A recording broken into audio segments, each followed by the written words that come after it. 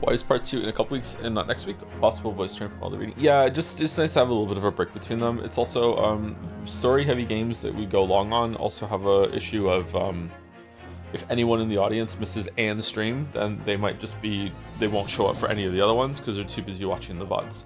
So it's nice to have like a little bit of a break and have people a chance to catch up. The issue can go the other way too. If there's too much time between the streams, then people lose interest. So it's kind of like a balance that has to be struck. All right, let me set up my stupid idle game, and then we will start reading.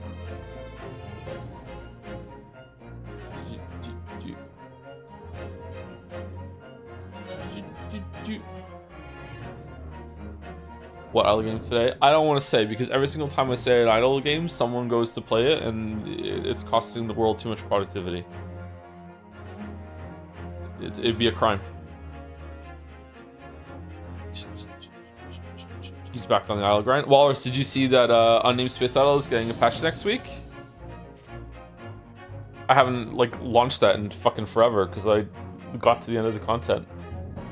I wonder how it's gonna be. Unnamed Space Idle was a curse on my years, so much wasted time. Yeah. Hey, Gatsby.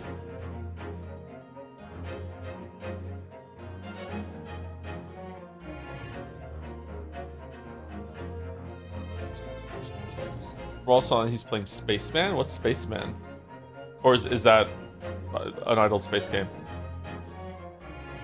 Gatsby pretended to take his pills today.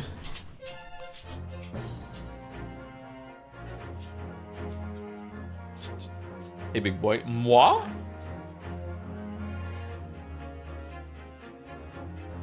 When I got out of the shower today, I noticed that one of my shoulders is bigger than the other, and this body asymmetry is now making me really, really upset. And every single time I go to the bathroom, I look at myself in the mirror, and I'm like, why is one of my shoulders bigger than the other one?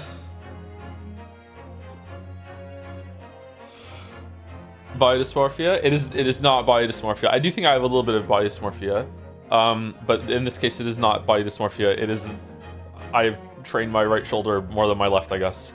I don't know, or maybe it's got something to do with like water retention in my right shoulder today or something, or I slept on my left shoulder for too much last night or whatever. I'm not sure.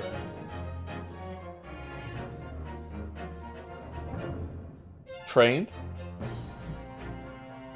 Okay, well, without saying too much information, I don't use my right shoulder for that, so it wouldn't be that.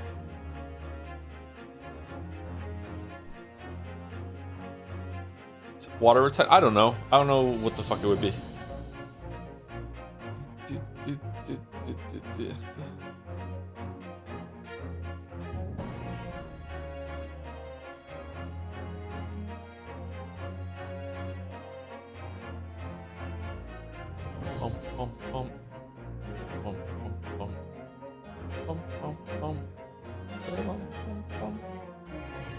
Alright, let me set up my windows.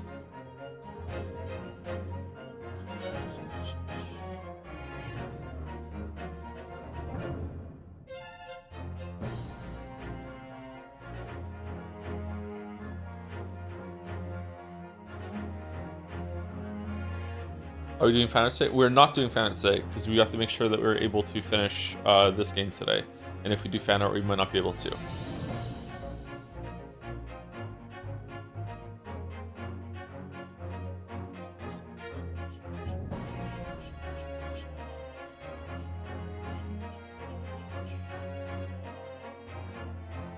Can we do Scrandal first break?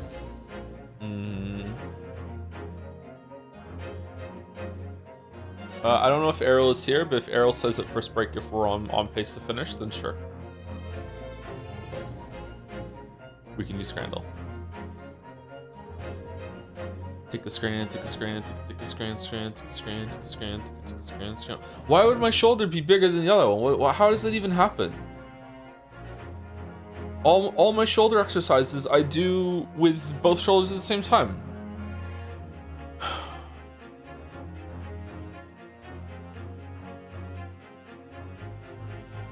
Why are you doing exclamation mark divorce?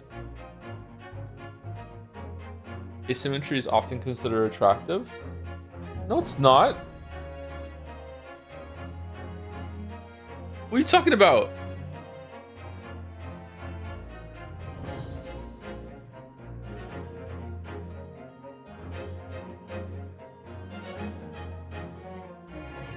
One ball to hang lower. Oh, that's just normal. That's just, we're not talking about balls though. We're talking about shoulders.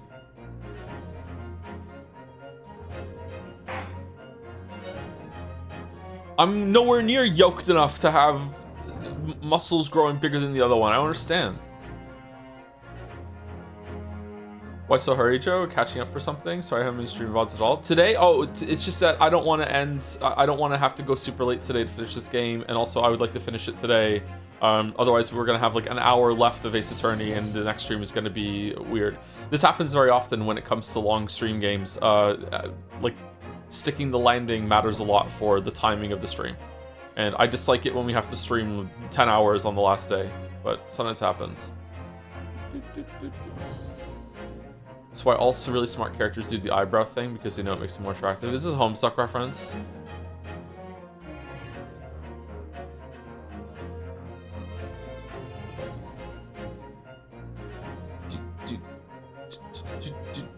It's a DreamWorks reference? Yeah, I know, yeah.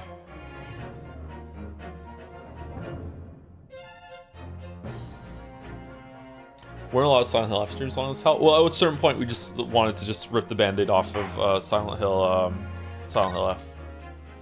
Yesterday was the funniest stream ever. Yesterday, I think it was the funniest trial. I wonder if that's going to continue. It was full kangaroo court bullshit yesterday. It was fucking great.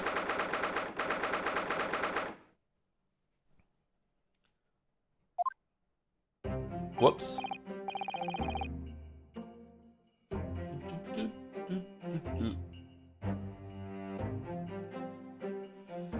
Statistically, facial symmetry is the most universally attractive feature alongside facial averages. Fun fact from my undergrad. Yeah, like symmetry in the face is considered attractive by most people, yeah. I have no idea if I have a symmetrical face. I don't really look into myself that much and care that much, but I just noticed today that one of my shoulders is bigger and it's fucking annoying. But not perfect symmetry. Perfect symmetry is considered uncanny, right? So just implied symmetry.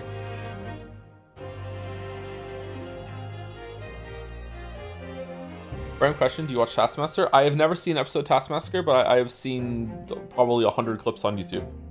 I really, really like it. Taskmaster is the gotcha of panel shows. It's really, really great. If a task is kind of like meh, you always have the next one coming, and it could be anything. So it's just it's this perfect thing of like, okay, I want to keep watching because I want to know what the next task is going to be. I want to see what kind of shenanigans to get up to. Are there any chaos wildcards that they're going to show in? Is there going to be some funny commentary about it? Is there going to be like a scam that the host did with the contestants? Who's going to win?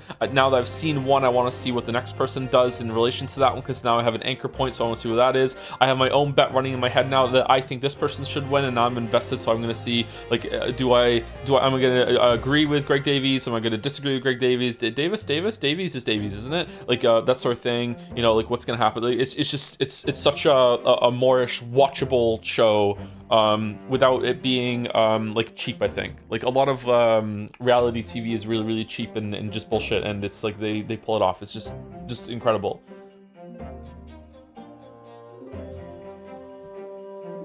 Do you think Greg Davies is attractive? Yes.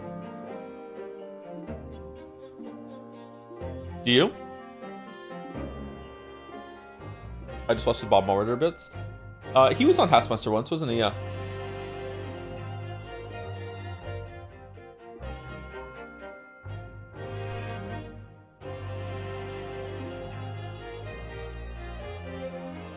There's something attractive about him, but hard to say. Some people are unconventionally attractive. And that sounds like a backhanded compliment, but it's not. It's just some people have a weird charisma to them, and they can make a lot of things work. The way they carry themselves, the way they present themselves, like it's yeah. So it's how they speak. The more that you interact with them, that sort of thing. Yeah. Attractiveness is attractiveness is not just like visual, physical attractiveness, although that definitely exists. Don't get me wrong, but there's more to it than that. Just on the flip side, there are some people who are incredibly visually and physically attractive, and then as soon as they open their mouths, you're like, oh. or seeing how they interact with people, or just how they carry themselves, and instantly they're just they're done. They're not attractive anymore. Like, it works both ways. So yeah.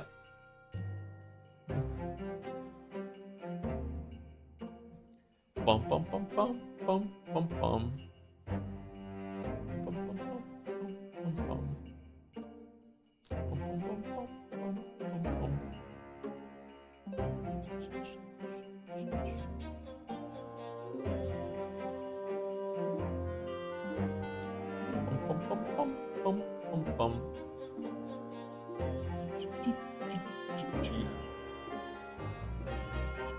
Funny people are also usually an attractive buff.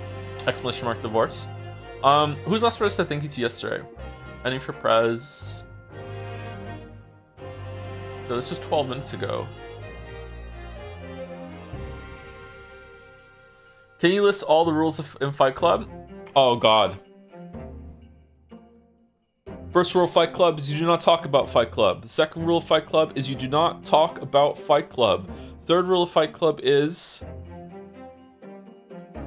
I'm not going to get them in order. Only two people to a fight. Fights will go on as long as they have to. No shirts, no shoes. If this is your first night at Fight Club, you have to fight.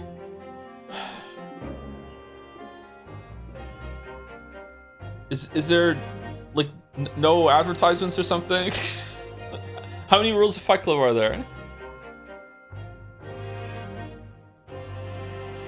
If a fighter says stop, goes limp, or taps out, the fight is over. There you go. Yeah. 8. How am I up to? No shirts, no shoes. Fight goes on have to.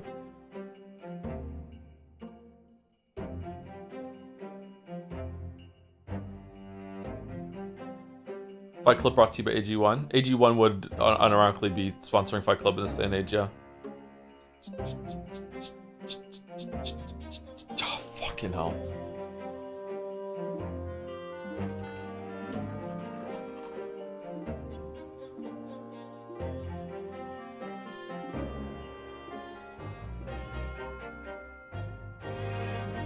Fights will go on as long as they have to. I didn't say that one, right? All right, I got the other ones. That's the only one I didn't get, is fights will go on as long as they have to. And also, someone yells stop, goes limber, taps out, the fight's over. I didn't get that one. All right, I got that one. I did say it. Fights go on as long as they have to. I said that, did I? Okay.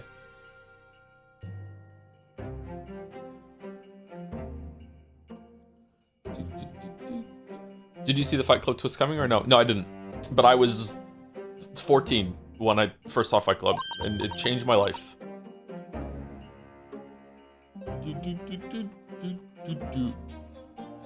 I just lost all of my windows.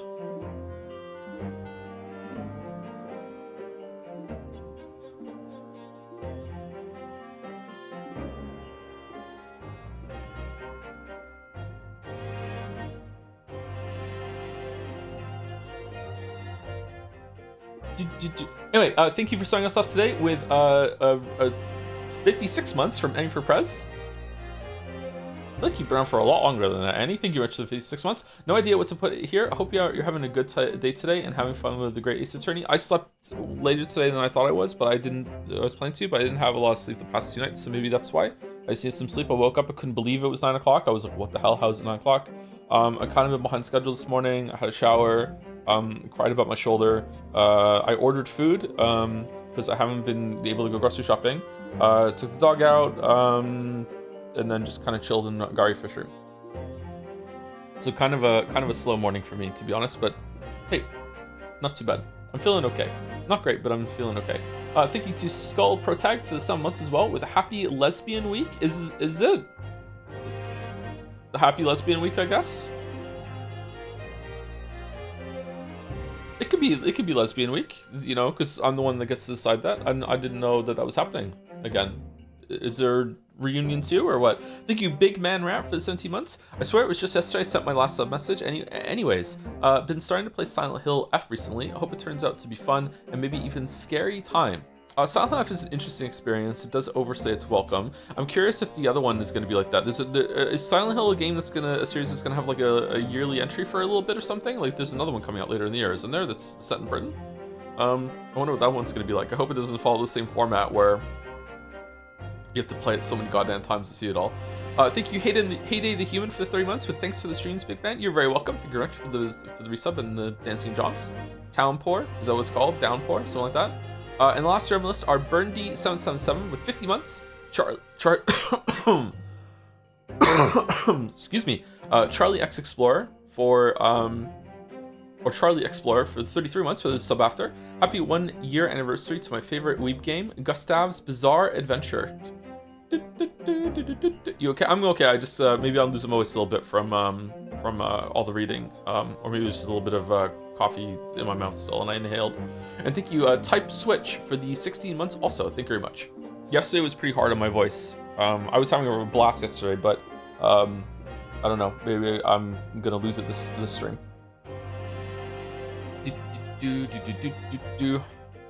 All right. So yesterday we went through the end of the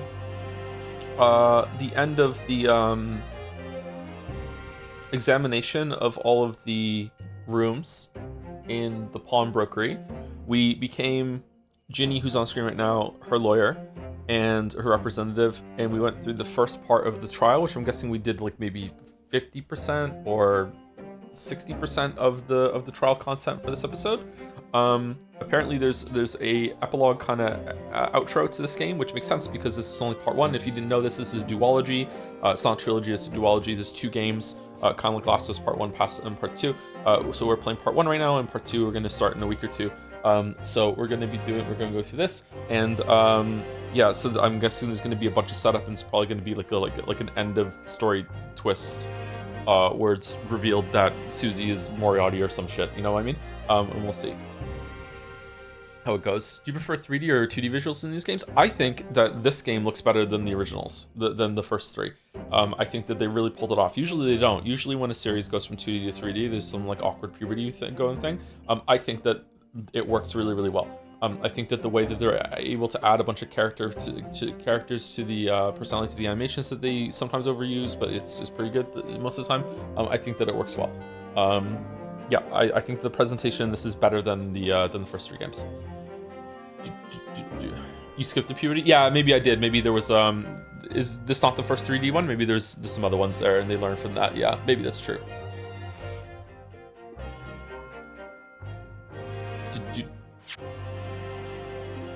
Gina, how are you holding up? Okay, so this is the intermission. It's 12:41, so we've been in court the whole entire morning. Okay.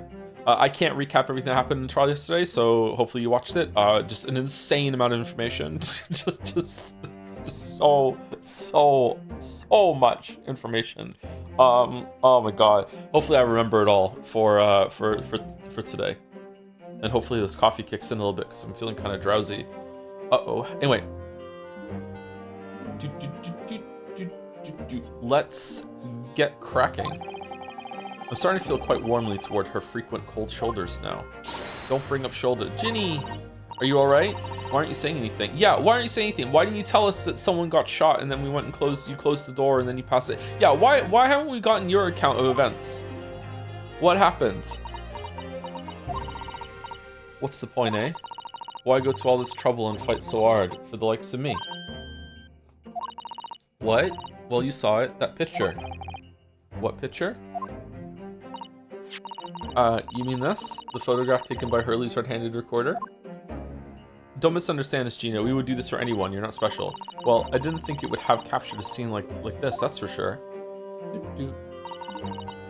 It's hopeless. Anyone who sees that's gonna think I did it, ain't they? Well, I won't pretend it wasn't a bit of a shock when the prosecution first presented it to the court. If only there was a way for us to know that it was coming. Surely you've got to have your doubts about me now. You can't still think I'm innocent. Of course I can. Humph. Ginny, why don't you talk to us? Tell us what really happened that night. This is the worst Iris face expression. It reminds me of some meme that I can't place. Oh god. Fucking hell. Is the sound okay? The sound is exactly the same from yesterday, but sometimes things change. But let me know if the sound is needs an update. Yeah? Bruno has cleverly managed to piece together a lot of new information, but still. We'd really like to hear it from you. Alright then. It was after we had that dinner together at your place, right, Iris? Then we all had a chat up in your office, didn't we? Yes, I remember. Are we gonna see it? After that, I just couldn't get to sleep. So I slipped out and went down the street to the 2-to-1 to Windybank's place. I had to know if Iris' story was there or not. The Hound of the Baskervilles. Is it called the 2-to-1 because usually you get ripped off so much that you're kind of like trading like 2 guineas for 1? Is that what it's called that?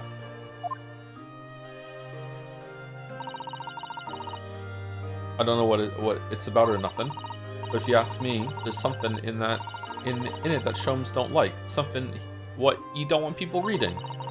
So that's why you lied to Iris about sticking in lug with Windybank for safekeeping. At least that's what I thought at the time. So you broke into Windybank's. I just had to know if it was there or not. I mean, I had no idea all that was going to kick off, did I?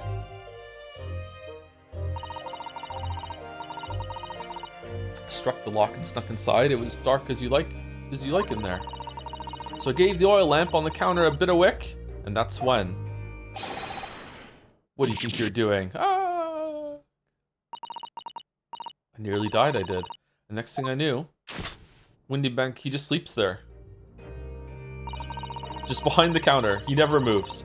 I grabbed the gun off the counter and was waving it in the air like I don't know what. Convenient that that's when the photo was taken. You're the girl who was in here this afternoon. I didn't think pickpockets went in for armed robbery. The mental script. Have you got it here? Did Shomes leave a load of papers with you? A story? I beg your pardon? The Hound of the something or other. If it's here, I want to see it. I'm sorry, young lady. But I'd sooner die than relinquish an article belonging to one of my customers. Wow. A noble pawnbroker.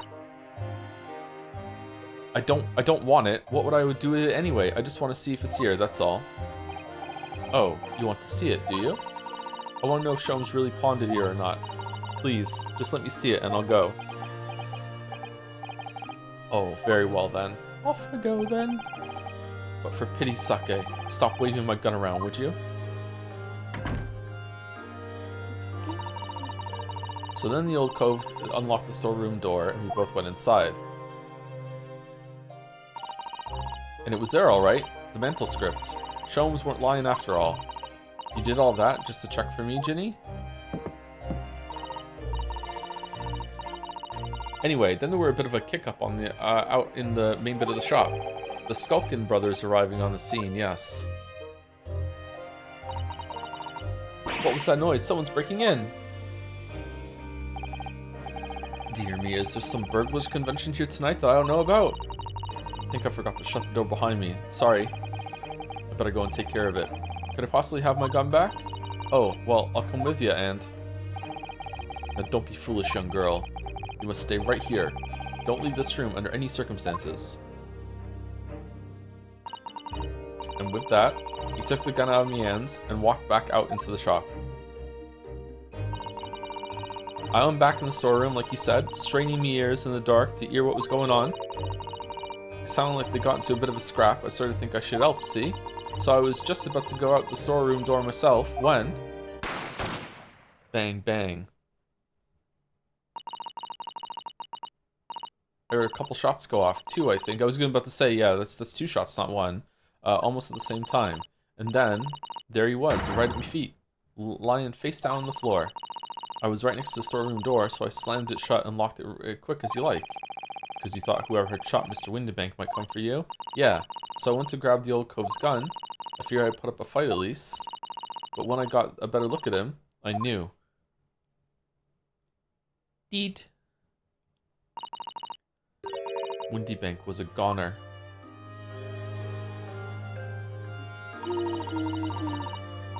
I felt funny in me head all of a sudden, kind of dizzy. And after that, I don't remember nothing. Oh, so she passed out of the sight of blood. Okay. That must be when you passed out, Gina. If I hadn't done what I'd done, the old cove might still be alive. Did you tell the police everything you just told us? Of course I did, but they didn't believe a word of it, did they? Why didn't you tell us? All he said was, if I kept telling lies, it'd make things even worse for me. Telling lies? It'll be alright, Ginny, don't worry. Just stay strong a little longer. Bruno's about to put the real culprit through the mill.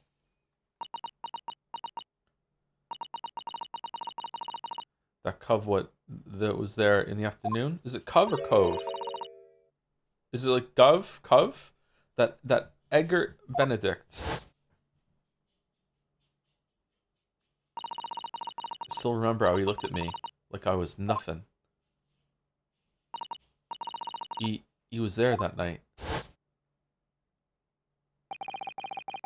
We don't know his real name yet, but I'm convinced that he's involved somehow.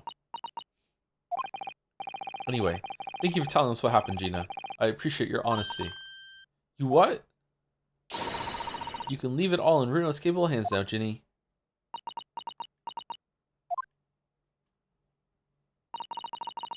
Mr. Naraoto. Yes? How come you trust me? I don't get it.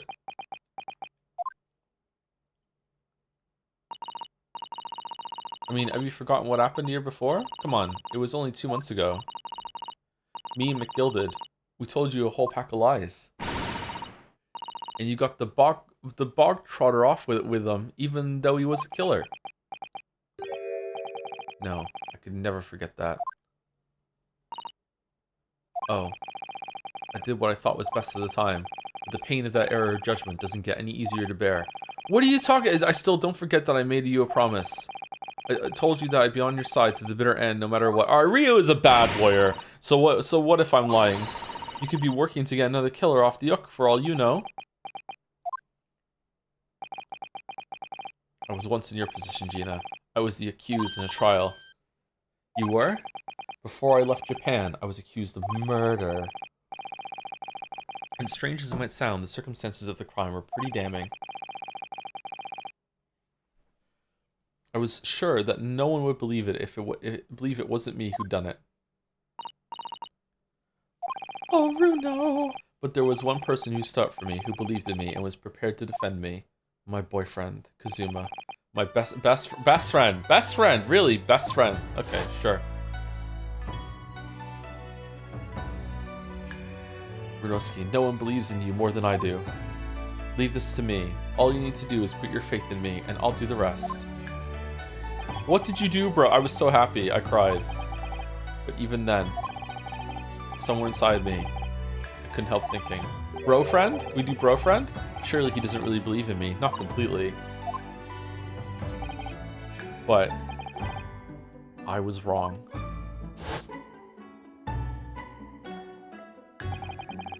As soon as my trial began, it was obvious that he had an absolute, unwavering belief in me.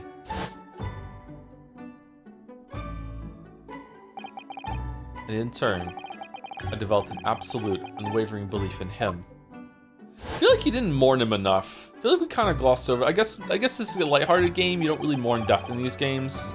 I guess this is what we're doing now. Since then, I came to realize, if you want someone to believe in you, you have to believe in the other person first. What are you saying? I promise you, Gina, that no matter what happens, I'll keep believing in you. So you don't need to worry.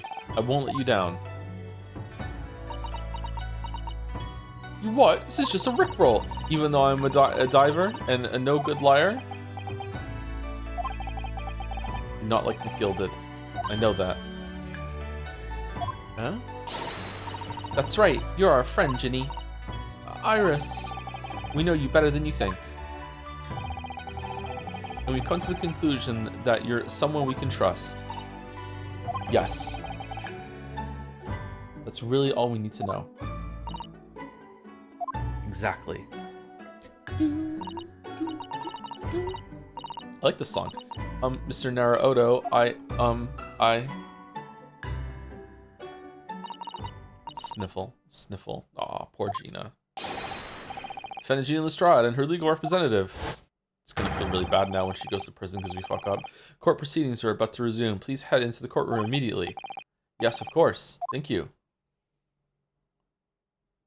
He kind of devoted himself to studying law for the entire voyage. I imagine any sort of mourning probably took place during that off screen. That's better than me in Ace Attorney 1, to be honest. Oh yeah, for sure. But the problem there is that I feel like when a character is this important to the story, the mourning has to happen on screen a little bit. So off-screen mourning is definitely implied, but you know, I feel like there wasn't enough shown.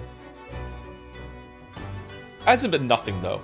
But yeah, I've been both a defendant and a defending lawyer in my time, so I knew only too well just how hard it was to put all your faith in another, and I also knew just how hard it was to bear the burden of another putting all their faith in you.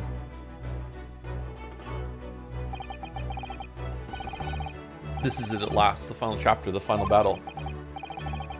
What happened to? Did they send his body back to Japan?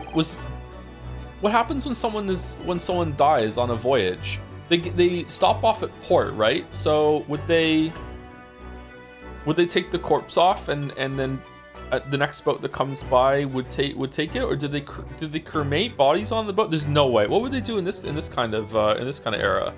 They wouldn't just dump him in the ocean, would they? Surely not. No way. They must have had some sort of maybe they're would they have a freezer? I don't know.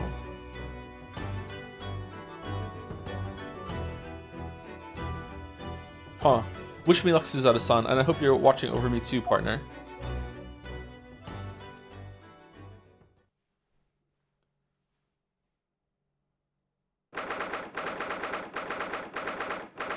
"17th April, 1:41 p.m., the Old Bailey courtroom.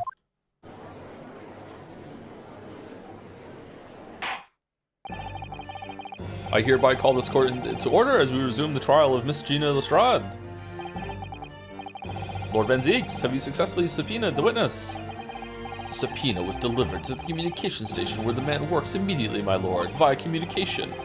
However, the heavy rain has delayed the arrival of his carriage, it would seem. Heavy rain, heavy rain, heavy rain. I see. All right, extra lunch. Who wants to dig in? Now let us turn our attention to Inspector Gregson's process of the case heard by the court this morning. The glaring omission of the third bullet in your report is a serious blunder, Inspector. Cutting your salary. Yes, I can only apologize, my lord. Zeke's missed it too. And although the defense's chemical analysis of the blood at the scene makes for a compelling argument, I cannot permit such untried methods to be used as evidence in my courtroom. All right, that's fair enough. Humph, it's a big mistake to cross Hurley and me. A very big mistake. My lord. The subpoenaed witness has just arrived in the building. Oh, okay, that was fast. Thank you, officer. Show him to the stand without delay. Mr. Edgar Benedict. I didn't expect to be crossing paths with him again so soon, and certainly not like this. Okay, so is he gonna have his arm in a sling or something with, No, he got shot. Is he pretending? Who else was pretending in a past case? Was it Von Karma? I think it was, wasn't it? Thank you for complying with the court subpoena at such short notice, sir. Was there a choice? You could have just said no. But of course, my lord. As an upstanding member of London society, it is my pleasure to oblige. Now, kindly state your name and occupation for the record. Ashley Graydon, Communications Officer. AG, on the cane. Mr. Graydon and I both work at London Central Communications Station, and I have a huge crush on him. Now, perhaps somebody would kindly explain what all this is about. You were apprised of the situation by the court officer on your way here, I presume. Yes, I was. Something to do with a murder that took place at a pawnbroker's on Baker Street. And some nonsense about me having been there on the night in question. That is the accusation, indeed. This really is beyond a joke, you know. Very well. Without further delay, the court will hear your testimony now, Mr. Graydon. You will respond to the accusation made against you under oath. Can't believe Edgar Benedict was a was a fake name. Okay, so he wasn't shot? Gladly, my lord, gladly.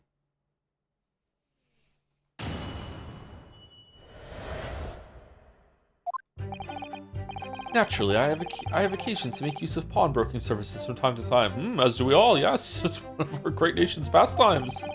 Putting our shit in the hands of someone who just runs a fucking shabby store, yeah. But are you seriously suggesting I colluded with these thugs to break into the place on the night of the murder? I have no intention of admitting to such an outrageous accusation, even if certain parties here present claim that my blood was found at the scene. Some Scaramouche detective's home-brewed tincture can hardly be taken as serious evidence.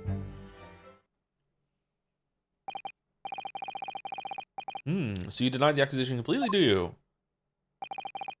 I must say, I am dismayed. For the highest court in the land to be swayed by this self-professed detective's toy. It was the will of the jury, and our great British justice system demands that the jury's will is upheld, so watch your mouth. Then it would seem we have the misfortune of a most inept assembly of jurors today. Oh, let's insult the jury. Yep. That's a great fucking strategy here. Why does your cane not have a thing on the bottom of it? By golly. How long am I expected to be detained here? If, following the defense's cross-examination, your involvement in this matter has not been established, you will be free to leave immediately. Good, then I shall be away in the time for afternoon tea. Some small consolation at least. Brett vibes? Let us not hold. Oh, I'm surprised Brett didn't come back for the last one. Maybe that's in the second game? Let's not hold up Mr. Graydon any longer than necessary, counsel. Proceed with the cross-examination. So we meet again, Mr. Eggert Benedict. Or is it Mr. Graydon? My apologies, you are? Ryo Naruhodo, defense lawyer. We have met. If you say so, Ashley Graydon. Enchanta. Enchanted? Twin brother? So. I trust we can conclude this quickly. Fucking hell, that was hard to say. But I'm not holding your flashy hat while we do. Enchante, bless you. The accusation. Naturally, I have occasion to make use of pawnbroking service from time to time. Hold it! Yes, we even met in the very pawnbrokery where the crime took place on the afternoon of the day in question. Though, of course, you introduced yourself by a different name at the time. Okay, so if he's gonna deny this, isn't Greg was there too? Isn't Greg gonna be like, all right, just instantly perjury? Let's shut him down? It was Mr. Eggert Benedict, I believe. Tell me, what made you... The witness is here to testify about events that took place that night. He is under no obligation to answer such unrelated questions. You can't be serious. Thank you, because I certainly do not feel inclined to answer such an inappropriate question. So he's going to be evasive, is he? In an effort not to give anything away? That's how we're gonna play it, huh? All right, you want to play hardball? Let's play hardball. This could be tricky. You seriously suggesting including these thugs to break into place on the night of the murder? Have you seen these two men before? This pair? No, I don't associate with criminals. I think these two have been the best witnesses in the game so far. They're so entertaining. Said by a man who introduced himself as Eggert Benedict. I'd like to know who I have to thank for this. Who made this outlandish accusation against me? The young lawyer there in the black. Objection! You don't need to answer that. This is a farce. Whoa, whoa, whoa. Whose idea was it to permit an outsider to work in a British court anyway? Well, needless to say, I have no intention of admitting to such a outrageous accusation. Where were you at around 1 in the morning on the night in question, sir? I was asleep. This is past the hour at which I would normally retire. Certainly. I was not in the company of these rapscallions. You're able to prove that? Objection! Listen carefully, my learned Nipponese friend, for you appear to be under a gross misapprehension on this point. What do you mean? The witness maintains he was not at the scene of the crime. He has no obligation to prove his absence. If your accusation is that the witness was present at the scene, the obligation lies with you to prove your assertion. Okay, how are we going to prove it without blood? Because we can't use the blood because that's been rendered inadmissible, and rightly so, 100%. So how are we proving it without blood? Do we have to, like, prove that maybe he was shot? That's kind of being... That's building off of that idea of the blood. But we were allowed to build off the idea of the blood because that's the only reason why he's here to begin with. I don't think we have any evidence that can be used to say he was there. All right, we're gonna have to press him for information and find something here then. Thank you, Pepsi Addict, for the bits. Happy 100 lines to all who celebrate. I to think it has been a year since one of the greatest works of literature was released. Here's to 900 more roots to come. Fucking hell. Thank you, Pepsi Addict. Thank you, Job Abby, or Jobab, for the 9 months. You missed a game's worth of streams, and the streamer is pegging Bardens. Yeah, I know, sorry. Poor Barden. Is there like a line or something? Thank you, Mediocrities86, for gifting a sub to Snazzy Jazzy Bazzy. That's a fun name to say. Thank you very much. Fuzzy Wuzzy was a bear. You will fulfill that obligation before putting any more unreasonable questions to the witness. Bum, bum, bum, bum. Silent victory wiggle. Thanks. Even if certain parties here present my claim that my blood was found at the scene. Blood was found at the scene of the crime. There's no question of that. Mr. Shom's chemical analysis has positively identified the substance as such. But I'm not the only human to have blood running through my veins, am I? How can you be sure that the blood is mine? It could equally be the blood of one of these two miscreants. Every individual's blood has a slightly different composition, it seems. Mr. Sholmes' chemical is able to differentiate different blood samples, but spare me the science lesson. Who is this Sholmes character anyway? Oh, I assumed all Londoners would know the name. He's a great... You also met him yesterday, while a renowned detective. So, even you are unable to bring yourself to say, great detective. A great detective, you say? Now we're in the realm of fairy tales, are we? Alright, let's continue before we go. The counsel for the defense thinks a British courtroom is an appropriate place for fairy tales, does he? My curfew approaches. This is so unfair. That chemical test is based on solid science. Hurley and I know what we're doing. The trouble is, unless the technique can be independently verified, we'll never get beyond this man's flashy stick waving. Alright, let's subpoena a scientist to independently verify it. Sure, let's go. Yes. Granted, it is very colorful alchemy. Perhaps it would make a good souvenir for your uneducated friends back home in the East. How do you know that? I guess you were told about it on the way here? Something riled him there, just for a moment. Mr. Graydon let his feathers get ruffled. But a souvenir is all it's good for. I like souvenirs. Some Scaramouche Detective's homebrewed tincture can be held as serious evidence. These are some bits. It's pretty intentionally funny moment in Patha 2 when you were like, what is that? Oh, it's just the polyhedron. Yeah, I know. You get used to it after a while. Man, what's it like to see that if Patho 2 is your intro to that world? Just seeing that in the distance being like, what the fuck is this place? Don't forget, sir, that Mr. Herlock Sholmes is the most famous detective in the world. And the most famous detective in the world tells the truth, the whole truth, and nothing but the truth, So help you, Todd? Oh no, I can't think of how to answer that. I once saw the world's most famous swindler thrown into jail. He allegedly told the truth, the whole truth, and nothing but what turned out to be a pack of lies. Amazing story, counselor, but what the fuck does that have to do with the case right now? Quite. Now, as you are no doubt aware, the Central Communication Station is the heart of this country's information network. They're lost without me. My work there is of paramount importance, and you have kept me from it long enough already. And also juror number 5. Wink. That's all he's gonna say on the matter, is it? What do you think, Bruno? I think he has no intention of telling us anything. He's well aware that the less he says, the less chance he has of giving himself away. The complete opposite of Hurley, then. He seems to think that the more he says, the better.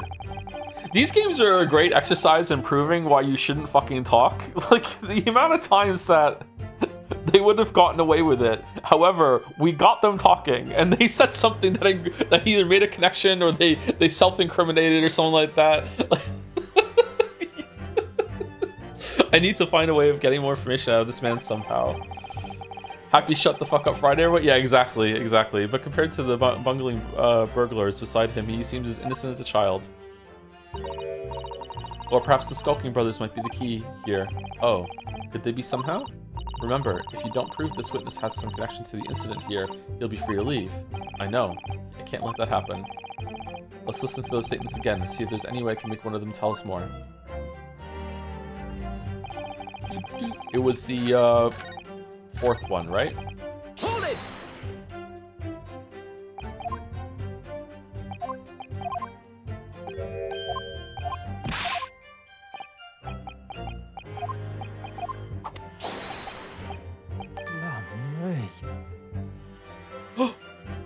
Excuse me.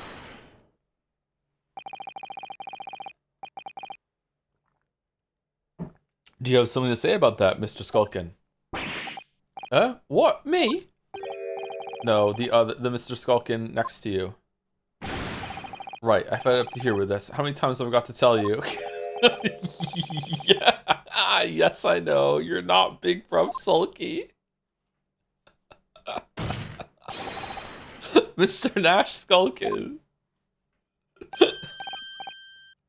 This trial is so funny, man. Well done. Cold blimey, governor. You what?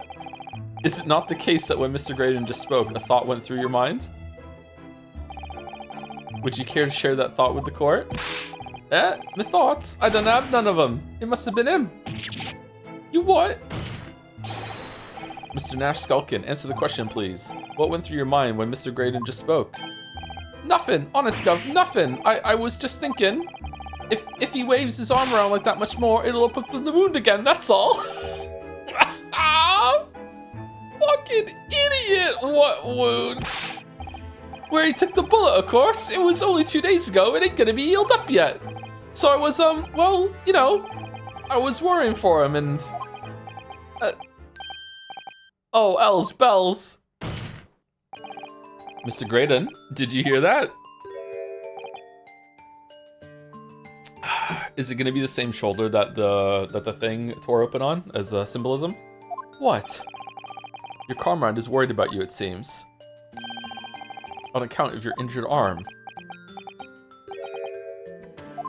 My lord. Yes, Mr. Graydon. I have no idea what these two wretches are talking about. Certainly, I shouldn't be expected to answer anything in relation to their mindless insinuations. Normally, yes, but you know what? I've been entertained today, so we're just gonna go along with the defense counsel's bullshit. Take off your clothes, let's see. We need someone other than the victim. We know someone other than the victim was hit by a bullet at the scene of the crime 2 nights ago. And from the height of the bullet hole in the wall, that person was likely hit in the upper arm or thereabouts. An unrelated injury. I got shot, you know, the day before. Perhaps you'd allowed a court official to examine your arm, sir? The left arm that you're currently clasping with your right hand as if in pain? No, I refuse. You have shown no evidence whatsoever that links me to these common thieves. Accordingly, I am not obliged to permit any such invasion of my privacy. He's kind of got a point, to be honest. We haven't really proven that he was there. As I've already said, I'm completely uninvolved in all this. I've never had anything to do with the pawnbrokery where this fellow was killed whatsoever. I take offense at the insinuation that I was in any way involved. You claim to have nothing whatsoever to do with Mr. Windibank's pawnbrokery. My lord, the defense would like that last statement to be added to Mr. Graydon's formal testimony. Very well, counsel. Continue with your testimony, Mr. Graydon.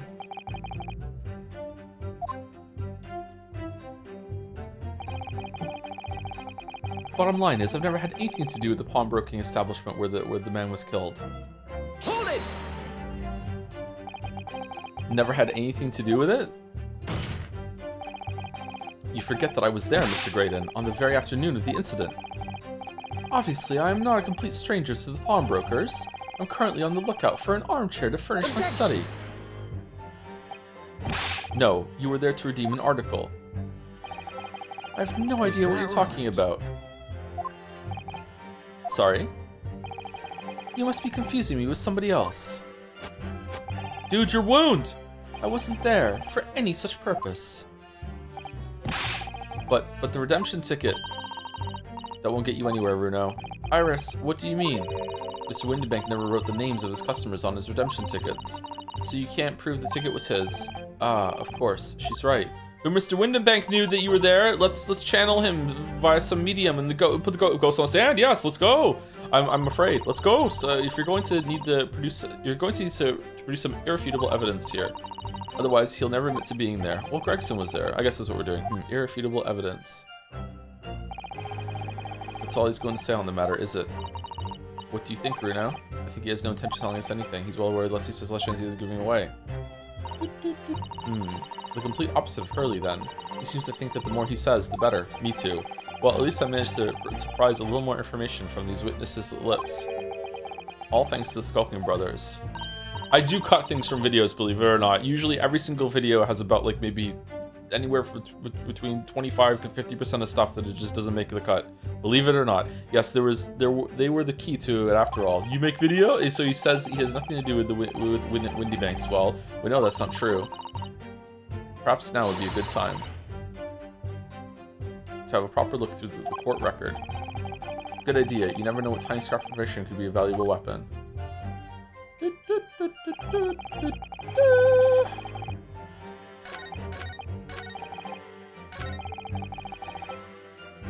Okay, we press and then we go over to Gregson.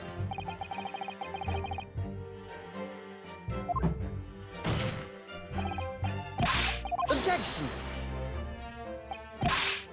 Is that right? Hang on a minute, Sunshine. I was there too. Do you have something to add, Inspector? Yeah? Come again, Sunshine. You were there too, in fact, weren't you, Inspector? That afternoon. Oh shit, I was, wasn't I? Well, yes, I do remember meeting yourself in the pawnbrokers that afternoon. You, your young Japanese assistant, and the accused were all present, as I recall.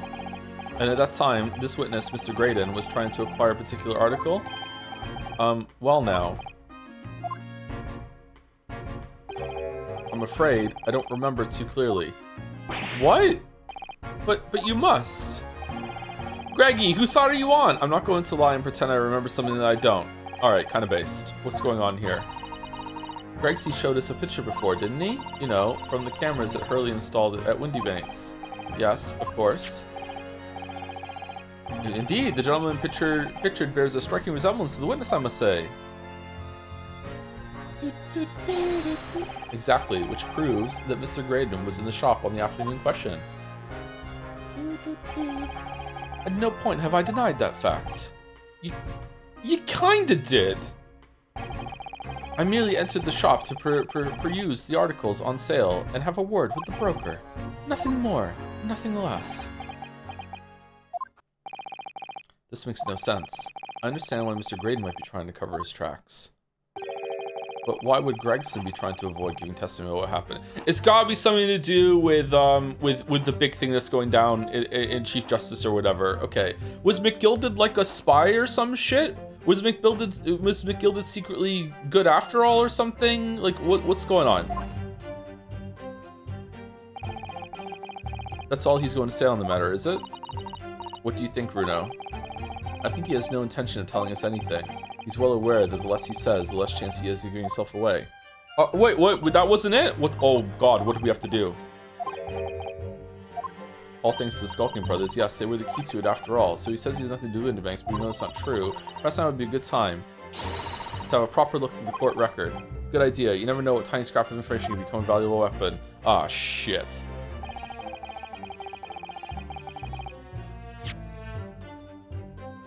Okay.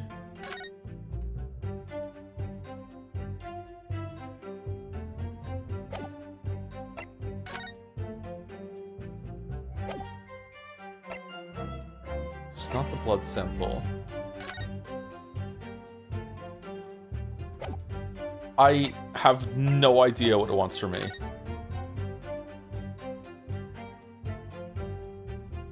Is it this?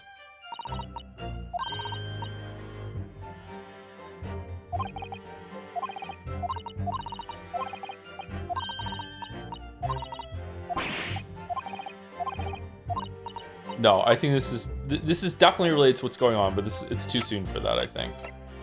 Autopsy report.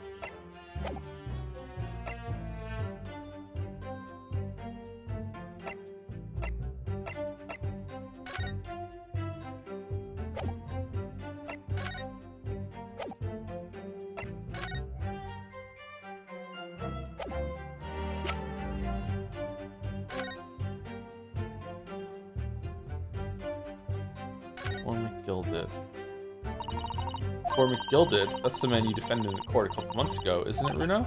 Yes, or rather, mistakenly defended. I wonder what his name is doing on the back of this disc. That's a question I'd love to know the answer to myself.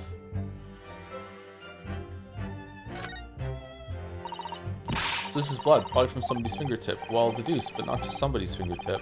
Mr. Benedict's fingertip.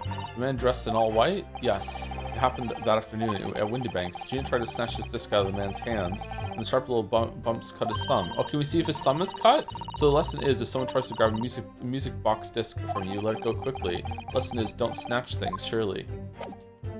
It's not surely. Naturally, on occasion, they use the pawnbroking service from time to time. But are you seriously suggesting I colluded with these thugs to break into place on the night of the murder? I have no intention of admitting to such outrageous accusation. Some Scaramouche detective's homebrewed tincture can hardly be taken as serious evidence. The bottom line is, I've never had anything to do with the pawnbroking establishment where the man was killed.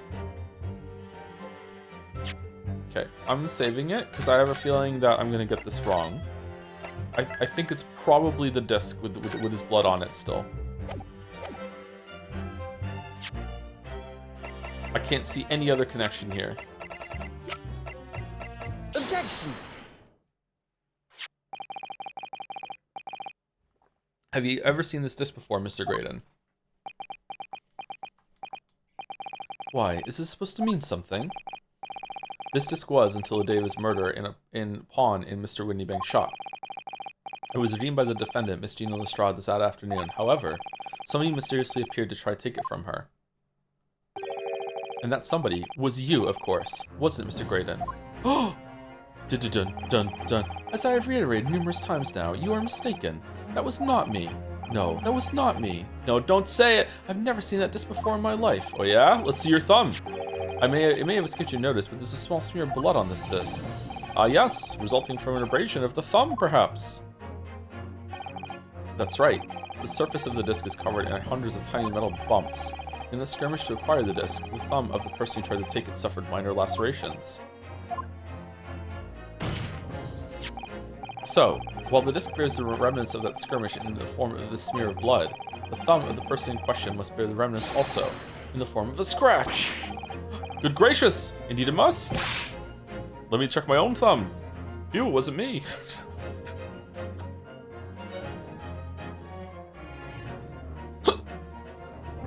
Mr. Grade, you refused to allow a court officer to examine your arm before. Are you now going to refuse to allow us to examine your thumb? Because I have no doubt that it bears a small scratch consistent with the smear blood on this disc. Oh, why would I let you see my thumb then, if that's the case? Fuck you, no thumb. Well. It would seem I underestimated you. What? What is the meaning of this? So you admit it now. Not that funny, Joe. It's stupid is why I'm laughing at it. You admit you have a scratch on your thumb from when you attempted to take the disc from the defendant. Whoa. Order! Well, Mr. Graydon. It would appear there has been something of a misunderstanding here. I did not attempt to take the disc, as you put it. No, quite the reverse. What are you trying to say? It's really quite simple, you see. The disc was mine from the outset. Is there some crime in taking an item that you own out of pawn? What? It would seem, Mr. Graydon. that in this piece of evidence, my learned friend has established a link between yourself and the incident. Accordingly, you will tell the court everything you know about this disc now. Where's the spin-off where we play as Van Zeeks? As you wish. Though I'm quite sure it's nothing whatsoever to do with the pawnbroker's murder.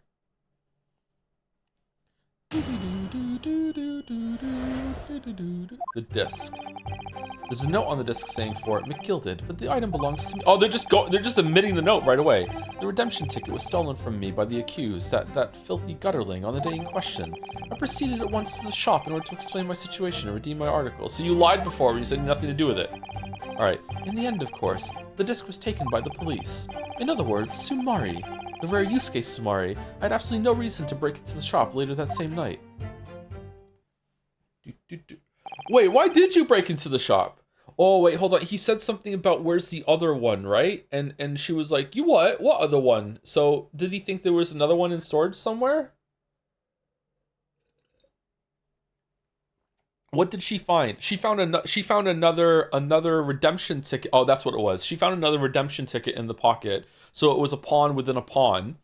And there's a box somewhere in there that has presumably another disc, or maybe something to play the disc on, something like that. Okay, so that's what he went back there for. Okay. How does he know all this? Intercepting a communication thing then? Why has that got anything to do with McGilded? What the fuck? Did I hear you correctly, sir? McGilded, you say? The famous London philanthropist who died in this very courtroom. Who perished in this very courtroom 2 months ago after being acquitted in a distinctly messy murder. Yes, my lord, the one and the same. Good lord, Mr. Graydon. Are you saying that Mr. McGilded and yourself were acquainted? Yes, that's correct. He was my bro friend.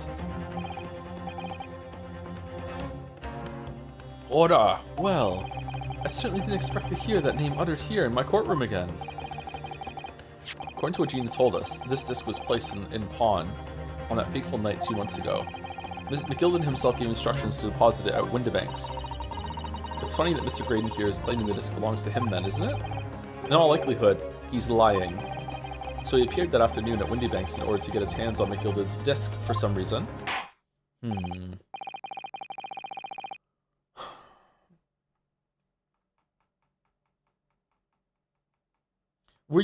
Did you have someone stationed outside waiting for Gina to show up? How did you know about the deadline? Were you just waiting? Was someone waiting for you and they called you there quickly? Like, you came there pretty soon after Gina walked in, right?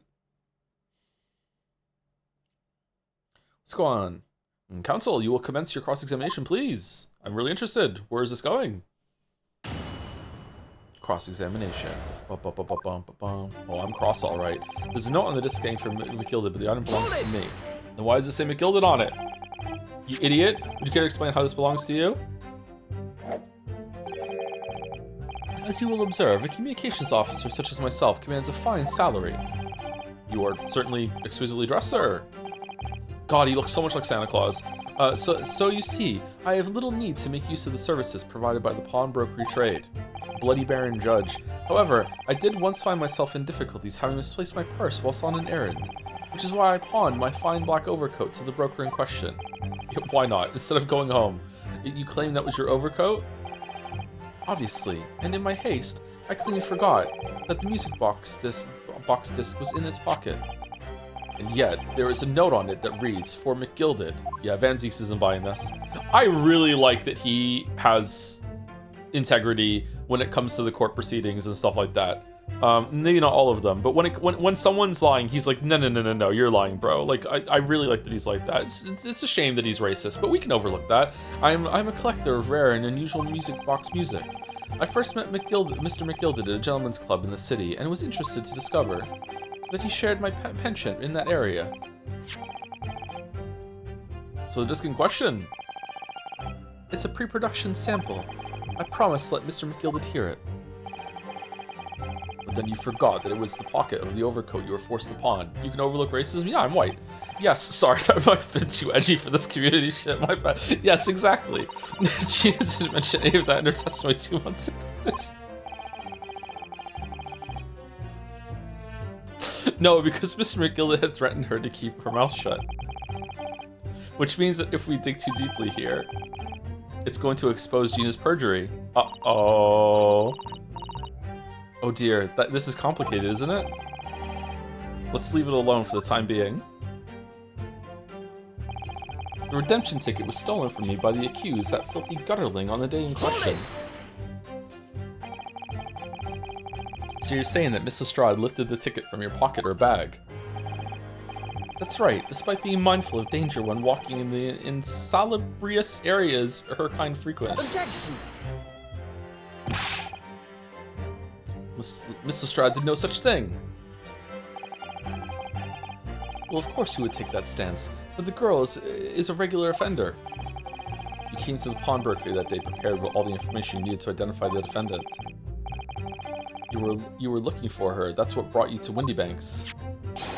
To get your hands on Mr. McGilded's disc. Objection! My learned friend is a veritable font of nonsense. Nonsense? I concur with the prosecution. Counsel, you will refrain from conjecturing in this way. Is that clear? Sure, okay. Yes, my lord. Then I will continue with my testimony for what possible use it can be. I proceed at once to the shop in order to explain my situation, redeem my article. It might be a 2-coffee day today, by the way, chat. I'm not sure. I've already finished this one. Hold it! Had you ever been to Windymax before? Only once for the purposes of pawning something, but like many, I enjoy browsing in such establishments. I do too, actually, So when you noticed that the pickpocket had taken your ticket, you chased after her, is that correct? Yes, that's right. I didn't notice at first, of course. Such is the art of the pick purse. But when I did, I headed to the pawnbroker at once in order to reclaim my coat before the thief could. I was merely trying to recover what was rightfully mine in the first place. He can say what he likes because he knows we have no evidence to contradict him on this. Bum bum. Bum bum. Thank you for the 29 months. Liquin? LICQN. Hard for me to say. Hey Joe, loving these streams. Really forgot how interesting these games are. Yeah, it was a bit of a slower start in terms of getting into the groove with it, but yeah, I forgot how I really like it when the cases are batshit. I think that's why the Danganronpa streams went so hard, because it's just when it's absurd, it's just so much fun to riff off and just make fun of it. And it's also when it's really lighthearted, like this game is. It also like invites that. It's like, yeah, come on, like this. It's Kangaroo Court. We're putting a parrot on the stand, you know, that sort of thing. Sometimes it can be kind of aggravating when you forget that, and it actually, and also the game forgets it too when it really wants you to like dig down and be like, hey, we need you to make a logical deduction here in bizarro Kangaroo Court land, and it's like, really? So, and sometimes it's fun to remember the connections, but sometimes it asks you something to do something so specific that you're kind of like, come on, like, why are we slowing this down? Because you're doing a comprehension test, you know what I mean? But most of the time it works. Most of the time it works, yeah. In the end, of course, the disc was taken by the police. They're a good sign. Oh, shit. Hold it! Yes, it was taken by Inspector Gregson here, wasn't it? That's right. This was the very man. Apparently, the police are collecting anything that has a connection to Mr. McGilden as evidence. That's what the inspector said, at least, as he seized my disc. Okay, is he planning to bomb the Crystal Tower or whatever, and the juror number 6 is going to be involved in it too? And thanks to the skirmish with that wastrel, I snagged at the end of my thumb at the same time. And the disc in question is this disc here. Yes, it is. Scotland Yard have indeed begun gathering items believed to have been the property of McGilded, presumably to aid their investigations in some way, their Ace Attorney investigations. Not something I would be aware of. I really didn't know the man well anyway. After all, I'm merely a communications officer with a penchant for music boxes. And flamboyant poses. In other words, I have absolutely no reason to break into the shop at the same night. Bum, bum, bum. Perhaps you'd seen something of value among the forfeited items. No, not at all. Oh. A valuer was brought in by the police to assess everything in the shop. Without exception, every article on the shelves was common or garden bric-a-brac. In that case, it's clear that you broke into the shop later that day in order to recover Mr. McGilded's disc. Have you not been listening, men? Even if I had wanted to recover the disc, you may recall that it had been seized by the police that afternoon. It was no more in the shop that night than I, as I keep saying, I simply had no reason to break in. But maybe you knew about Sherlock Holmes making a toffee fucking copy of it. So there was nothing of McGilda's left in the shop at that night. Nothing this man might have been after. I wonder if that's really true. So true. So true. Bruno, if you have some evidence, then let him have it. I'm dying to see that irritatingly assured expression of his crumble. McGilded slipped the disc into his coat pocket and had it deposited at Windibank's. Then, when he realized he was going to be arrested on suspicion of the omnibus murder, he threatened Gina and forced her to take the redemption ticket. There's no doubt about it. That witness is lying through his pearly white teeth. The police were obviously after anything left behind by McGilded as well. That's why Inspector Gregson ended up taking the disc into custody that day. But Gregsy's being very strange about all this. There must be a reason for that, I'm sure. I just don't know what it is. For now, I need to focus on exposing the fact that Mr. Graydon is lying in his testimony. You start liking Iris, Joe? Not like, but tolerate, yeah. Hold it! So it's going better than Lambda Delta. It was taken by Inspector Gregson here. Okay, so where was it? It was a little bit... Is that right? There we go. Okay. Excuse me. Is something wrong, Inspector? What do you mean? The last remark Mr. Graydon made in his testimony seemed to trouble you in some way. Eh? No, it didn't. It's nothing. Leave it alone. Get all the way off my back. Let me ask you this, Inspector. Why is Scotland Yard gathering Mr. McGilded's possessions? I can't tell you something like that, Sunshine. What is it, Inspector? Investigative secrets? Yes, exactly. You should know all about that. Magnus McGilded, who died so unexpectedly after his trial 2 months ago. In righteous flames that I had nothing to do with. We burned him in more ways than one. In the courtroom, that is. A man renowned throughout the capital for his great contributions to public life. Yet he had a dark side, too. Where are you going with this, Van Zeeks? I suppose the police are dealing with the aftermath of his nefarious activities, are they? That's enough. Coppers like me have duties to carry out that we're not at liberty to talk about. That's all you need to know. Iris, go ask him. Duties conferred by Lord Strongheart, I presume. Ooh. Do you like him or no? The Lord Chief Justice appears to have great faith in you, Inspector.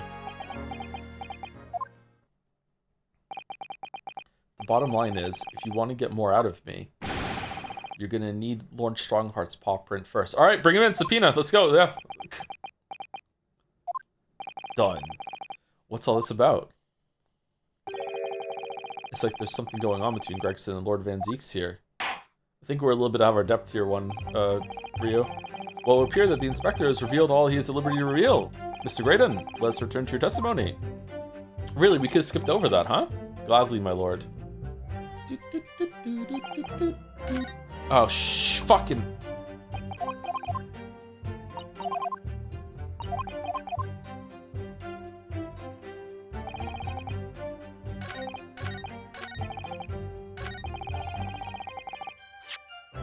Okay, so we're gonna present the other ticket, right? This one.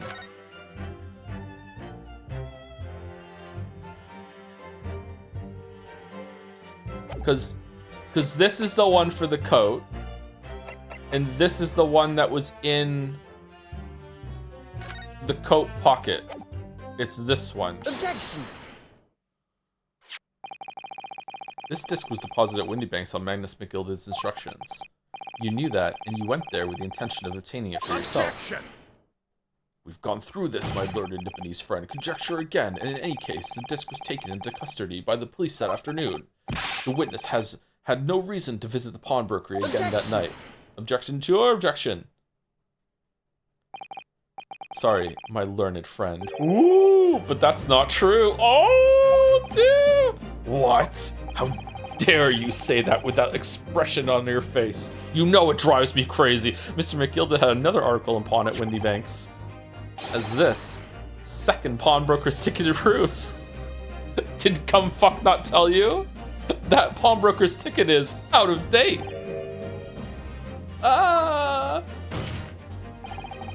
There were 2 articles belonging to Mr. McGilded in Windy Banks Pawnbrokery. And the reason you broke into the shop that night was to recover the second one.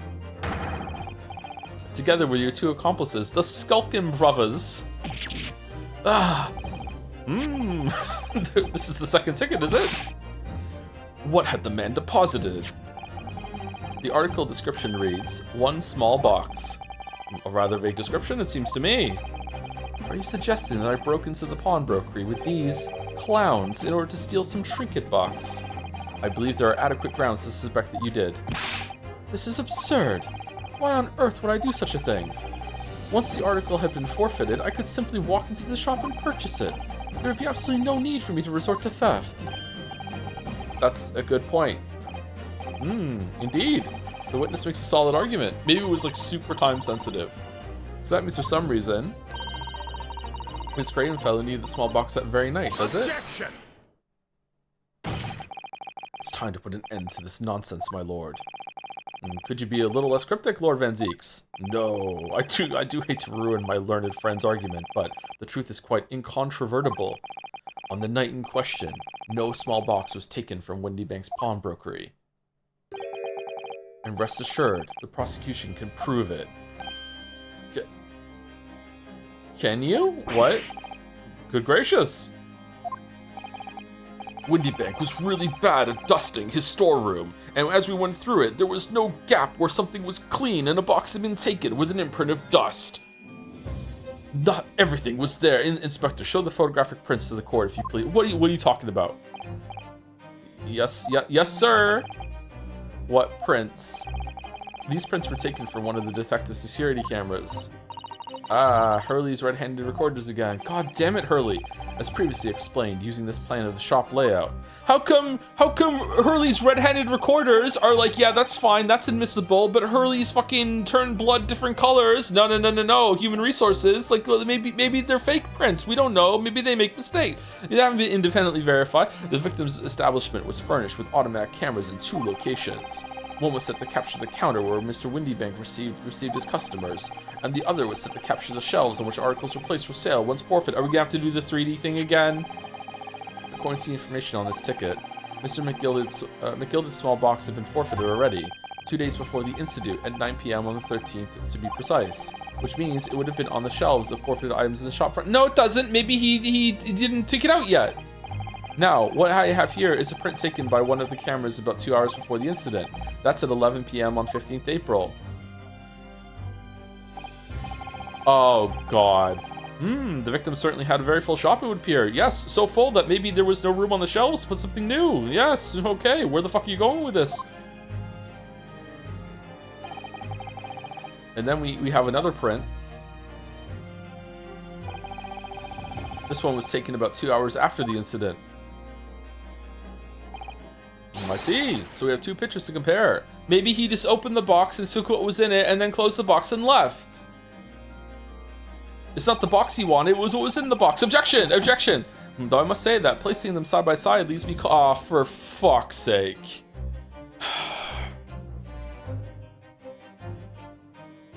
I can't see shit. I can't see shit.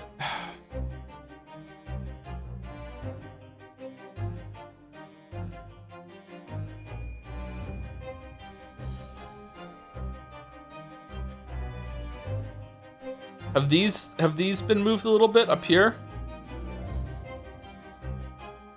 Can I see, is the cursor there?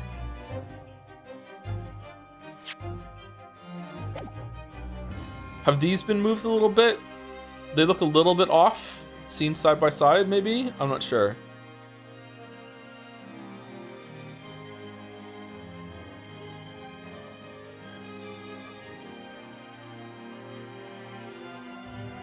I can't do the cross-eyed thing consistently, it hurts my eyes.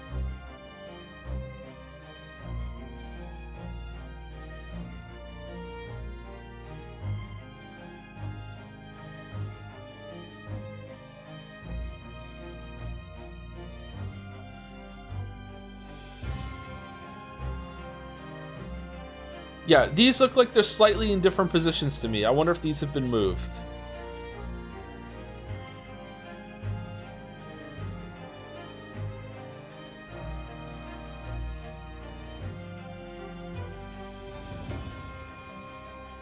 I must say that placing them side by side leaves me cold. Dear me, that's starting to make starting to make my head ache. It is starting to make my head ache, yeah. Obviously, at Scotland Yard, we considered theft as one possible motive in this case. We explored the possibility that something had been taken in addition to the victim's life. So your men have already compared these two prints thoroughly, Inspector. Yes, sir. We counted every single item in each of these two photographic prints. And the Yard's conclusion is that exactly the same number are present in both. In other words, nothing was taken from the pawnbroker on the night in question, and my learned friend's assertion that nothing more than a hopeful fantasy. Ah! I don't believe it. If I had just shown that he'd stolen McGilda's pawn box. Da da da. I might have been able to break him down at last. You know what, Runo? I've been thinking. I wonder if these two photographs really are exactly the same. All right, let me try and do the cross-eyed thing.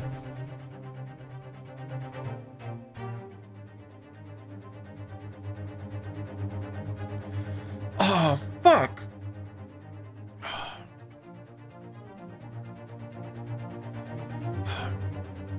The horse kind of sticks out a little bit more, but maybe that's just because it's my focal point for looking at it.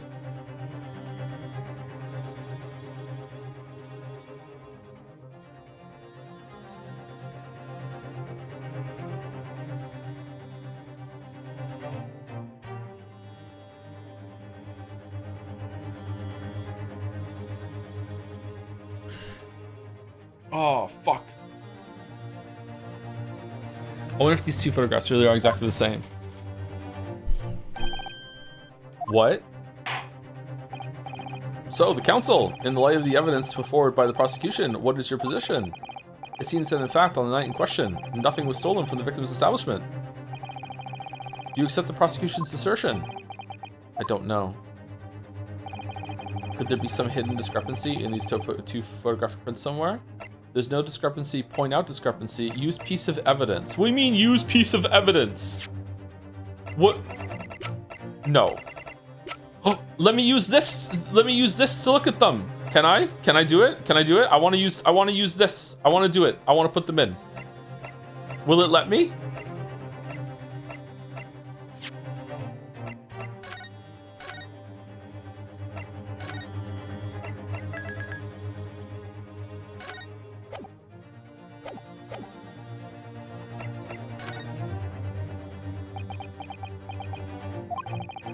I wasn't sure at first, but there's a clear discrepancy between these two prints. What? You must identify the location in question for the court, counsel. Indicate the precise location and discrepancy of which you speak. Okay, so one has 11 on it and the other one has 2. Oh shit. Okay, so it's whatever when you cross your eyes, it's whatever jumps out at you is something that is in a different location, right? Well, when I cross my eyes, the horse kind of jumps out at me a little bit. So does this. I don't know if I can hold on. This kind of jumps out at me too. This here, like this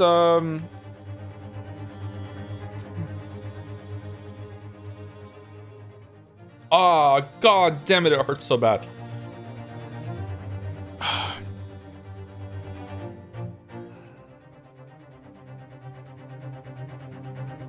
Yeah, I think it's this is jumping out at me a little bit, but I'm bad at this, so I can't tell. Take that! No, it wasn't that shit. Obviously, discrepancy is here. Objection! Oh man, I must thank my learned friend. His answers clarified the situation greatly. There's indeed a discrepancy here between our respective powers of reasoning.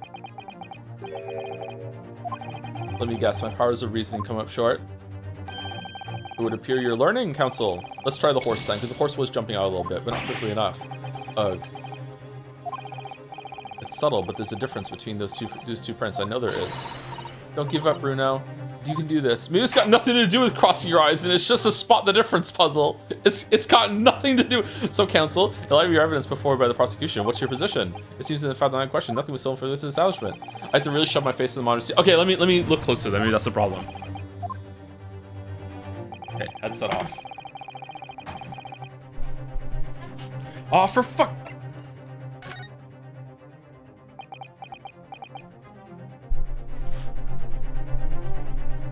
Okay, I've moved the microphone.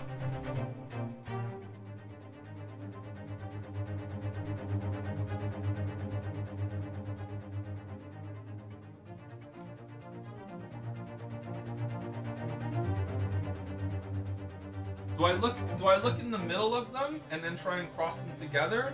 Or do I look at one and cross my eyes so the other one comes into focus with it?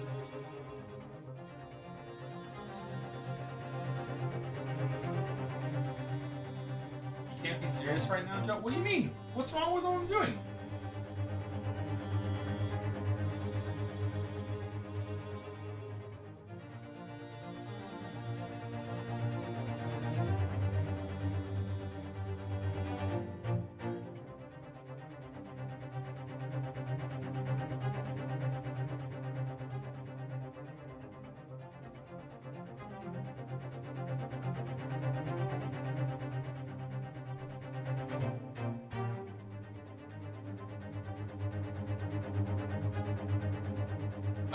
I don't think I can cross my eyes enough to make them overlap. I can't do it.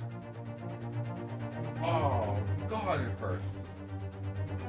No, I don't think I'm capable of doing this, unfortunately. Which sucks because this is a part of the the test here. Okay, but when I saw them side by side before, I was able to just tell if something was just a slightly off angle, and that was the case, right? And to me, when I glanced at them before, these two up here look like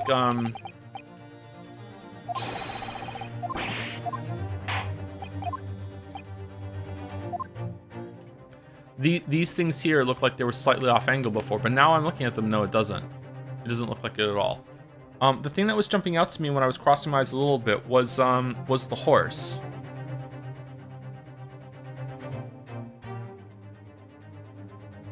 Oh wait, hold on. This is just in a different spot.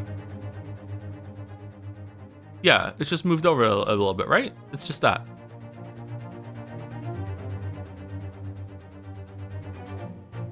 Which one does it want? I guess either works.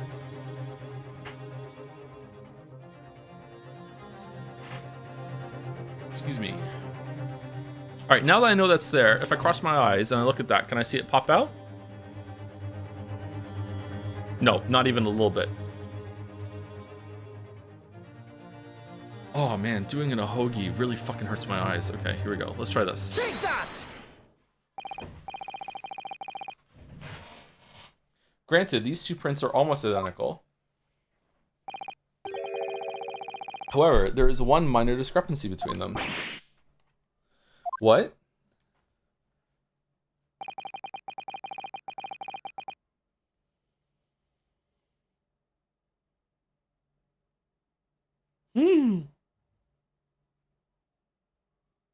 Thank you, Loner Archon, for the 68 months as well. Thank you very much. 50 minutes ago. Sorry I didn't see it till now. I was crossing my eyes at my fucking monitor. Thank you, Lewis Leck Asunder, for the 14 months as well. With alas, I got it wrong. My eyes genuinely hurt right now. Shit. Thank you, Ben Down in Wonderland, for the 4 months. I went from lurking for almost a decade to subbing on Twitch, and mostly still lurking. Been loving these streams and excited for Patho 2 tomorrow. Hope chat is less toxic. Thank you, Ben. Thank you, Ben Star, for the resub. Thank you very much. Enjoy your lurking. If you use the stereoscope as a piece of evidence, it solves it for you. Does it really? I should have tried that then. Shit. When you view the two pictures stereoscopically,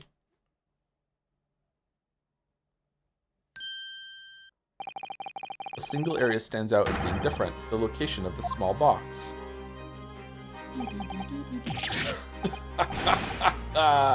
Let me wait. Unbelievable. By Jove, you're right. How extraordinary. Oh, woo. What this tells us is very simple. Mr. McGillicud's small box was indeed not stolen from Windy Banks on the night in question. However, there can be no doubt that somebody picked up this particular box and then returned it to its place on the shelves. Are you suggesting that the small box originally deposited by Mr. McGillicud is, in fact... Yes, the very same small box I just identified in those photographic prints. Objection! Mindless guesswork. What if it was? So a box was moved on the shelf. Arg, it was moved, nothing was stolen, which means quite simply that nothing has changed. The contents of the box are that may be true, but all right, Mr. McGillicud's box wasn't stolen then. But doesn't the fact that it was moved like that change things? It changes everything. I believe this changes everything about the case. How could that possibly be? The crucial point is the fact that what was moved was a small box. In other words, Sumari, we have to consider what might have been inside that box. What are you suggesting? Uh-oh. I'm suggesting that we need to examine that box as soon as possible. A vital piece of evidence is sitting on the shelves at Windy Banks as we speak. Objection! That won't be necessary. I have everything. Some little box belonging to a man who died 2 months ago can't possibly be relevant to this trial. The court does not uphold your objection, Lord Van Zeeks. The rare judge on our side moment? Bailiff, arrange for an officer to go to Baker Street at once. Obtain the small box in question and bring it back here for further examination. It's going to be empty. Empty box. My God, it's another ticket to a different pawnbroker.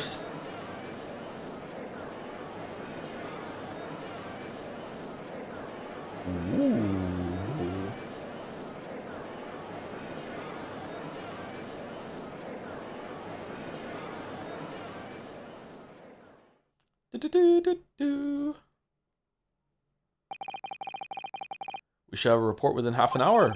I think perhaps we should recess for a short while until the evidence is brought forth. To be hoodwinked by such a farce. Humph. Disappointing. Van Zeeks, we're 2 for 2 with you, okay? Shut the fuck up. I beg your pardon, Lord Van Zeeks? This is nothing but a smokescreen. A Nipponese speciality, it would seem. What are you trying to say? My learned friend has persisted with the same line of reasoning from the very beginning, that this witness's intent was to steal an article belonging to Mr. McGillicud from the pawnbrokery. Yet common sense tells us that none of the articles have value enough to be worth stealing in the first place. Exactly. It would be beyond absurd to break into a place for the purpose of stealing such commonplace property.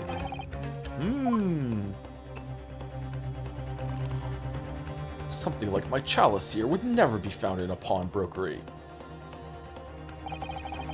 If your lordship recalls, Mr. McGillicud perished 2 months ago, immediately after the conclusion of his trial. A trial in which he was found not guilty. A trial in which it was established he was the upstanding member of society, his reputation implied, in fact. So I propose a toast to my learned friend and his most insightful defense. Uh-oh. The articles this upstanding member of society pawned were entirely ordinary. A black overcoat that just happened to have a music box disc in one of its pockets and a small box. I assure you, I wouldn't accept even if the man tried to make a gift of such things to me. You know, that does make a rather lot of sense. It's not as if it was gold or jewels, is it? Oh, goodness knows, Miss McGillicud was rich enough. But you can't deposit cash at a pawnbroker, I'm quite certain of that. Why not? The prosecution's argument is undeniably compelling. It is incumbent on the defense now to bolster its argument. To explain what possible significance these commonplace articles pawned by the fine citizen could have. Well, counsel, is your argument in fact demonstrable? Are you able to show proof that the disc or box are in any tangible way related to this case? Well, what's the matter, Runo? We know that they're related, don't we? They're both vital pieces of evidence. Yes, of course, you and I both know that. We know Mr. McGillicud's true character, and we know the disc is significant, even if we don't know why. But if we explain all that to the court at this point, we'll have to acknowledge that McGillicud's acquittal 2 months ago was a mistake. that the defense's argument was flawed, based on false information. Oh no! And that would mean admitting that Gina committed perjury. That every single person that has been on the witness stand in every single trial has committed perjury. But Ginny, could it be that Van Zieks knows? Is that why he's doing this now? Because he's anticipated everything? But maybe, just maybe, this could be a great opportunity for us. Sorry? What do you mean, Iris? Well, what is it you always say, Runo? Sooner or later, the truth comes out. Every time. Alright, the exact significance of the things that McGilda deposited with Mr. Windybank is something that only Gina can explain to the court. But if I put her on the stand to testify about that, it could critically damage our chances of winning this case.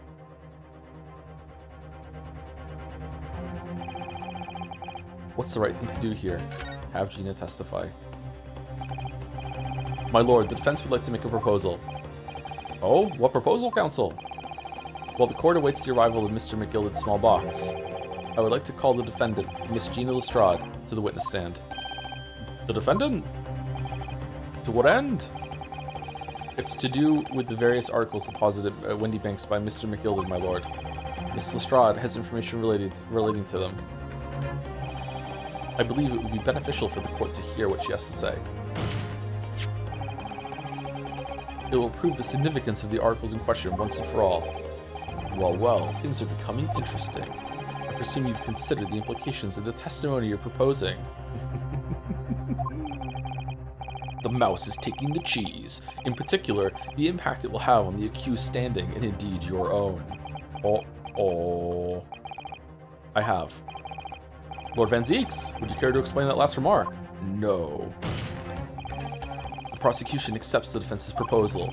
I move to interrupt the cross-examination of the current witness and hear from the accused herself. Very well, if you have no objection. So, the court will now hear the testimony of the defendant, Miss Gina Lestrade. Your witness is currently in the stand, may step down until further notice. Dude, your wound, be careful. Then I shall bid you good day. Wait. You, sir, shall remain in the stand while Miss Lestrade testifies. What? As you wish. All right then, Gina. It's time. I know this will be hard. Please, put your faith in me here. Good luck, Runo. Thank you, LRM, for the 14 months. The fact that they're concerned about perjury here, but never in any of these attorney games, implies that over the many years in between these two series, society has purposely gotten rid of the concept of perjury for some reason. No, it's not even that. There's perjury with, like, the blonde one committed perjury. They're both blonde. The blonde guy to the right committed perjury just now, like right now in this day, this hour. You know, like they're all committing perjury. It's whatever, though. It's fine. Wasn't there something like that in a perjury scare in the first games too? And it turns out it's fine. Just for us, perjury is a treat. The articles that Mr. McGilda had deposited in Windybank's pawnbrokery are intimately related with the omnibus case, the trial of which was heard in this courtroom 2 months ago. I can't even remember the first 3 games that well. Holy shit. Yes, and I remember this young lady being brought before me in that trial as well. There's only one judge in this whole fucking city. That's right, my lord. Her testimony helped to establish the innocence of the defendant, Mr. McGilda. The omnibus case was intriguing, to say the least. And now, here we all are again, the same players in that trial, facing each other once more. Okay, thank you, Van Zieks, yeah. A twist of fate, perhaps, my Nipponese friend.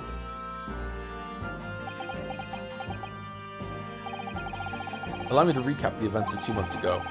An old brickmaker was stabbed to death in an omnibus running along London's winter streets.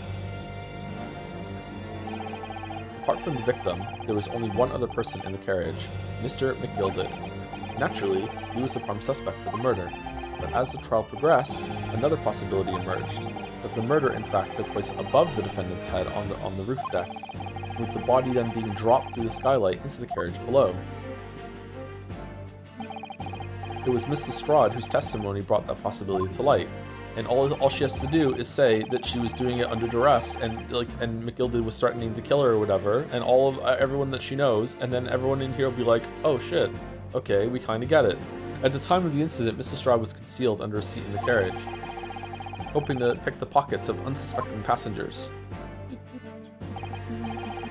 Then, immediately after the trial, having been acquitted of the murder, Van Zeek's someone killed Mr. McGilded in this very courtroom in the most extraordinary circumstances. A mystery that remains unsolved even now, 2 months on. This world is as indeed does the ominous murder itself. You know what? Maybe it wasn't him. Be that as it may, I recall neither this nor this small box being mentioned in the course of those proceedings. Mrs. Strahd. Would you tell the court now, please, what really happened in the omnibus 2 months ago? I mean, I don't know what you mean. I already said all of what I know. And what about everything you told us yesterday from inside your prison cell? Please, Mrs. Strahd, this is extremely important. But... Remember, little girl, remember who you are. If it transpires that you willfully withheld information in the trial 2 months ago, the Home Office will seek to prosecute you for perjury. Oh no, you better stay on trial for murder instead. Don't say anything, and naturally you will lose all credibility as a witness. Although, let's face fact. The Skulkin brothers went through fucking like 4 rounds of perjury and we kept letting them testify. What the fuck are you talking? You have little credibility to lose. Ginny, don't listen to him. Please, you have to trust Runo now. Iris? We're on your side.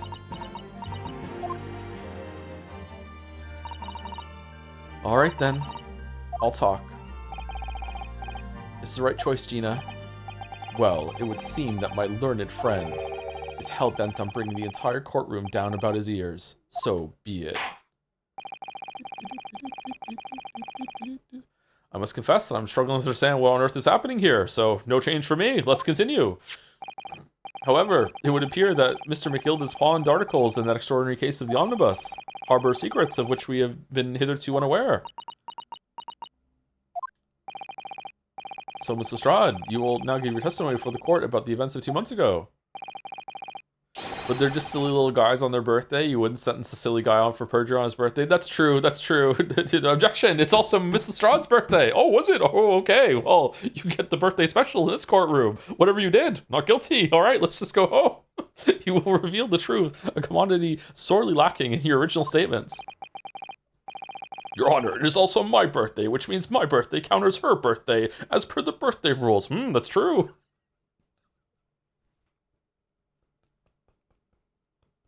Also, it's opposite day. This is it then. Everything's going to come out.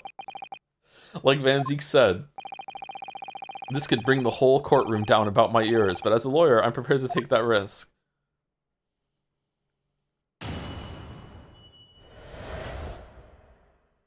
The real truth of the omnibus case.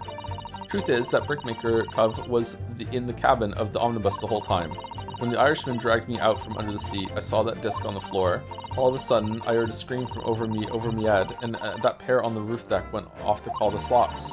That's when McGilded slipped the driver some tin to do a run to the pawn shop roundabout. So that means the driver also did some perjury. He threatened me not to snitch, not to say nothing to no one about what I'd seen or heard. Beppo lied, maidens cried. Good grief, this is outrageous.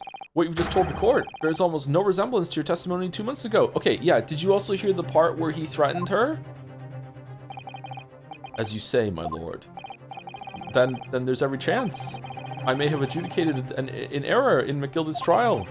It sounds very much to me as if the man deliberately deceived this court in an effort to cover up the most wicked of schemes. Without doubt, your lordship is correct. No doubt. A great injustice was done in this courtroom 2 months ago. Me losing a case. The actions of the accused in that trial, of this witness, and of my learned friend are entirely inexcusable. What do you mean?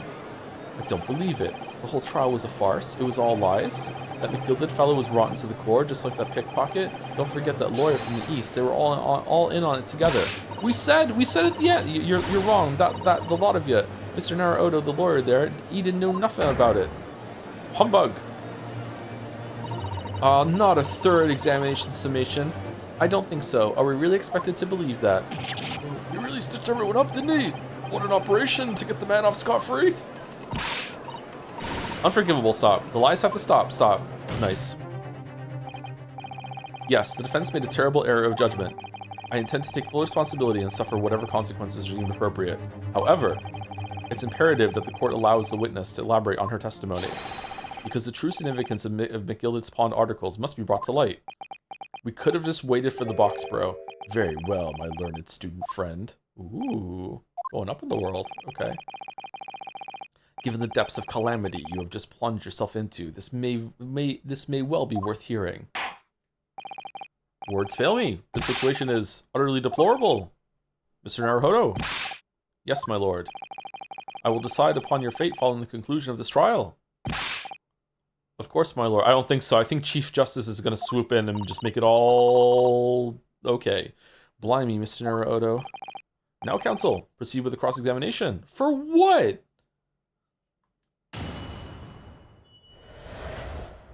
The real truth of the omnibus case. Truth is that Brickmaker Cub was in the cabin of the omnibus the whole time. Was he? Yeah, he was. All right, next statement. And you were hiding in the cabinet at the time as well, weren't you, Miss Lestrade? If I remember rightly, in the storage compartment underneath one of the seats. Where did all the stuff go? Yeah, that's right. It's pitch black under there, so you can't see nothing at all. Now, in your testimony 2 months ago, I feel certain that you claimed Mr. McGilded was the sole passenger, did you not? Judge, shut up. False testimony, my lord. That's what he told me I had to say. But it's important that you tell us the truth now. We're Mr. McGilded and the victim acquaintances. I don't know, but I did hear him talking a lot. What were they talking about? Well, I couldn't hear too well, but if I had to say, I think it was about money or something. They kept talking about buying and not buying. Perhaps business dealings of some kind. Well, anyway, they got louder and louder. It started to sound like a proper fight. I was pretty scared by then. I hardly dared to breathe. And then, all of a sudden, I heard a noise like someone keeling over on the floor. It was bloomin' loud and all. And I believe you let out an involuntary scream. Yeah. That part wasn't false testimony. That's what gave me away. When the Irishman dragged me out from under the seat, I saw that disc on the floor. Was the disc you saw this disc? Yeah, I reckon it probably was. It was right next to the cove lying on the floor. Would this disc have belonged to the victim, perhaps?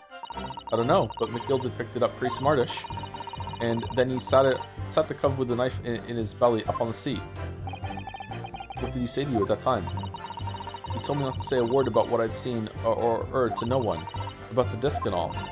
I was dead scared, the way he was looking at me. I thought, if I didn't go along with it, I'd get stuck with that knife too.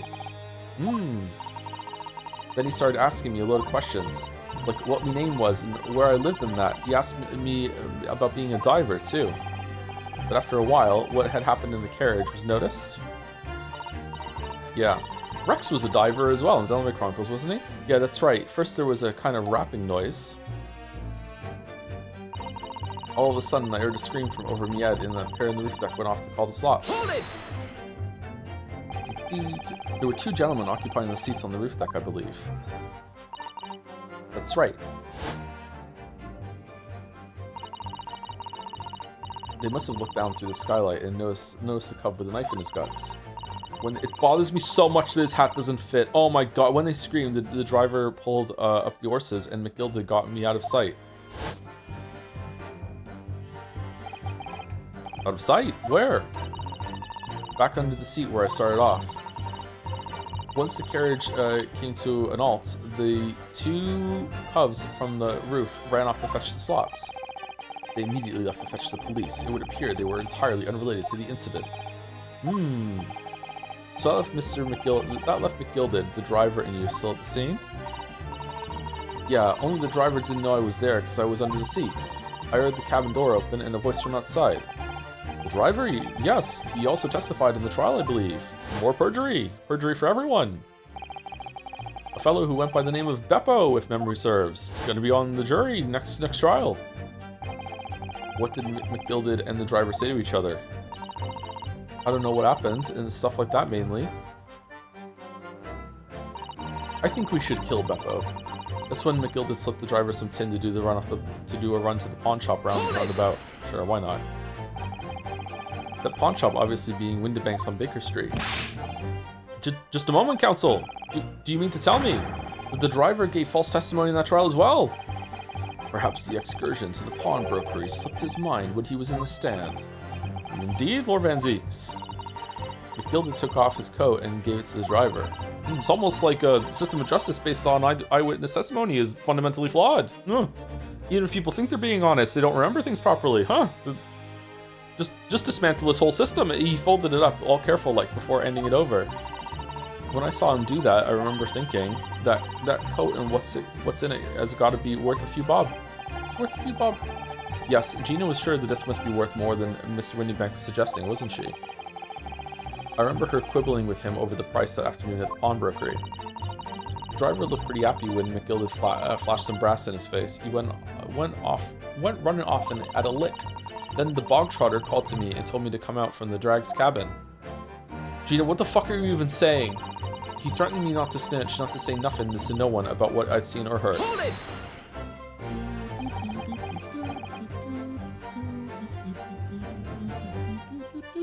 Threatened you how exactly? Told me I'd only be able to scarp her if I did exactly what he said. Which included giving false testimony in court 2 months ago? Yeah, that's it. And there was one other thing he said. Which was... He told me I'd have to hang on to the ticket from the pawn shop and make sure not to lose it. The ticket? Well, I never. Ooh, look at Eggert, just like back to the whole court here. Said that if he didn't show up to get the ticket off me before 2 months passed, I had to go to the pawn shop and pay the money to keep it in lug, to stop it being forfeited. He left me with some brass to pay for it. But really, why on earth would Mr. McGilded have done such a thing? Depositing his overcoat with a pawnbroker before the arrival of the police, it makes no sense at all. There would seem to be only one logical explanation, my lord. What McGilded had the driver deposit at Windibanks was something he didn't want the police to see. Something very important that he needed to hide at all costs. Anyway, after that, he let me go, so I legged it before the copper showed up. Well done, Gina. It can't have been easy to tell the truth like that. Jeannie's really put her faith in you, Bruno. Yes, and to thank her, she'll have to face a charge of perjury once this trial's over. So I need to use the time we have now to get as much information out of her as possible. It's time to really go for it. Press her on every statement. We did that already. I suppose I should. Oh, and another thing. What's that? Take a look at those two. Isn't it strange that they've been whispering to each other the entire time? Judge, is this allowed? Yes, it is strange. It looks like they're having a secret discussion about something. I'm not sure I'm completely comfortable with that. I wonder if there's anything I can do about it. How is this not done? Like, we're not trying to find any holes in her testimony. We're done. Do I just press until I see something pop up with those two? Hold it!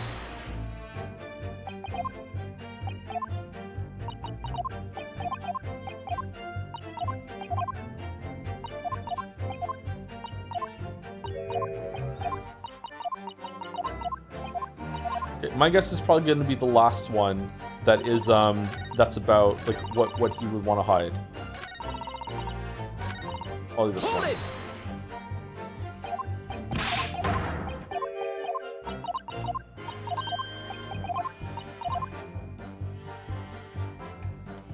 No? Hold it! Do I have to show her the ticket with the blood on it and being like, is this the ticket that he got back from the driver maybe, or?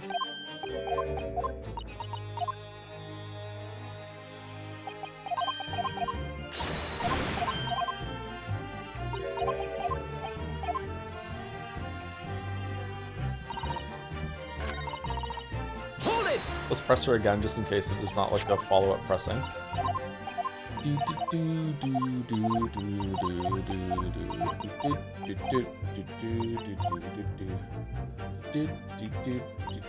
Hold it!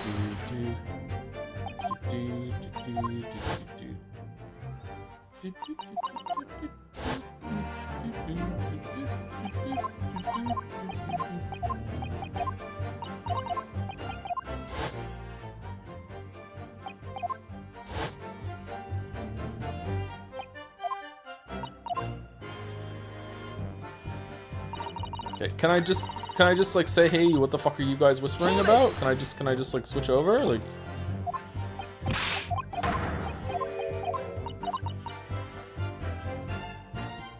Excuse me. is there something you'd like to share with the court, Inspector Gregson and Mr. Graydon? Inspector, Mr. Graydon. What? Blimey, you trying to give me a heart attack? You've been whispering to each other for quite some time now. Tell us, what is this discussion about? Discussion with this fella? Pull the other one, sunshine. You think I've got anything to talk about with a shady gent like this? And I have nothing to say to this uncouth detective after he deprived me of that disc that was rightfully mine. But they've clearly been talking the entire time I've been cross-examining Gina. It's as if they've been negotiating. I see it too, my learned student friend. Thank you, Mr. Strahd. Thank you, Counsel. I've heard enough. I believe we now have a reasonable understanding of what actually transpired on the omnibus. It would appear on the night 2 months ago, a negotiation was taking place on the omnibus and behind the witness stand right now. A negotiation concerning this disc. However, matters did not run smoothly. When the parties involved began to quarrel over price, McGilda took what he wanted by force, at the expense of the other man's life. Which proves my point. The disc is clearly extremely valuable in some way, although I don't understand why as yet. And 2 days ago, precisely 2 months after the omnibus incident, McGilda's coat and its contents were due to be forfeited. I didn't know what I should do with the ticket. I mean, the Cub died right after his trial. I knew that. So you decided you would try to claim the articles as your own. Well, why not, eh? They were only going to be forfeited. Why shouldn't I have got them? Anyway, you can't blame me for thinking about it. Thinking ain't no crime. Free coat. Mr. Strahd, it would appear Mr. McGilded was prepared to kill in order to take possession of this disc. Wait, how did she know about the professor thing then? Is that... If she's not the one that handed it in, how did she know about the keyword? Was she told the keyword when he came back? Did McGilded tell her maybe? Did she go back and pay to extend it? And when she paid to extend it, she gave a different keyword, maybe? All right, there's two plausible things that would let her to have the keyword. Mr. Strahd, it would appear Mr. McGilded was prepared to kill in order to take possession of this disc. Do you know why that would be? I ain't got a clue. Perjury, but I reckon it must be worth a fair bit of brass. He was probably going to sell it. And you can't blame me for thinking that. Thinking ain't no crime. My lord.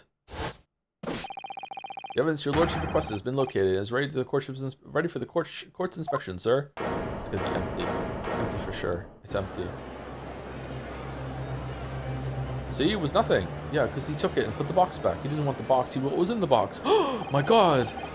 A mysterious little box deposited by McBilded 2 months ago. There's no doubt in my mind that it's a key piece in this far-reaching puzzle.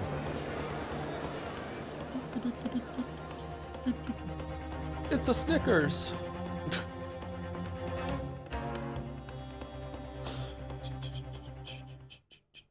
Break time? Yeah, it is probably break time.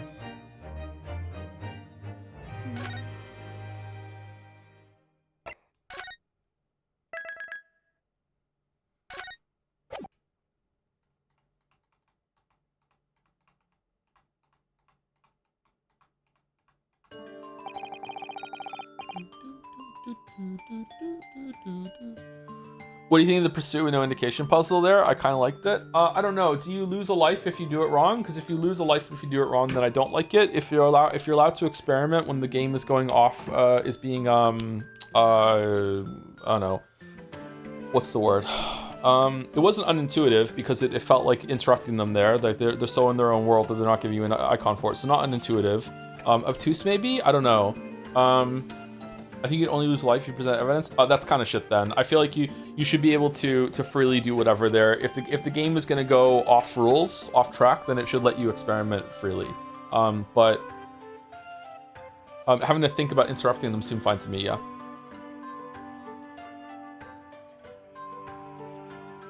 But I also luckily just thought of it, and if I hadn't, I might be angry with it right now, so I don't know. Anyway, I'll be right back. I'm gonna go probably make a tea, and I think I'm out of cookies. Maybe I'll have a protein bar or something, but I'll be right back. And then we'll continue.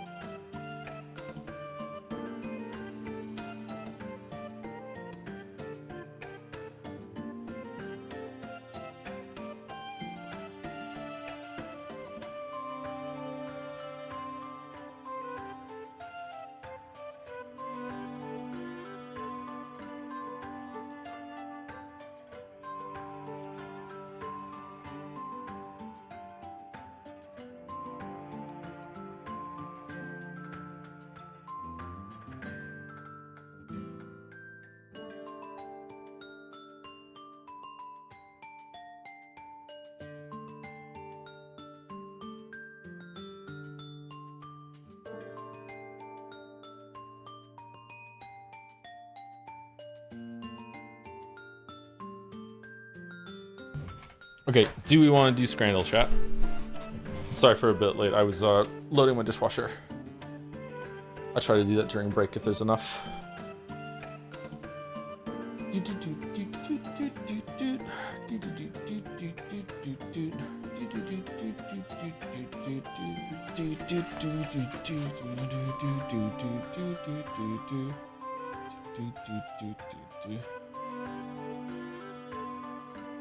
Will you be playing the Fire Emblem Xenoblade game anytime soon? Oh, sure.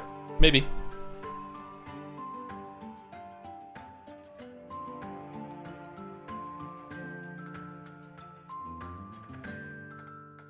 It's definitely possible. I'd like to get Fire Emblem out of the way if we're not going to cancel it.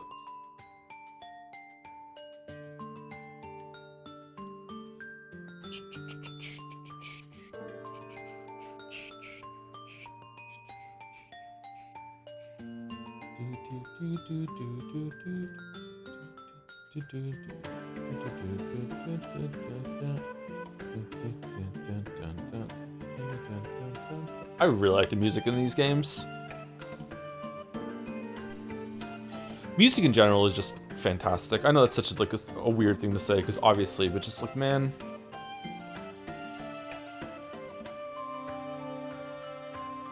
Music is so good.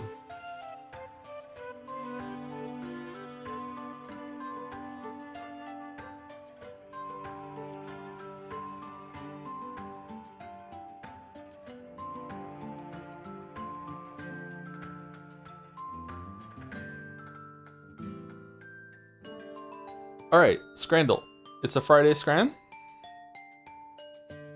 Bonus rounds.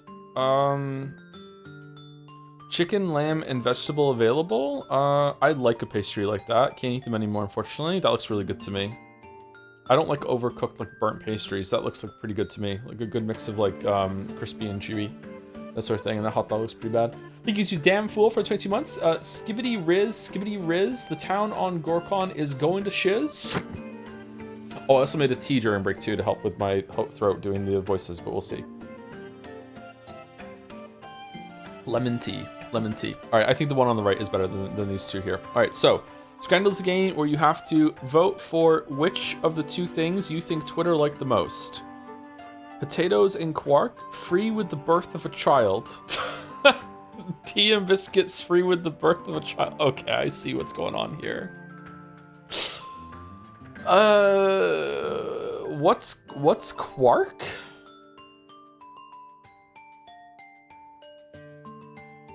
Boiled potatoes are not cool, man. I feel like left is more substantial, arguably, but right is... Sorry, but like it's just insulting at the same time. You know what I'm talking about? Whereas right is just kind of like here's a little bit of a snack and pick me up sort of thing. I think right. Wow, 91%. Holy shit. Wait, was that exactly adding up to 100 there? Low histamine diet versus low histamine diet. Unknown psychiatric hospital, unknown psychiatric hospital. Okay. So this could be anything on the right. Broccoli soup? I like broccoli. I think left might be good.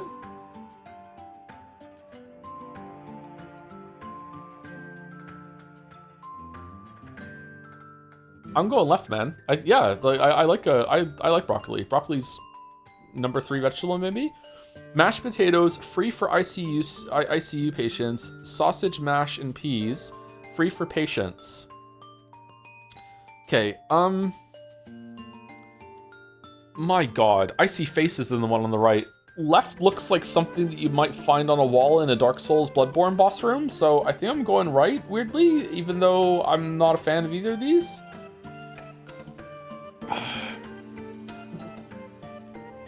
Let's go right. Yeah. Wow. Glasgow too. Holy shit. All right. Schnitzel with rice soup, salad, and tiny cake. Free before big surgery. Really? I thought you weren't supposed to eat before a big surgery. I guess it depends on what they're operating on.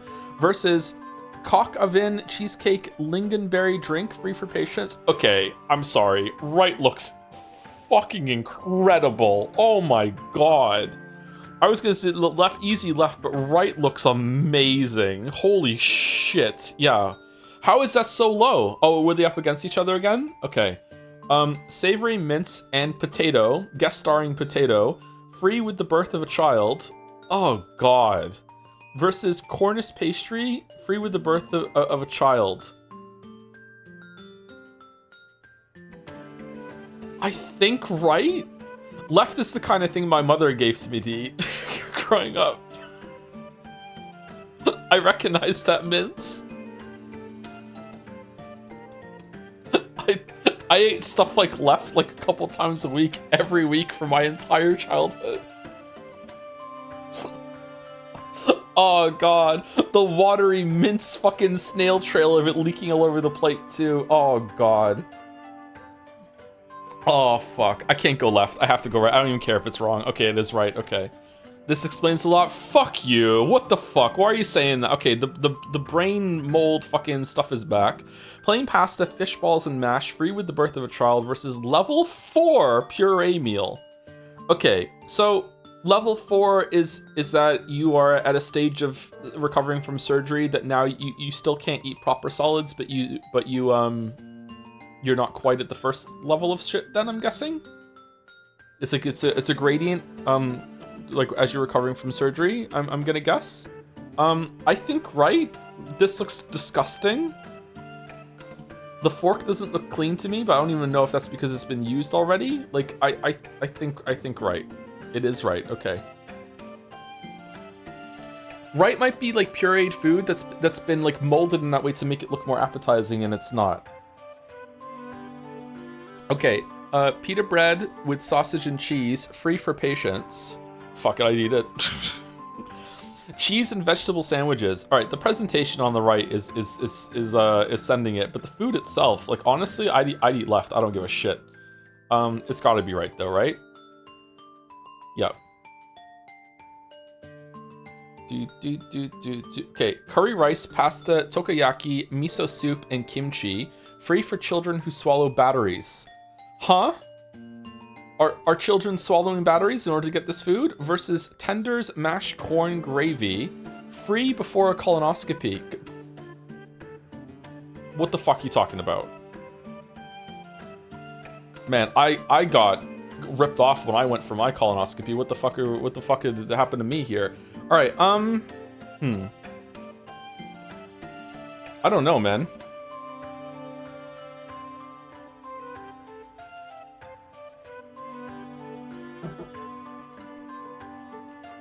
Left is a better photograph, but is it the right stuff? All that corn before a colonoscopy, huh? That's bold. I really like the crater of mashed potato with some pretty rich looking gravy in it. Gravy with tenders is kind of a weird thing. All that corn too? That's a lot of corn. I don't know what the fuck this is over here. Is this a sandwich? Is that included? There's a Diet Coke. Left has more variety. The rice, I'd rather have a colonoscopy than swallow a battery. Oh,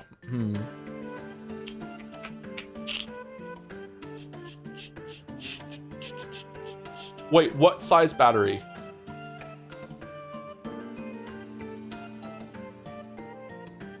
I'm going left. It is left. Okay, all right. Low histamine diet, rice, pumpkin, cucumber. Oh God, what the fuck? Versus vegetarian dinner, bread, butter, mushroom spread. Okay, it has the vegetarian debuff. Mushroom spread, color me interested.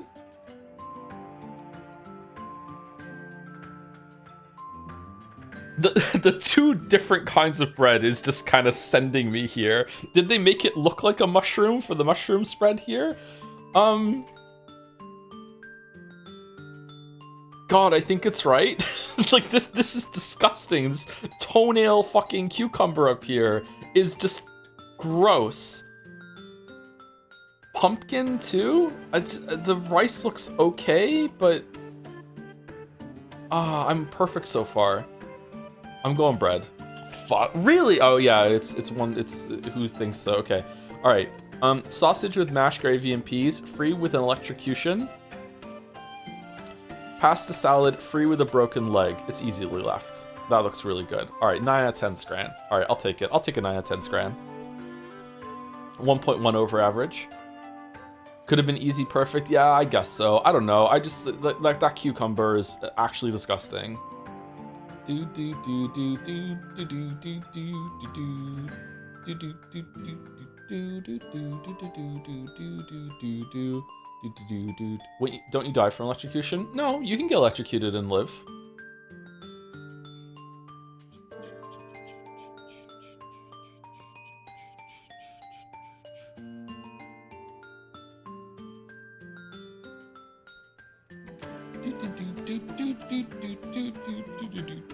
I don't think I've ever been electrocuted. So this is the article in question, is it? The small box deposited with a pawnbroker by Mr. McGilda 2 months ago. And on the night of Mr. Windybank's murder. The only item on the shelves that was touched by whoever broke into the shop. Quick, quick, let's open it and see what's inside.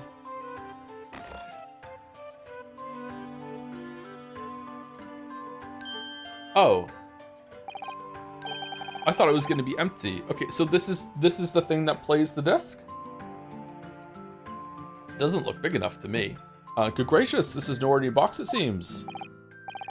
Wow, although in truth, I had an inkling that it might be the case. That might be the case. It would appear that the box houses a miniature music box movement. Then, is it too much to expect? I think it would be reasonable to assume that it is a device for the playback of this disc, my lord. Unfortunately, we can't give you the disc. You're not allowed to play it, and then Sherlock's gonna burst in with his toffee fucking version, and we're not gonna understand it. And then juror number 5 is gonna be able to decode it. So here we have the means to play back Mr. McGilda's disc, deposited at Windybanks at much the same time. Fucking let's go, let's play it. Not strictly correct, my lord. It was not McGilda's disc. It was the disc of his victim in the omnibus. But why, for heaven's sake? Are we to understand that the brickmaker was trying to sell this music box disc to Mr. McGilda? Excuse me, I have a question. I believe the answer will become clear if we listen to the music on the disc, my lord. Yes, very well. Let the court now listen to this curious disc at least. At last. I hope it's a banger. Wait, my lord. Good grief. What is the meaning of this, Inspector? The music box and the disc are, well, they're unrelated to the case. No need to spoil the somber atmosphere in the courtroom with some silly bit of music. This disc may very well have motivated the culprit in this case to commit murder. Clearly, there's every chance that it's fundamentally important to understand what happened. I have a feeling that Chief Justice is about to walk in the room and just, like, aura mog us all. The prosecution has no objection. Yeah, see, we're in unity, yeah. But no, that piece of evidence is police property now. You can't... Clearly, Scotland Yard has some vested interest here. But it is policy of this prosecutor to leave no venues unexplored. No venues at all. Looks over to Ryu. And you, Inspector, have no jurisdiction here to prevent that from happening. No further delays, please. Play the disc.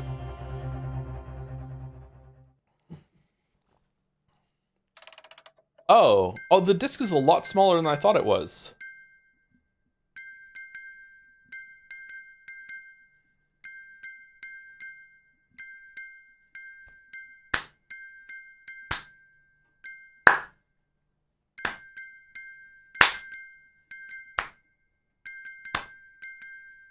Even now, he's clapping off beat. Thank you, Autolysis, for the 13 months. Right could be anything, though. Thank you, Autolysis. What on earth? That's certainly not what I would call music. Now, that's what I call music. No. It's just the same note playing over and over again in an irregular sequence.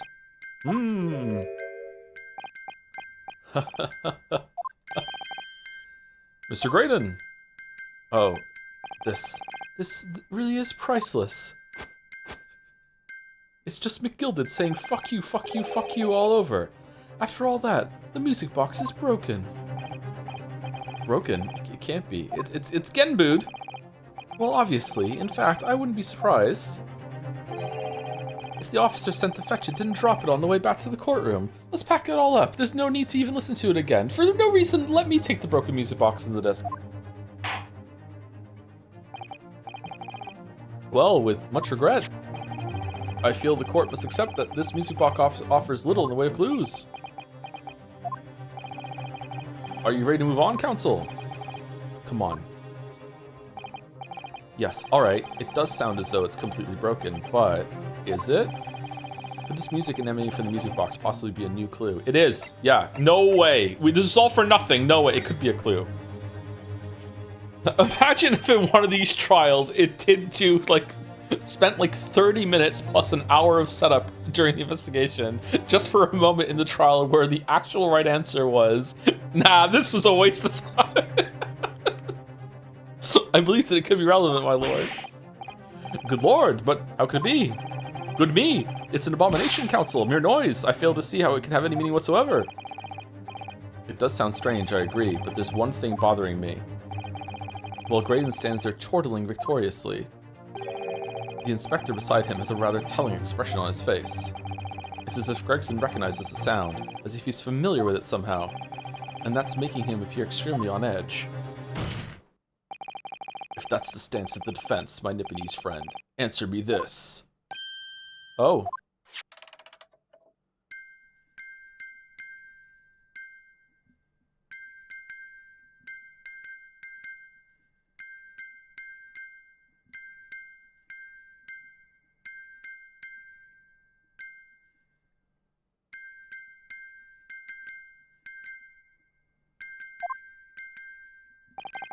Just what relevance do you propose this woeful chiming has on this case? It's the defense's belief that the sound emanating from this music box is broken, an unusual genre of music, not supposed to be music.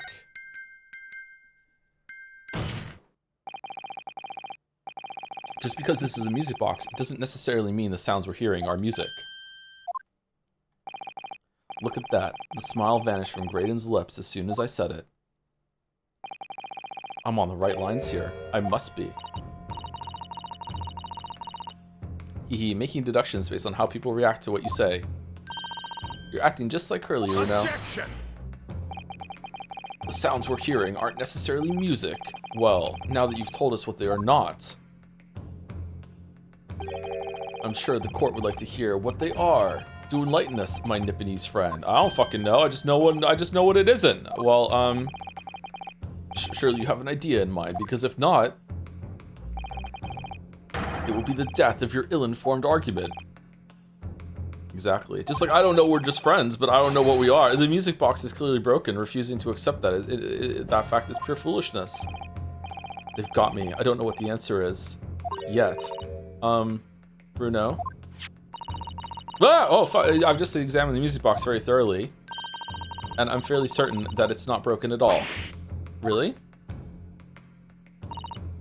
Really, the way it's been made, it can only produce a single note anyway. Thank you, Iris.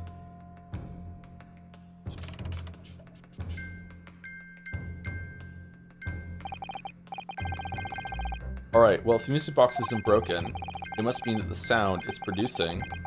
Wouldn't the note get in the way, or is... Oh, no, it's playing underneath, isn't it? Yeah, okay. Must mean that the sound it's producing has some significance that isn't musical. How is juror number 5 not just all over this right now?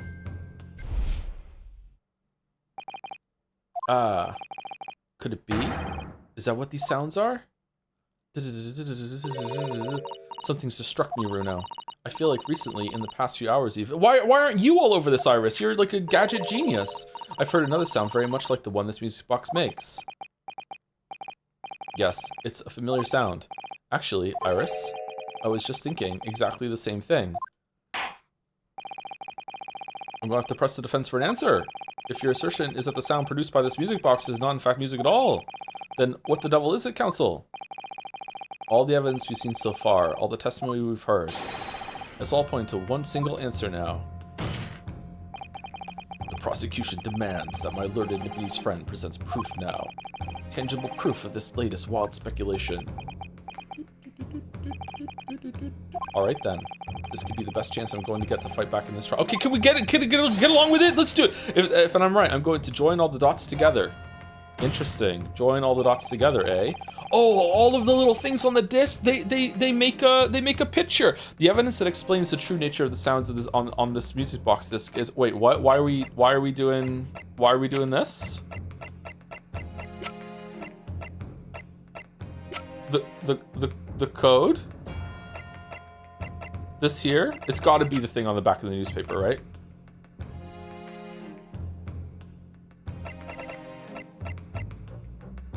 It's not that. It's not that. It's not that. It's not that. It's got to be that. Take that! It's not. Today's paper council. The headline is Pawnbroker perishes in pick purse plunder. Oh shit. Hardly supportive of your cause. No, my lord. I was hoping you'd look a little further down the page. Further down. Ministry mole. Classified secrets may have been leaked overseas from Ministry of Justice. Yes, this is a very serious matter being investigated at the highest level, I understand. I've heard that international transmissions along supposedly secure lines are somehow being intercepted and leaked to various other countries. And presumably, those transmissions are in the form of wired telegrams? Of course. Juror number 5, your input, please. Stop. Oh, me, sir? Oh, you weren't even paying attention? Whatever is the matter? You told the court before you worked told the court you worked at the same communication station as Mr. Graydon, didn't you? Yes, that's correct. Wait, am I juror number 5? Wait, what do you want me to do? And that particular station where you work deals with government communications and newspaper reports. Oh, yes, we're not your run-of-the-mill communication station at all. Our work is extremely important. Then tell me, is this not a very familiar sound? Hmm?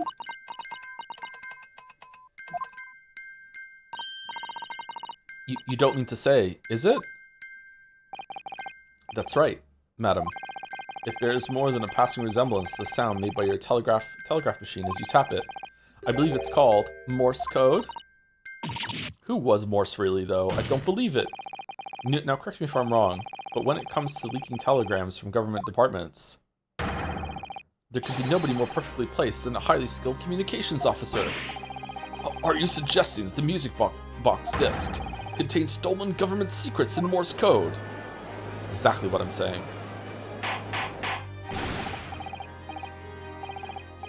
Order, please everyone, order. But this is high treason, council, deserving of capital punishment.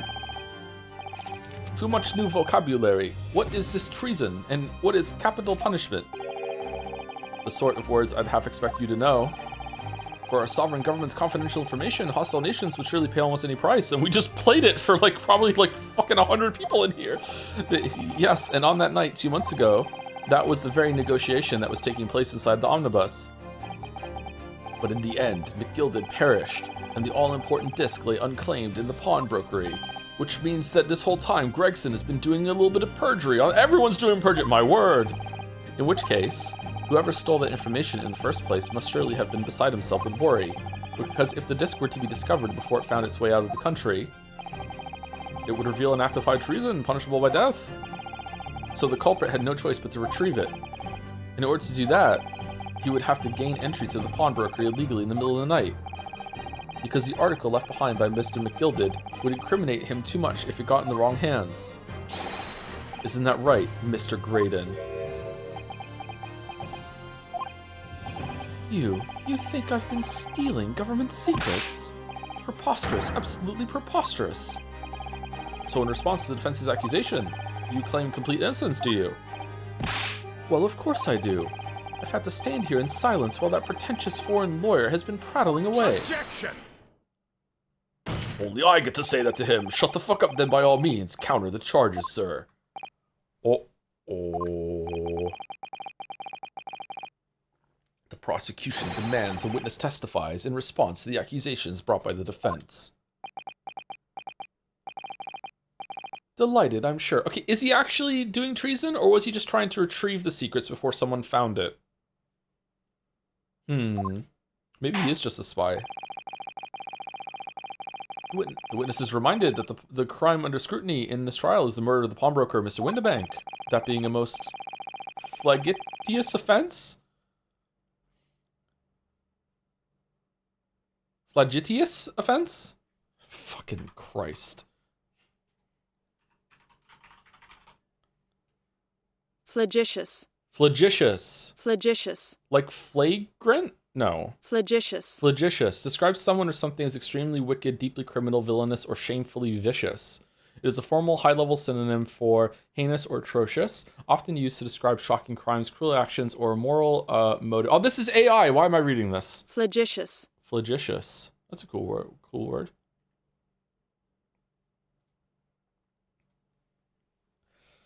That being a most flagitious offense, for which the law of the land sanctions a capital punishment.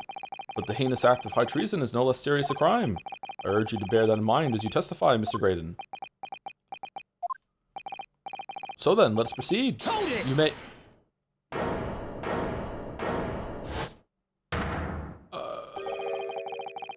You gotta let's have a rabbit and pork here, governor. We got things to say. I beg your pardon. Who do you think you are?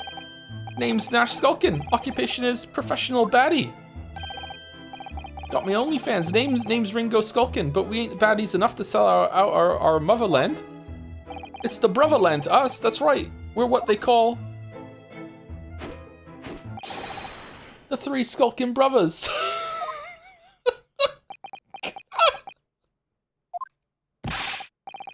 Bad timing, fellas. Very bad timing.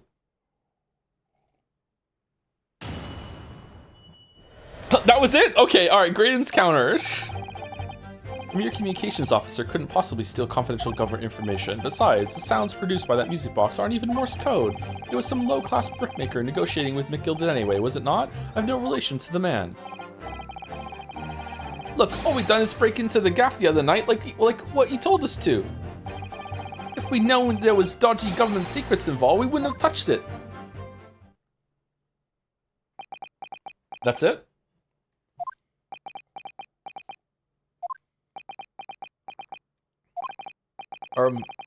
Mr. and Mrs. Skulkin.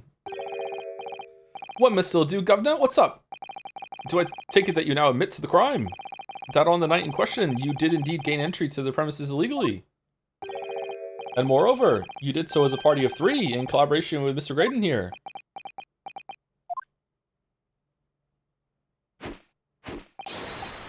We did, Gov, we did. Ooh.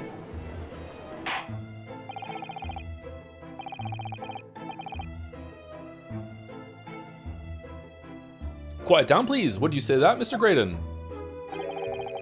I have no idea what these two ruffians are referring to.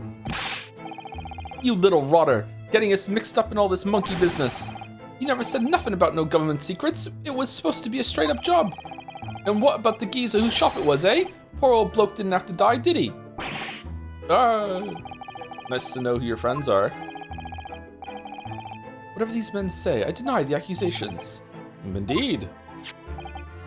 Well, I certainly wasn't expecting this little music box to become so significant in the proceedings. However, as it has, I will admit it into the court record as evidence. Oh, fuck. This strange music box only appears to be able to play a single tone. It was deposited at Windy Banks 2 days before the black overcoat. Why? Nothing safer than a fucking pawnbroker shop. A fucking vaults they are. Graydon's counter. A mere communications officer couldn't possibly steal confidential government information. So, is this newspaper headline accurate? Government communications are being intercepted? How could I possibly know? Because you work at the what do you mean by that? Any important government communications are handled by high-level officers, by specialists. General members of the staff in the station where I work would never be entrusted with sensitive information. Oh no, stop. No, stop. Must say something. Stop. Let me guess. Juror number 5. What? We regular communication station officers aren't as lowly as you're being led to believe. A team of us are responsible for setting up and testing the telegraphs used by the ministry. And Mr. Graydon is the team leader. Oh shit! Good thing she's the juror, huh? That's fascinating. Oh, is the crush over? Or is it even getting better? Graydon is a highly skilled operator, stop. Currently in presence of idle, stop. So you had access to the equipment used for these confidential communications, Mr. Graydon. Well, what of it? The transmissions are always made behind closed doors, so they can't be heard. In any case, all messages are sent enciphered. Normal employees couldn't possibly understand them. Oh no, stop. Must say something, stop. Mr. Graydon regularly attends meetings with the Ministry technicians and the Ministry communications team. He assists them in ensuring that there are no errors in important international communications. And he's received the top prize of the cipher cracking convention 5 years in a row now. That's fascinating. Graydon is highly skilled operator, stop. Currently in presence of idol, stop. Well, your idol would appreciate it if you'd keep your mouth shut. She should really pick her idols more carefully. I tell you, this lawyer's accusations are completely unfounded. Besides, the sounds produced by that music box aren't even Morse code. I think that maybe they are. They're not? To anyone with a brain, that would be blatantly apparent on listening to that music box for even a few seconds. Of course. What does your number 5 have to say about this?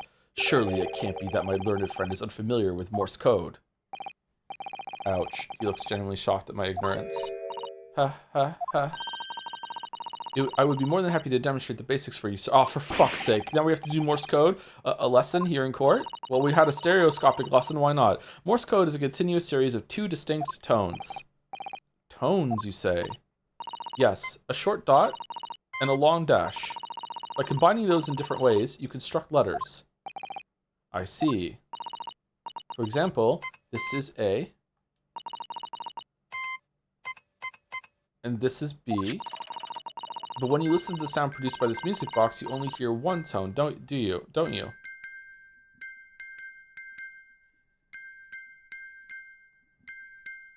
Joke's on you, I'm tone deaf.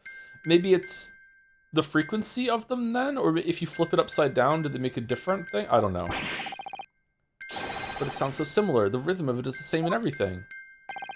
But there's no discernible meaning to this apparently random sequence of sounds. So your assertion is fundamentally flawed. This is not Morse code. Maybe it's Norse code, and they have a different way of doing it there. Ha ha ha ha. Really, you shouldn't be so surprised. What did I tell you? That music box is nothing but a worthless piece of scrap. Perhaps you might consider studying your subject matter before casting aspersions in future. Stop. Nothing to say, but stop. No, it's so frustrating, isn't it? Iris? I mean, if the government secrets were somehow being leaked using the music box, so many other things would slot into place so nicely. Aww. Could there still be something I haven't considered? Would it really be impossible to use this music box somehow to play back Morse code? It seems impossible. Hold on. Whoa. We haven't even looked at it yet. 1 second. Maybe there's some setting with a different needle or something. Oh, what is it, Runo? I've just noticed something about this music box. It looks like the bottom of it opens up as well. Ah, you're right. Well, come on then. What are you waiting for? Let's open it. Alright then, here goes. Look at that. There's another movement on the underside. So, does that mean you can set another disc to play back on this side? Yes, I think so. And it looks like 2 movements are linked together. They're linked? So if you had 2 discs, they would both play back at the same time. Do you have to play... good thing we have a copy of this disc. We have to play 2 at the same time. Okay, that is crazy. Who'd have thought there would be a second movement on the underside of the box? And this movement is like the other one. The comb's teeth are all the same length. So this movement... I would love clockwork shit. So this movement also only produces a single tone like the other one? Yes, it must do. Except that the length of the teeth on the 2 combs isn't the same. So the single tone produced by this movement will be different to the single tone we've already heard. What? Basically, each movement can only produce a single note, but the notes they produce are different. A music box that can only play 2 tones. A 2-tone TV. Why isn't it checked?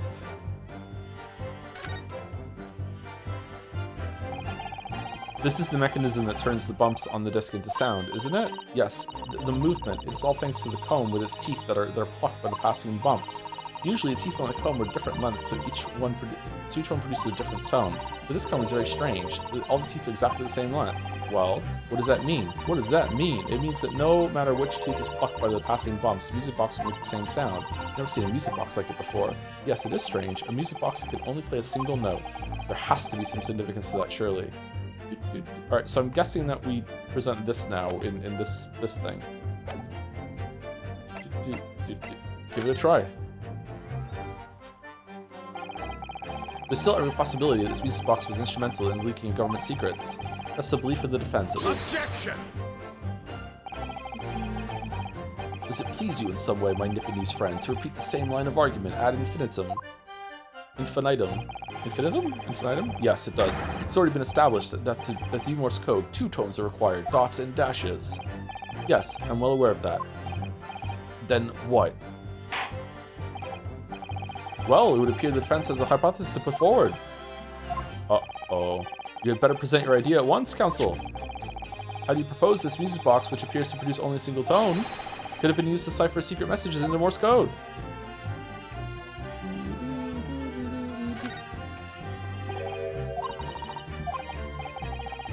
Just know something about this music box. It looks like the bottom. Okay, so we were ahead of the game here. Okay, so now we repeat it. Shit. Okay.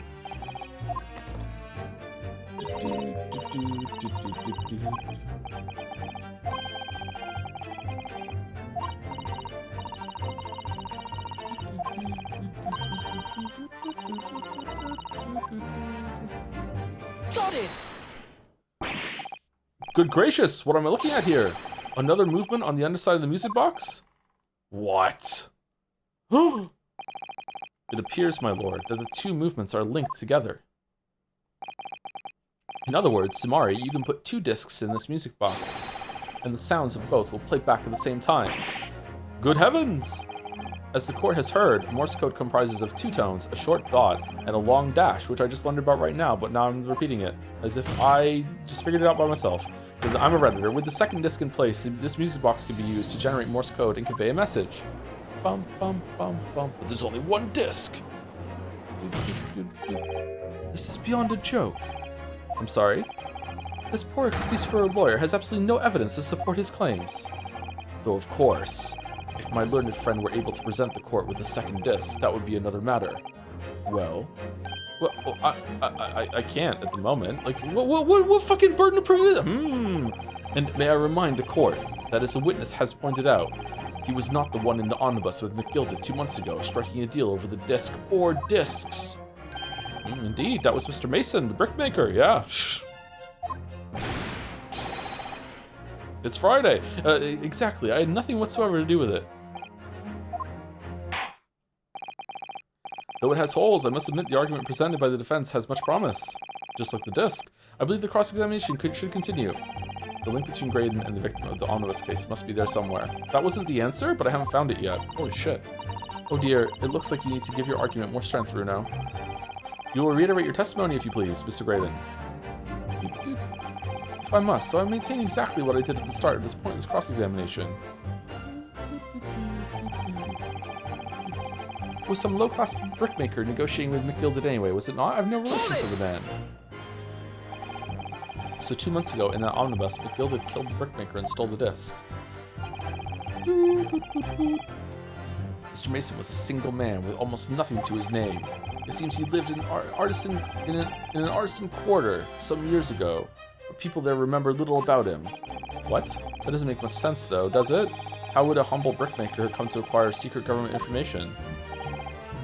How indeed?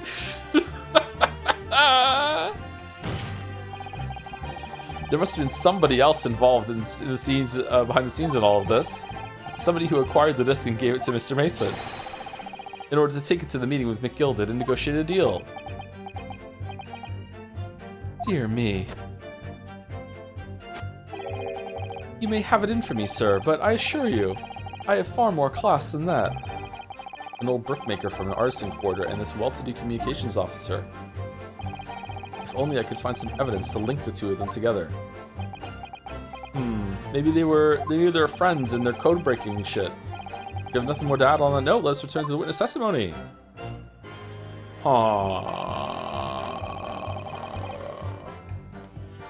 Well, you're friends with these 2, so maybe you know people. Look, all we do is done breaking the gaff the other night, like what you told us to. Well, Mr. Graydon told you to do, you mean? That's it, yeah. Who else say? Silly me thought we was just popping over for a nap after all them years, but the rotter had a dodgy job for us. Oh. Hey, Ash?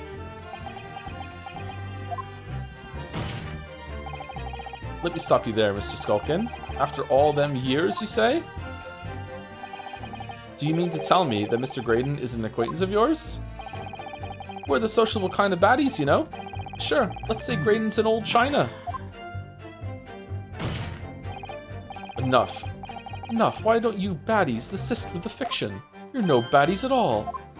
I'm the baddie here. Obviously, I don't know these men from Adam. Who the fuck is Adam?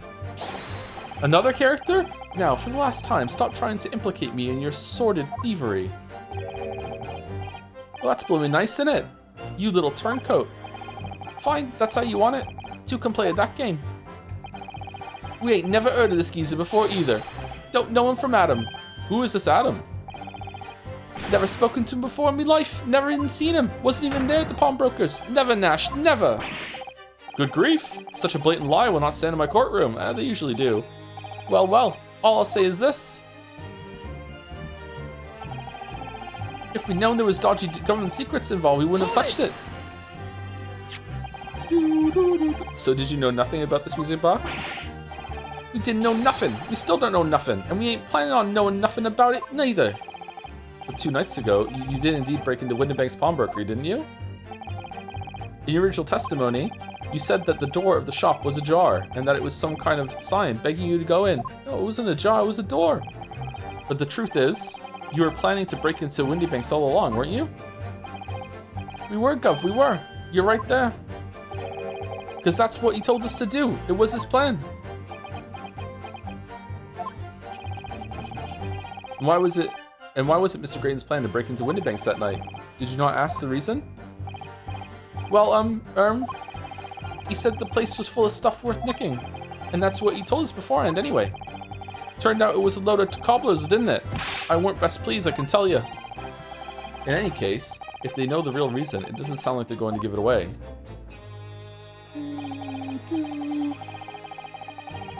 All of a sudden, we seem to be up to our necks in a serious matter of national security.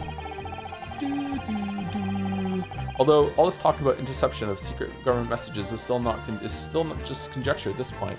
And you're right, you submitted to ask, do you think Todd Howard dodged a bullet calling Fallout 76 and not 67? No, they dodged success there. It would have seen a huge resurgence if it was called 67 because people would have played it for the memes. One of the reasons why Peak is such a popular game is not, it's a pretty good game, but the name Peak, just when the term Peak started to take off at the same time, like yeah, it's Peak, let's play some Peak. What do you want to do tonight, Peak? You know, like it's, yeah, of course people are gonna get into that because of that, sure. Fucking hell.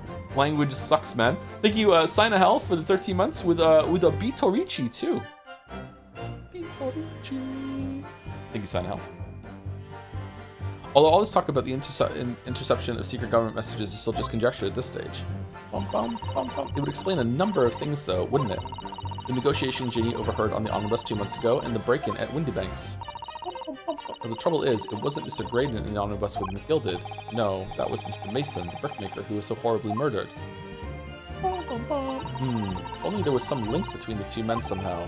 I know, but Mr. Graydon's testimony seems to be as watertight as ever. I wonder if the key to us making headway with the cross-examination here could be those two brothers.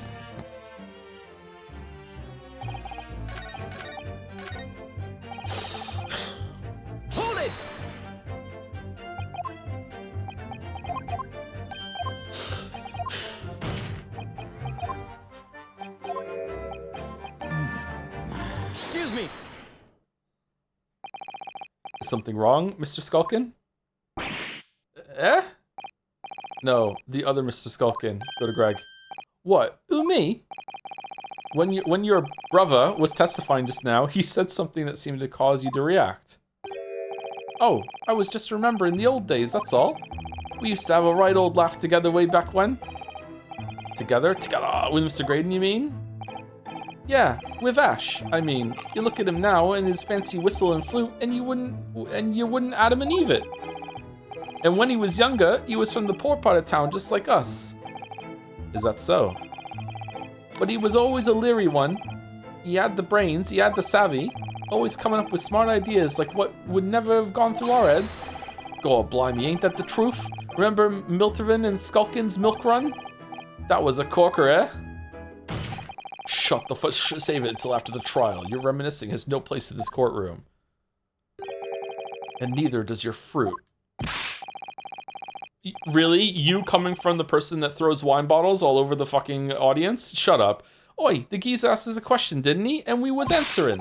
Yeah, we ain't done nothing wrong. Nevertheless, the court is not prepared to accompany you on your trip down memory lane. Counsel, can we turn our attention back to the testimony, please? I don't know. Could that sentimental story be relevant somehow? Add it to the testimony. My lord. Yes, counsel. The brother's last sentimental statement could hold vital information relating to this case. Very well, counsel. I will permit the brothers to supplement their testimony with that detail. Briefly, I hasten to add. Say no more. A skulkin's never skulkin'. Milverton and Skulkin's milk run. God, them were the days. This voice is so hard to do. I'm sure I'm going to regret asking, but what exactly was that? Some kind of business? Just a little scheme we had going back when we was youngsters. A bit of fun, really. Delivering fresh milk to the locals. That's what was all about. Well, that's it? That sounds alarmingly legitimate. There must have been a catch. While they were drinking the milk, we'd go through the window and we'd fucking steal all their shit. I suppose since we're here, I should ask them to elaborate, but on what? The business model, the business name, leave it. I mean, I feel like it's the business name, but I want to hear about the business model too. Let's do that. So, how did your little business work exactly? Well, every morning down our way, the milkman would come with his cart to deliver milk, see? If you stuck your empties outside your front door, he would leave you them full again, right? So, we swooped in on the action, got people to sign up with us. We promised to deliver milk for half the price of the other geezers doing it. People couldn't wait to sign on the dotted line. We were raking it in, we were. So, did you live on a dairy farm or something? Gordon Bennett, are you off your rocker? We had nothing. We were too poor to have a farm. Right. Nah, what we had going on was simple. Once you had the idea, we just switched them over, see? Our customers' empties with the full ones from anyone who wasn't on our books. A dawdle, right? Man, the milkman was still a thing when I was a kid. There was someone, like legit, open the fucking front door and there'd be a glass bottle of milk on the porch. Really? Yeah, I'm not kidding. Yeah, it was, yeah. It's still, do they still do it in the UK? Fucking hell. I think you meant to say a diddle, and that's a crime. It was just an harmless bit of fun, that's all. Just swapping milk bottles. Milking the general public in such a fashion is most certainly not harmless, as you put it. Well, it was him what caught up with the idea. Ash is an evil genius. You mean Mr. Graydon? Oh, he is the milkman. Yeah, Ash always had his head in a book when we was growing up. Said he was gonna get himself an education and get out of that slum we lived in. Cool, we all ragged him about that, didn't we? Told him he was soft in the head to even think it. But look at him now. He's only gone and become a blinking communication officer, ain't he? A communications officer, Mr. Sulkin. Sholmes and Wilson's milk run. No, Iris, don't even think about it. All of a sudden, we seem to be up to our necks in a serious matter of national security. Alright, do you have to go back and do the name now?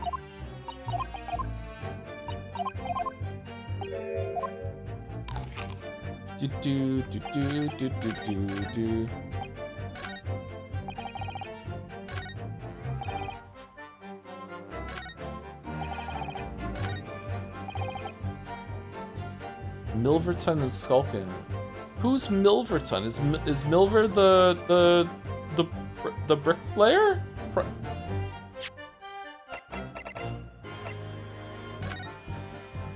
Oh, Mason Milver.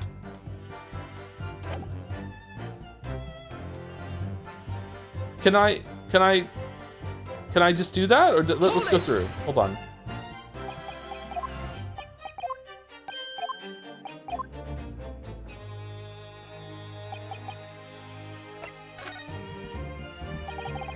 So this business was just a bit of fun, you say? And it was just yourselves and Mr. Graydon involved? Yeah, that's it. Milverton and Skulking's milk run, was it? Yeah, that's it. And where did the Milverton part come from? Oh, right. I thought a clever clogs like you would have worked that one out. That is... Enough of this. How much longer are we expected to listen to this drivel? I don't... Let me guess. You don't accept anything these two witnesses are saying? Tell me, why is that it was only at the mention of the name Milverton that you decided to interject? Because well... It weren't the happiest of homes that one came from. Yeah, his old man was struggling for money so much, his wife walked out on him. She took the name Graydon then, see? But Ash will always be Milverton to us. Oh, they were brothers too! Milverton! And so that used to be your surname, did it? Of course not. This is all buncombe. I've been a Graydon since I was born. Do you really think you can rely on the testimony of these two thieves, You are a communications officer attached to the civil service. As such, your personal details would have been thoroughly checked at the time of your appointment. It would be a very simple matter indeed to subpoena those records, Mr. Graydon. Ooh. Well, it would appear that Mr. and Mr. Skulkin's testimony has been reliable for once. You were born Ashley Milverton, then? Wait, is that correct? We're just doing it. Very well. Yes, I will go along with this. So Ashley Graydon was once Ashley Milverton. That information could change things, and it could turn out to be extremely important. Ashley Graydon's personal profile has been updated in the court record. Telegraph operator of the Central Communication Station, whose last name was once Milverton years ago. He's a childhood friend of the Skulkin brothers.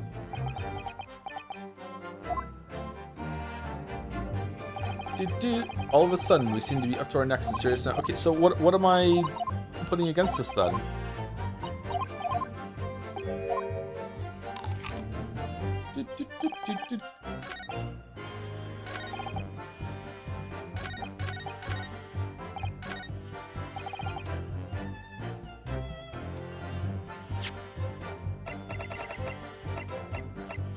Objection!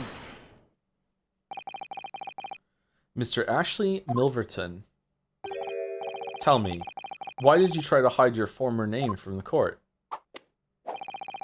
Because I haven't gone by that name for years. It means nothing to me. No, I don't think that's the real explanation at all. The truth is, you had a reason to hide that name. Explain yourself, please, counsel. I have here the notes from the omnibus case, my lord. And as we all know, fucking Susie hasn't even come back yet. Oh my god, there's like a whole third act to this so far, isn't? Oh, Sherlock hasn't come back either? Oh my fucking god. And as we all know, the victim, the man who we now understand to have been negotiating with McGilded. Yes, Mr. Mason, the brickmaker. That's right. Only Mason was the judge is like the epitome of fucking like explain like I'm 5. One of my favorite jokes on The Office is when Michael sits Oscar down and says, like, can you explain the budget to me like I'm 5? And Oscar goes through this whole thing and says, all right, so if you have $10,000, if you have $50 for your lemonade stand and you don't use all of the money, and next year when you want to do the lemonade stand again, and then Michael interjects and goes, I'll be 6. And Oscar's like, yeah, well, your parents won't give you $50 again for the next lemonade stand, so...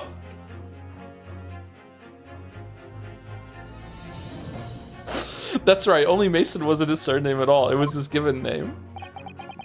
His full name was Mason Milverton. Milverton? Do you mean to say? Saints alive! Mr. Ashley Milverton is not... Is it not the case that the brickmaker, Mr. Mason Milverton, was your father? Oh, not brothers. Okay, I don't... As I believe I mentioned earlier, your family history will have been thoroughly checked when you joined the civil service.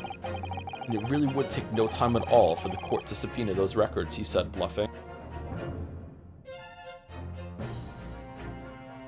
Excuse me? Grr. The truth is, you have been illegally acquiring highly confidential government information and selling it on to McGilded in collaboration with your father. Nah, it can't be that simple.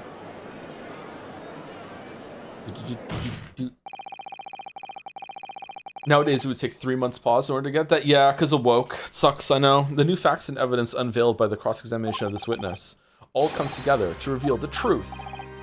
The truth, you say? That you collaborated with your father, Mr. Mason Milverton, in illegal dealings with Magnus McGilded. By dint of this music box, you mean, Counsel? Counsel, I'm Yusuke now. Yusuke isn't the judge. Yes, stealing information being sent in secret government communications and selling it on to McGilded. Mr. Grayton concocted this elaborate scheme of using 2 music box discs to encode the information, as presumably a safety measure against the information falling into the wrong hands. And a very effective one. I shouldn't have given the scheme any credence whatsoever. But the deal with McGilded went sour, and the brickmaker met his end. Huh. So what was the whole point about the brickmaker owing money to McGilded? Was that just so he could put him in the books or something? Or was that like a separate thing or what? Red herring? It was fine? Yes, but before he was arrested, McGilded managed to temporarily dispose of the stolen disc at the pawnbroker. Then, having learnt of the situation, you appeared at Windybanks 2 days ago in an attempt to recover the 2 articles McGilded had placed in pawn there. But that attempt failed. One of the discs was seized by the police, and the other you never found. So that same night, you enlisted the help of the Skulkin brothers and broke into the pawnbrokery. Alright, this feels like we're done, and often when these cases feel like they're done, there's like a whole 90 minutes of just proving now that we know what happens as the fucking culprit just goes down with the ship. So let's see. This time, determined to recover the second disc. Are you suggesting that the second disc was inside the music box?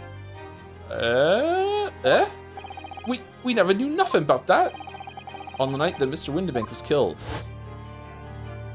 Oh, fuck.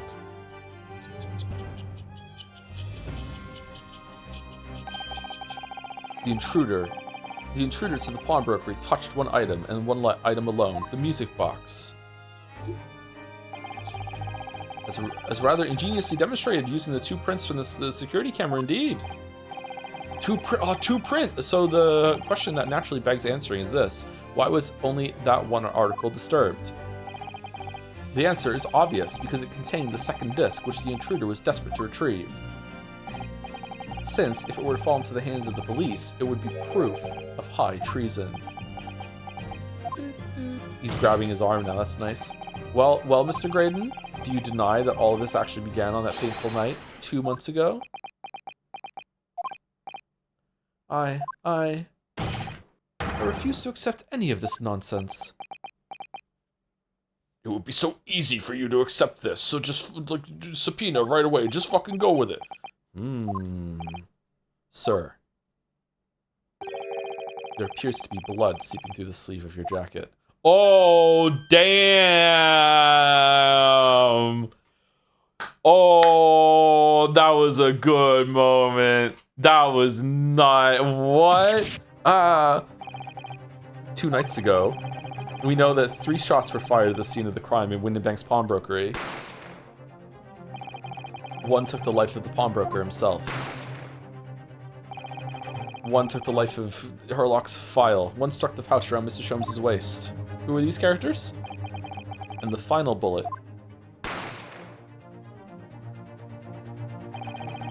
struck the calendar on the wall of the shop, having first pierced the arm of one of the intruders. Okay, I say this knowing that it's gonna come across as biased because I don't like the character. I feel like having Iris here to help you is a missed opportunity to have Ryu do this whole trial completely solo and just show how much he's grown and he's capable. You know, Herlock's gone, Susie's gone, he's going up against Van Ziek by himself. I feel like Iris hasn't really even helped that much. I feel like she's here as like an interjection, kind of like so he has someone to talk to, and that's fair enough, like it works, but I really wish that he was alone for this, and it shows like at the end of this first game, like look how far he's come, he can do this by himself, blah, blah, blah, blah. But again, I don't like Iris, so maybe, you know, I'm compromised, I don't know. Struck the calendar of the wall of the shop, having the first pierced the arm of one of the intruders. Mr. Grayton, That wound on your arm that you seem to be trying to hide, it's a bullet wound, isn't it? No, I cut myself shaving. It's got you now, me old China. Time to call it quits and croak, I reckon.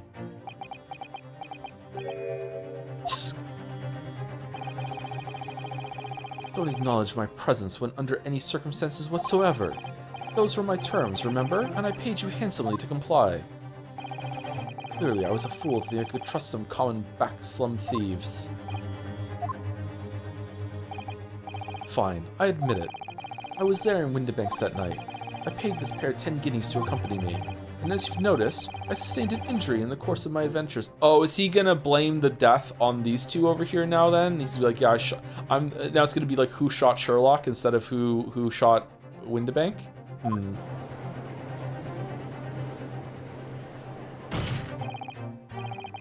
But that is all. I admit to nothing more. Stealing government secrets, negotiating with Mr. McGilded. As God is my witness, I'm sure I recall nothing of the sort. He's not going to go down without a fight, not until I can show hard evidence, I suppose. Why was he in cahoots with Greg? Why were they negotiating?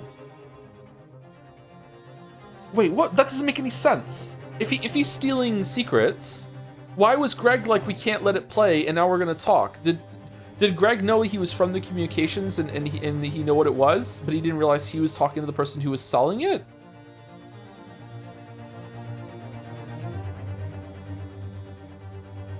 Joe hates smart people and he hates children. Iris happens to be both. I don't hate smart people, and I also don't hate children. What the fuck is this coming from?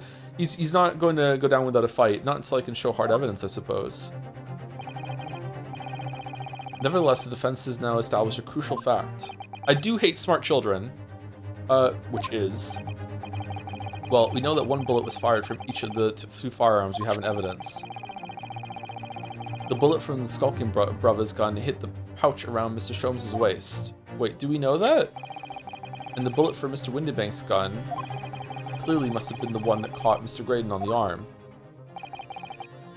Indeed it must. We can rule out the possibility that the man shot himself. And that leads us to only one conclusion. Mr. Windibank was shot by a third gun, which could only have been fired by the third intruder. Goodness! That's right, Mr. Graydon.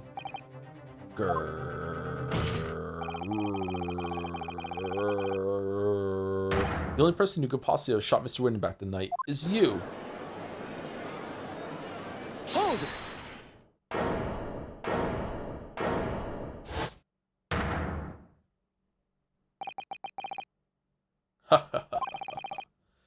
You little upstart. You made a grave mistake when you summoned me here. What? What's that supposed to mean? Yes, as you rightly say, I was there at the pawnbroker's. I did my best to hide the fact, naturally. I had no intention of ruining the distinguished career I'd built for myself at the communication station. But did the thought never cross your mind? Did you never consider the possibility? What do you mean? What thought? What possibility? The possibility that if I was there at the scene, I may have witnessed a crucial moment. You see,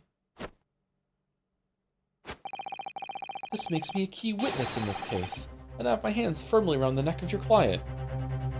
Okay, bold move, but that clearly isn't gonna fly after all of the fucking runaround you just did throughout this whole entire trial. Just sit the fuck down, it was obviously you, shut the fuck up. You don't get to be a witness after being the accused and having blood on your arm that you lied about and you wouldn't show us. It's fucking bullshit. No, bullshit, objection. I'm the judge and I'm objecting now, motherfucker. I object to this whole thing. Like, no, what are you talking about? You can't just fucking Uno reverse at this. What? Are you suggesting? I saw it all. I saw the very moment that pickpocket girl pointed the gun at the door at the poor defense's pawnbroker and shot him. Is there a gun in your cane? Is that why it doesn't have a thing on the bottom? Weird fucking cane? I'm gonna sneeze. Order, order, order! Well. Phew! It would seem we are finally entering the last act of this theatrical trial. Mr. Graydon. Yes? I trust you are fully aware of the implications here. Like, both of them were there and they both shot each other. Did Kenjita come out and say no, it was him, and they just fucking counter each other? What the fuck? This is fucking kangaroo court. Fucking bullshit. If it is shown that your claim is false, You will have incriminated yourself as the killer. Oh, I understand fully. Also, thank you to Marshmallowna for the 2-month resub. It's really fun revisiting this game through the streams. I can't stick around for now, but thanks for the stream and hope you're enjoying. I am enjoying. It's really fun. Hopefully you see this in the VOD when you get here. If you watch it all back, Marshmallowna, thank you. Then I must ask you to give your formal testimony once more. You will explain to the court precisely what you saw at the moment the defendant allegedly shot the victim. Oh, fucking hell, we're doing all this shit? Nothing would give me greater pleasure. I mean, I would rather have a chocolate bar, but, you know, that's me, I guess. The moment of the shooting. While these ruffians were jostling with the broker, I was still near the entrance to the shop. When Windybank threw Nash over the counter, I felt a sharp pain in my arm. I pursued the man, but he shut himself in the storeroom. I could see him through the peephole in the door, though.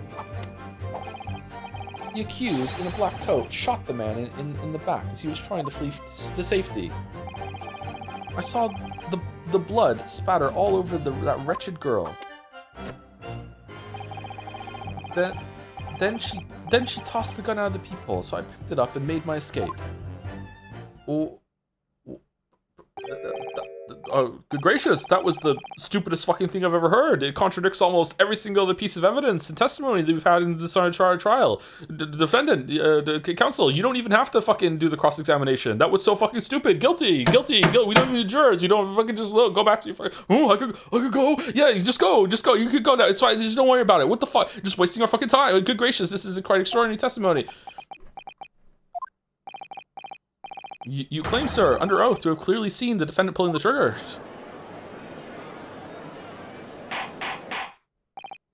Order! It wasn't my intention to testify in this way. But neither is it my intention to be found guilty of a murder I didn't commit.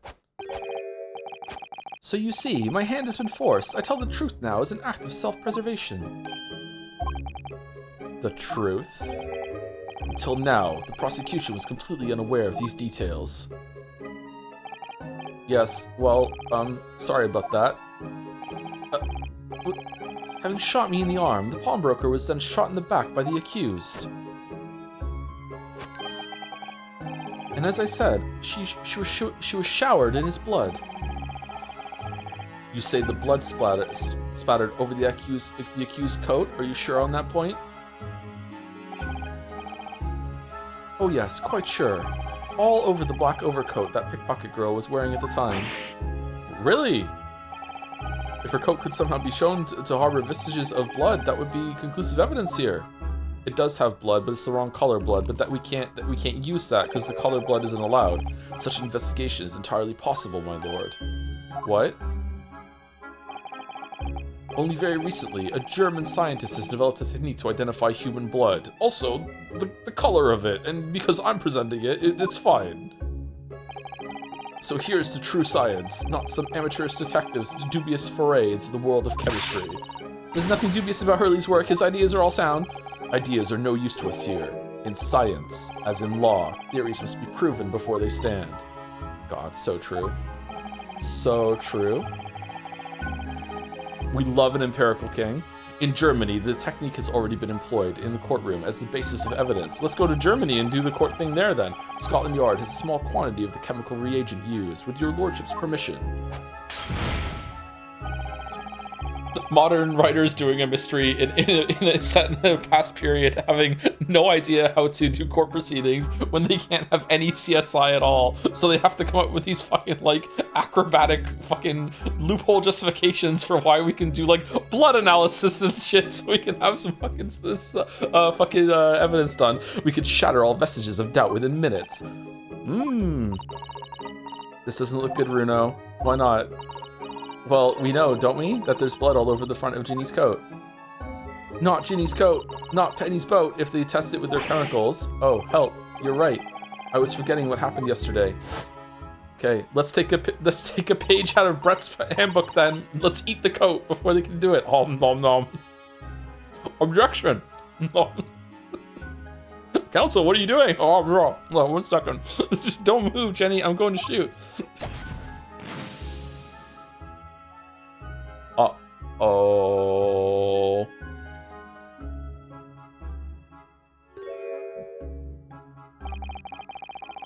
Danganronpa, but that's not Mr. Windybank's blood. That's the stain from 2 months ago. That's Mr. Mason's blood from when he was stabbed by McGilded, who was wearing the coat at the time.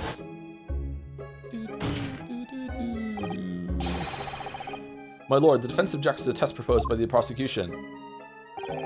Overruled. Lord Van Zeeks, make it so at once. With pleasure, my lord. What do we think about Make It So? I think Make It So is a surprisingly versatile card.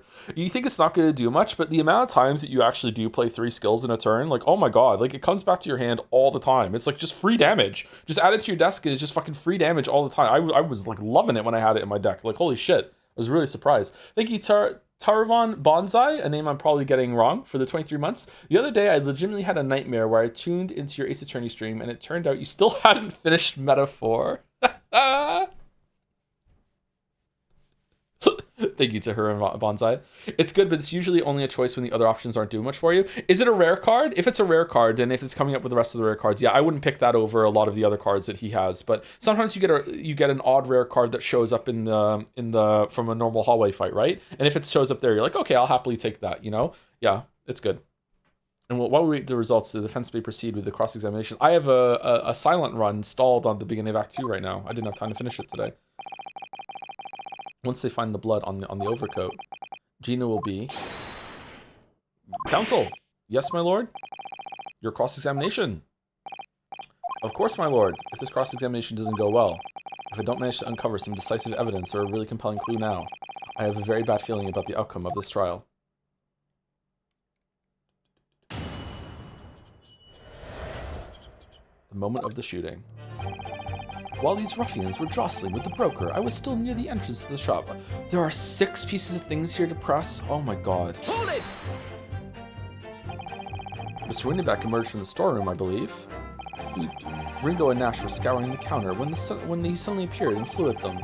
He already had the revolver in his hand. Fortunately, I wasn't too close. I've never been so scared in all my life.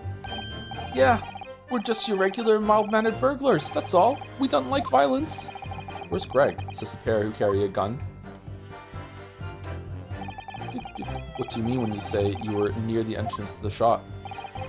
I was in the doorway, running my eyes over the shelves of forfeited items. Looking for the music box, of course. The broker went for Nash in the first place. Then Ringo joined in, making it 2 against 1, so I assumed they could handle the situation. But I was wrong. I was trying to help me little bruv, but the old geezer chucked me over the bloomin' counter. So I pulled me gun on the old fella, and that soon made him scarper. The pair of you setting upon the poor defenseless pawnbroker together. Shame on you. Judgy had a gun. Sorry, Gov. Sorry, Gov. Sorry, Gov. Sorry, bruv. When the Windybank threw Nash over the counter, I felt a little sharp pain in my arm. You mean that's the moment you were shot? Yes, though I didn't immediately realize what had happened, of course. Things crashed to the floor from the counter as the 3 men were brawling. It was exactly that moment that it happened, so I didn't hear the gunshot. And the bullet went on to strike the calendar in the wall behind you. So it would appear. When I looked at my arm, I saw it was bleeding badly, so I wrapped my handkerchief around it. Seeing as I couldn't explain what had happened to a doctor, I had no choice but to wait for it to heal. I didn't imagine it would still be bleeding 2 days later. Did Mr. Windybank intend to shoot you, do you think? Well now, I don't imagine he even noticed I was there, to be honest. Perhaps the gun went off accidentally. Anyway, it didn't quite strike home. When I pulled my gun on him, he tried to shove me out of the way. But then he scarpered through that door out back. At which point, what did you do? I pursued the man, but he shut himself in the storeroom. I could see him through the peephole in the door though. You mean you chased after? Oh my god, we haven't even used fucking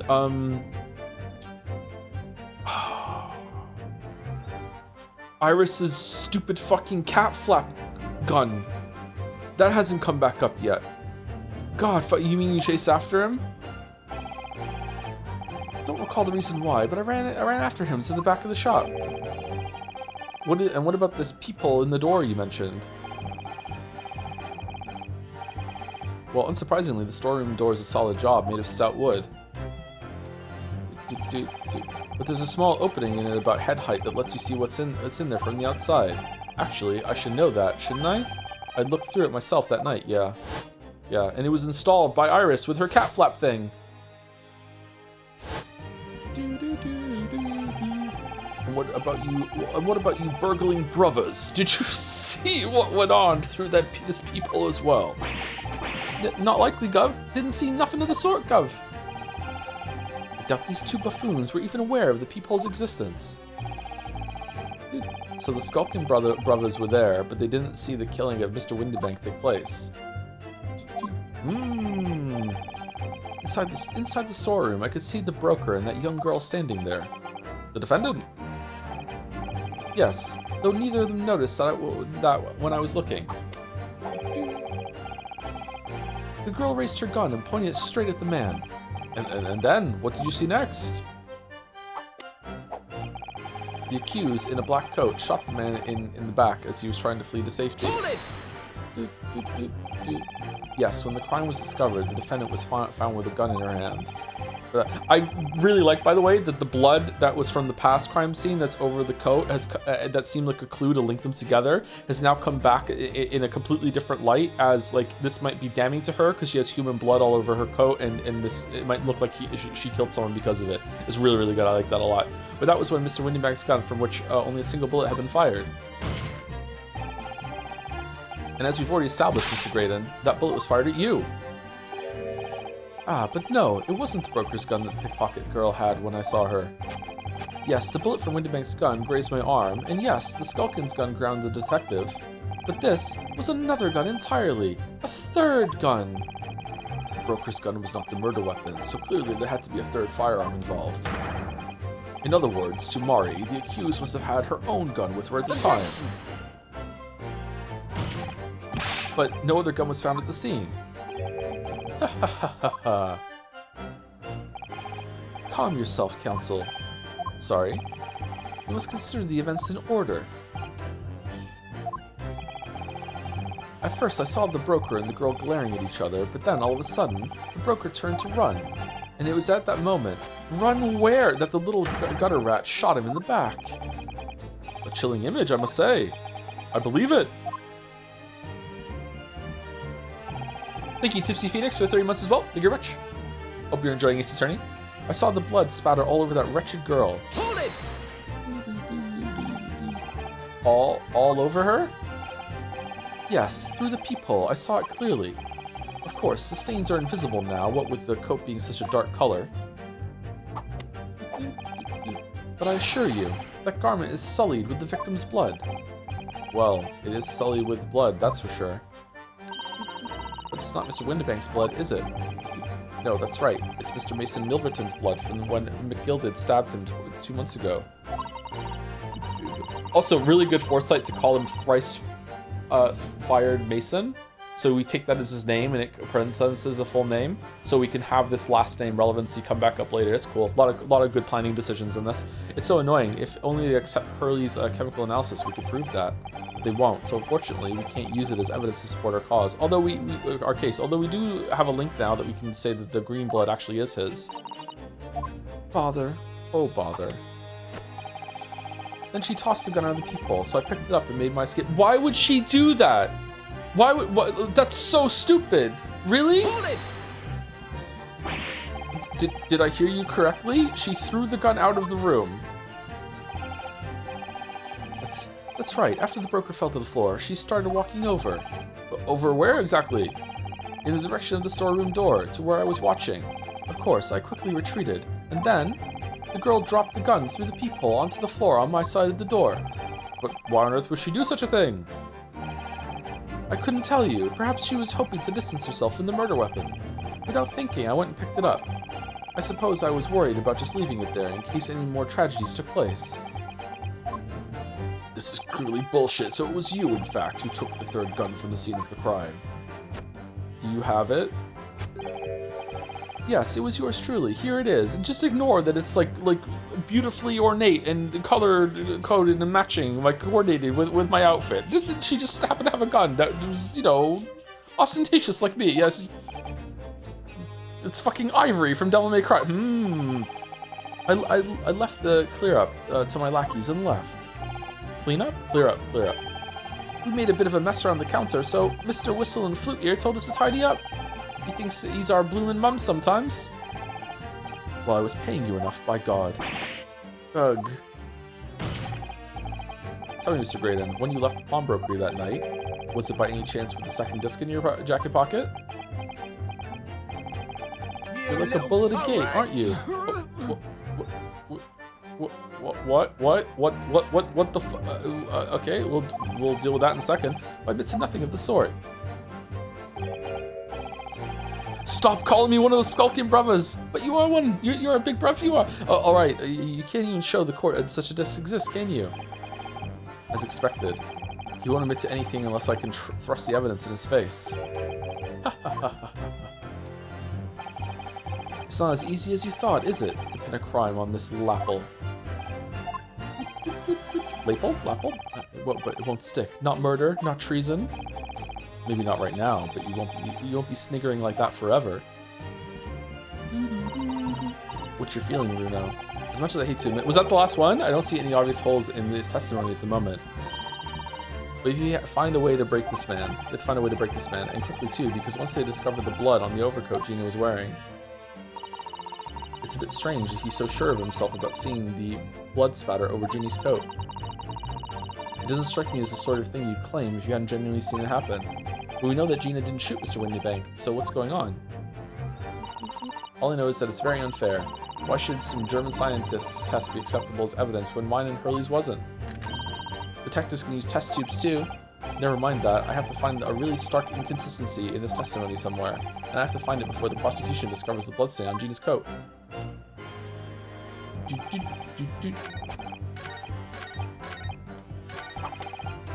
Hold it!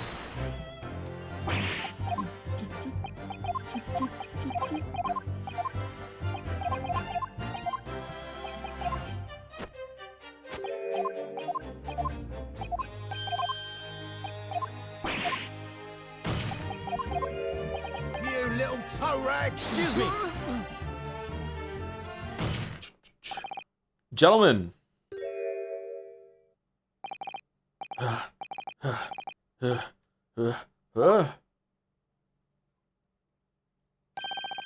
Something wrong, Sunshine? That should be my line. You do realize you were just violently shaking Mr. Skulkin. Blimey, this D's a bit of an hooligan, ain't he? What was going on just now? You saw him. He grabbed me whistle. Why the blazes, he said. Didn't you mention the third gun when we got you down the station? And why didn't you? 'Cause you never asked. Didn't know nothing about it. Or that flaming people in the door. Sorry about that. I could be prone to losing my rag sometimes. Not hurt, are you? God, blimey. See the way he's looking at me? Police brutality, I tell you. I'm telling you, this D gives me the willies. I feel like after that, everything that happened here should just be the blank slate. Just let me go and I won't press charges on him. That was strange. The inspector doesn't normally get quite as worked up as that. He wouldn't normally grab someone. No, that wasn't like Gregsy at all. He's normally all sweetness and light, no matter what I say to him. Yes, well, I think you might be a special case, Iris. Humph! Well, anyway, that was definitely out of character. Yeah, kind of a plot hole. Bad writing. Yep. That's it? My lord. Requesting your lordship's permission to interrupt the cross-examination. Explain yourself, officer. I have the results of the test that was ordered earlier, my lord. Ah, the blood. On the accused overcoat. That was fucking fast. Holy shit. Thank you, officer. Very well. The cross-examination is hereby temporarily suspended. Now time for an examination summation. I presume you have no objection, counsel? No, my lord.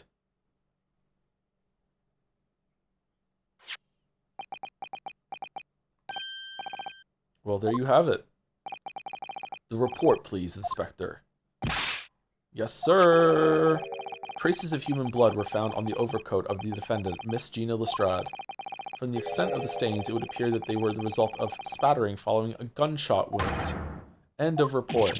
Okay, that was kind of conjecture on their part. What the fuck? Goodness me!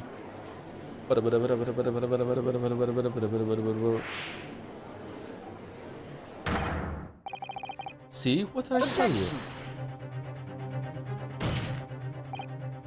No, the blood on that coat is not Mr. Windibank's. What on earth makes you say that, Counsel? The coat originally belonged to Magnus McGilded. Just before his coat was deposited at Windibank's, McGilded had fatally stabbed Mr. Mason Milverton, so the blood on that overcoat is the blood of the brickmaker from the omnibus case. Well, the dead cannot speak. Well, not yet. Isn't that right, my Nipponese friend? Sorry? 2 months ago, in this very courtroom, did you not argue fervently for McGilded's innocence? And yet, now that the man is dead, you brand him as a murderer. Excuse me, I specifically said at the end of that trial that I don't know if he's innocent or not, and I have a bad feeling about it, and I can't definitively say that he is innocent. What the fuck are you talking? What the fuck is this revisionist history, fucking Big V? Fuck off.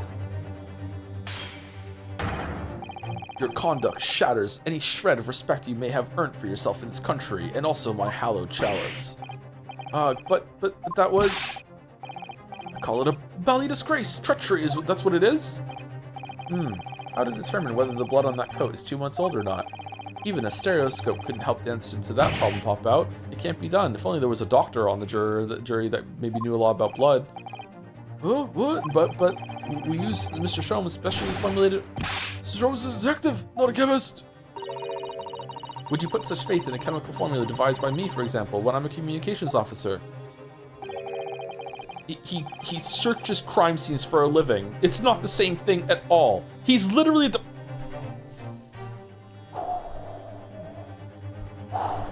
Oh, I held out Piroski to starving boy, and he ran away crying. Okay, thank you.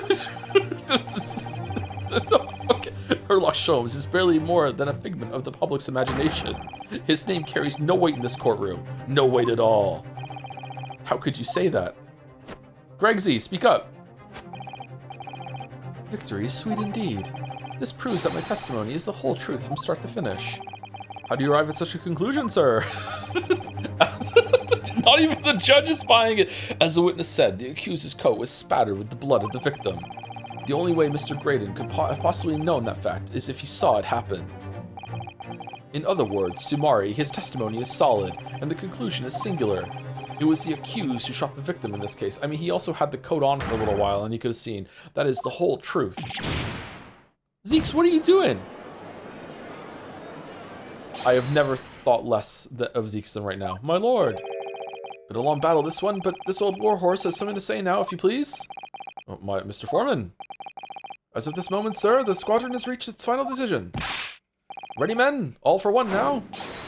Sir. Guilty. Oh, for fuck's sake. Guilty. Guilty. Guilty.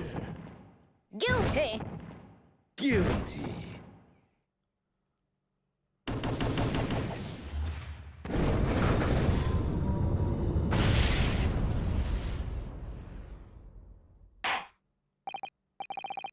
Well, it would appear the ladies and gentlemen of the jury have reached a unanimous verdict. Alright, let's get this fucking summation examination over with. The defense has consistently failed to unpick this witness's testimony.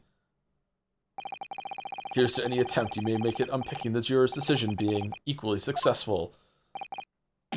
I think we've done quite well, Big V. I don't know what the fuck you're talking about. I don't believe it, after I've come so far. How is it all unraveling on me so fast?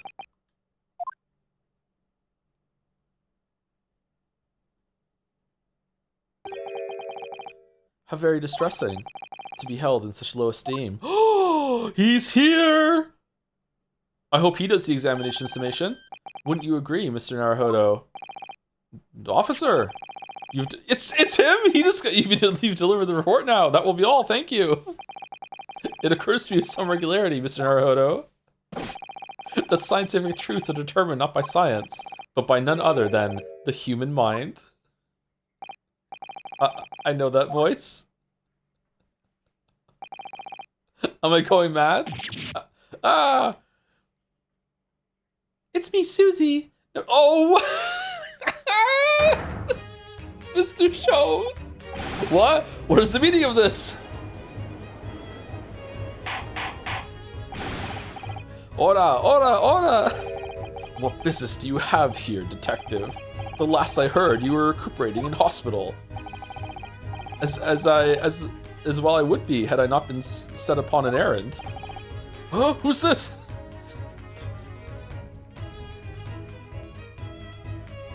Give me back my scalpel! What errand? Hurley, it's really you. You're awake at last. Yes, good day, Iris. I appear to be rather late to rise. My apologies. Now, my lord, if you will humor me. In what manner, sir? Oh, with the fucking cat! I have something of great importance I wish to give to the young lawyer over there. I need no more than 5 minutes. Would you be so kind as to spare us the time? What say you to this, Lord Van Zeeks? Ah, fuck it, just let him. This trial has taken many hours of this court's time, having spent so long already. Exactly, having spent so long already, we don't want to go waste any more precious time.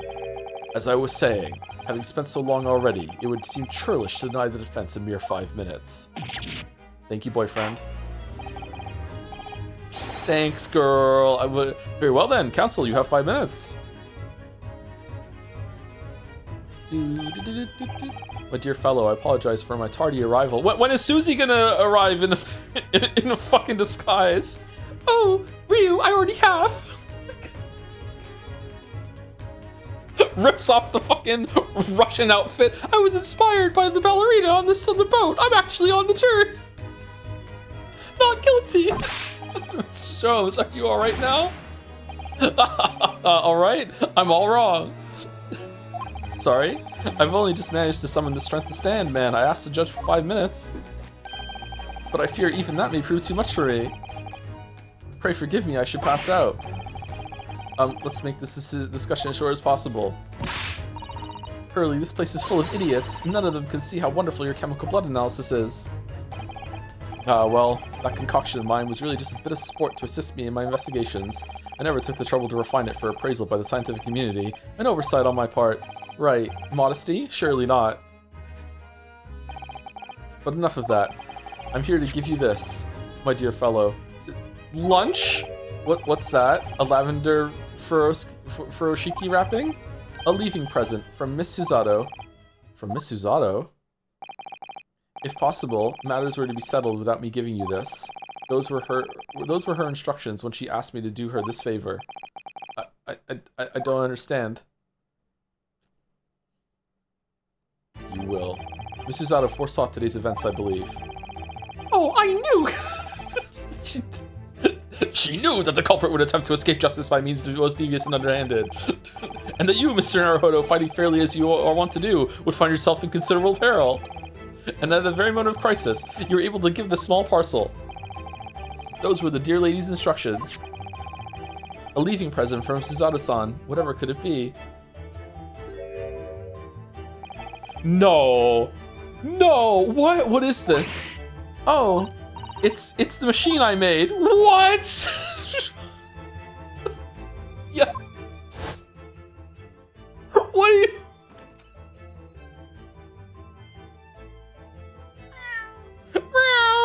What the fuck does this have to do with anything? Oh god, this is when we have to use the metal detector on the fucking on his fucking arm. What the fuck are you talking? Look, I use this. It's my latest invention. What is that? I call it the cat flapomat.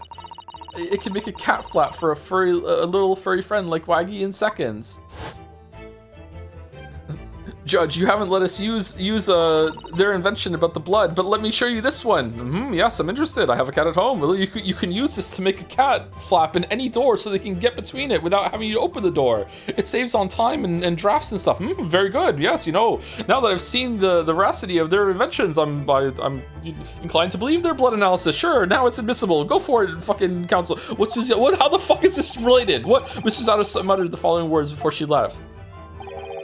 I'm a failure. I don't deserve to be a judicial assistant. What? Didn't she say something like that? You really are the best judicial assistant in the world. That's so true. Well, that's extremely flattering. I miss her so much, but I'm sorry to say that I've been a complete failure. Whatever did she mean by that, Mr. Sholmes? Whatever indeed. That night, when you left Windibank in pursuit, Windibank's in the pursuit of the thieves, Miss Suzada made use of this contraption for a certain purpose. What? There's a second flap in the door to the storeroom that no one found? What, Sherlock, what the fuck are you talking about? What do you mean? This is your answer, dear fellow? Not at all cryptic then. Suzada-san used this cat flatomat that night, but why? The cat flapomat has been entered into the compact machine for the rapid creation of small flaps in larger doors to allow cats to come and go freely.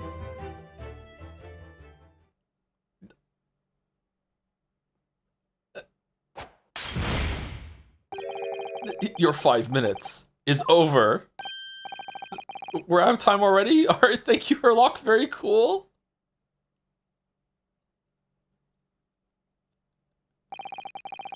I'm grateful to you for affording us that brief recess, Mr. Reaper. I need no thanks, Detective. After all, the die is cast. Ooh, the game is afoot. Is it really? The jurors are unanimous in their leanings. No doubt my learned friend will consider a summation examination, as he has done 6 times prior, just today, but any attempt to alter the verdict now would be utterly futile. I wonder... Mr. Naruhodo? Yes? The rest is down to you, dear fellow. What is your plan? The rest is down to me. Needs to be careful here. If I make a wrong move, the trial will end. Badly. I'm gonna use the cat flap on the floor and just get the fuck out of here. Like a ninja throwing a smoke bomb. My lord, the defense requests a summation examination, further cross-examination, time to think. Further cross-examination. Further cross-examination. Objection! The jurors have spoken. Protocol dictates that you may not cross-examine a new witness now. Fuck protocol. The defense is not asking for the cross-examination of a new witness. Rather, to continue with one of the existing witnesses. What? It would appear that a rather important detail has escaped your attention, Mr. Reaper. I'm gonna be real with you, chat. I picked that one just because I didn't want to do another cross-examination summation. I was like, I hope that one's right, because I don't want to have to talk to all 6 of them again and go through that shit. My lord. Requesting your lordship's permission to interrupt the cross-examination.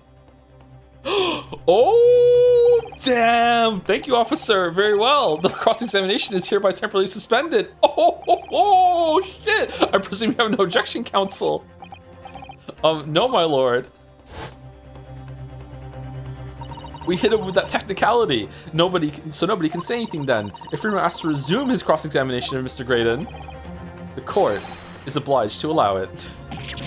This is absurd. Didn't he do that in the last trial too? I would remind those present that this is my courtroom. Is it? I concur the defense, even though it doesn't feel like it sometimes, I concur the defense is entirely within its rights to request a continuation of the cross-examination. However, I will not permit an unremitting protraction of these proceedings. Therefore, more than anything else, I have decided to afford the defense one final opportunity in concluding the cross-examination. Counsel, you must choose but one statement from the witness's testimony, and but one piece of evidence to present in support of your argument against it. A single chance to present evidence? If following that, the situation remains unchanged, I shall move to adjudication. Wait, hold on. The cat flat, it didn't exist until she, it wasn't even there. No, fuck, it wasn't even there. It wasn't there until she did the, oh my fucking god. It's not there. Fucking hell, it's there.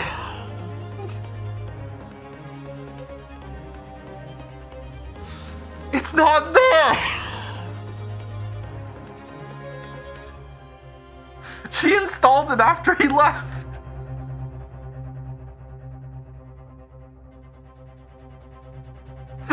maybe she did it and crawled in somehow. What the fuck? It's fucking cat flap.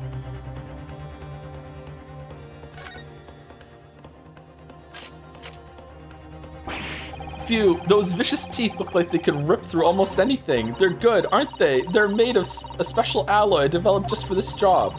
The cutter rotates 10 times per second, so it can get through any kind of door in no time at all. And what are the two parts at the top there? Ah, those are for attaching hinges to the section of the door that gets cut out. Right, of course. Nothing can match this machine for power. It can make mincemeat even the toughest doors. It also installs a handle afterwards too. It sounds so charming and friendly when you say that's what it's for, but it feels like the reality of the cat flap-o-mat is that it's a grim weapon of door destruction. Wagahai is so adorable, but there's nothing I wouldn't do for him, even developing deadly weapons.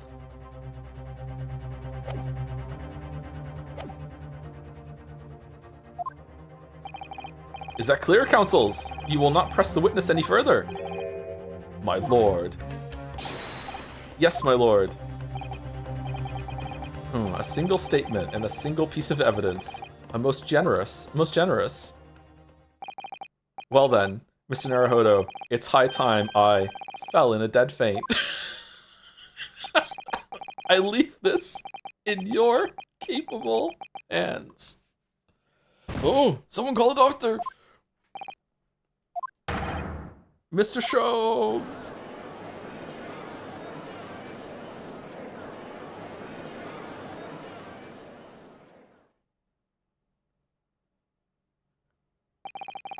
To stand so insouciantly before the court in the state of such high fever.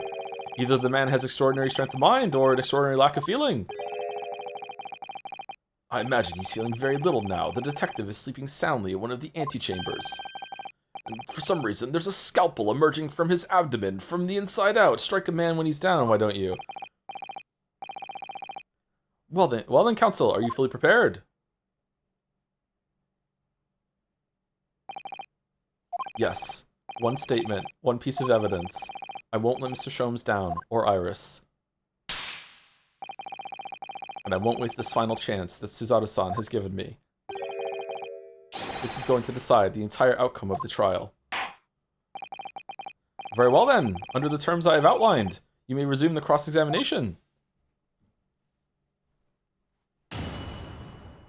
Susie, why didn't you tell us you put a flap on the door?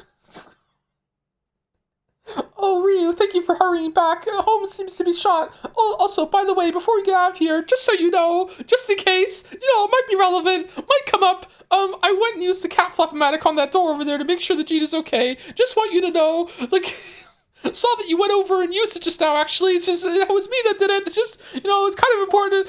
Fuck it. Well, while these ruffians are jostling with the broker, I was still near the entrance to the shop. How does he know about the flap on the door? I don't know either. Yeah, how does he know? Did he go back and see it? I see the man. I could see him through the people in the door though. All right, it's probably this one, right? The accused in a black coat shot the man and back. He's trying to flee safety. I saw the blood spatter over that wretched girl. Then she tossed the gun out of the peephole, so I picked it up and she. Okay, let's do this one. This one has more aura. We'll accept the photographs that don't have them. It does have it. Oh my god, it's there. The fucking stereoscopic spot the difference bullshit again. It's there at fucking 1:30. God fucking damn it.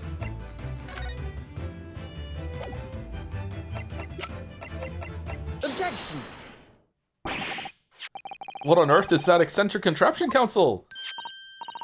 Oh, it's my cat flap-o-mat, my lord. It makes a way for cats to get in and out of a room. It can cut through any door you can think of and make a little door in the middle of it. That's right, my lord. It's a device for creating so-called cat flaps. Small doors for cats to come and go as they please without their owners having to open the main door. I'm sure we can all work out that out for ourselves. But that cat lover's contrivance has no possible relevance to this case. Oh, really? Of course it doesn't. To start with, there was no cat flap in the pawnbroker's door. Oh, really? Not being a keeper of cats myself, I'm afraid I fail to see what this has to do with the matter at hand. Oh shit, I was wrong. Perhaps it would help if I described its function another way then. This contraption is able to create a peephole in any door you can imagine in practically no time at all. I beg your pardon? A peephole, you say, to use while I beg your pardon. 2 nights ago, we arrived at the scene only minutes after the murder of Mr. Winterbank had taken place. That's right, according to the paperwork at the yard, it was you, your Japanese assistant, and Sholmes. Yes, the 3 of us were together, and it's recently come to my attention that my assistant made use of this device at the time. Your assistant did what? There was a peephole in the storeroom door, I can attest to that. Because I looked through the peephole myself in order to see the inside the locked storeroom. You didn't smell the wood that had been freshly cut? This is ludicrous. What are you trying to say? Of course there was a peephole in the door. I said as much in my testimony. How do you know it was there? How else could I have witnessed the crime, for pity's sake? Yes. How could you? What? Counsel, kindly say what you mean. And kindly mean what you say. Alright, it's time. Time to strike the final blow. What I mean is this, my lord. My assistant made the peephole in the storeroom door, and until such a time as she did, the door had no hole in it to look through. What? No! Objection! What? So when are we doing the examination summation? This is a farce. Are you really suggesting that the peephole in the door was... Yes, it was created only after the incident had taken place by my judicial assistant using this device. Your assistant tampered with the crime scene whilst being fully aware of the gravity of her actions. This is a most serious act of vandalism, for which I humbly apologize, my lord. It was in the few minutes I left the scene in order to pursue the Skulkin brothers and alert the police. Nevertheless, in the light of this new information, it becomes apparent that Mr. Graydon's testimony is riddled with holes. Nice. Riddled with, explain yourself, counsel. It was a pun, sir. Ah, well, +2, but this is why I shouldn't do voices. Just endlessly rip and stim. The majority of the Graydon's testimony that appears to incriminate the defendant is based upon what he witnessed through the peephole of the storeroom door. Yes, that filthy girl shooting the man in the back. However, if at the time of the incident, that peephole did not yet exist in the door, there's no possible way that you could have seen what you claim to have seen. Grr. In short, your entire testimony is a pack of lies. Ugh.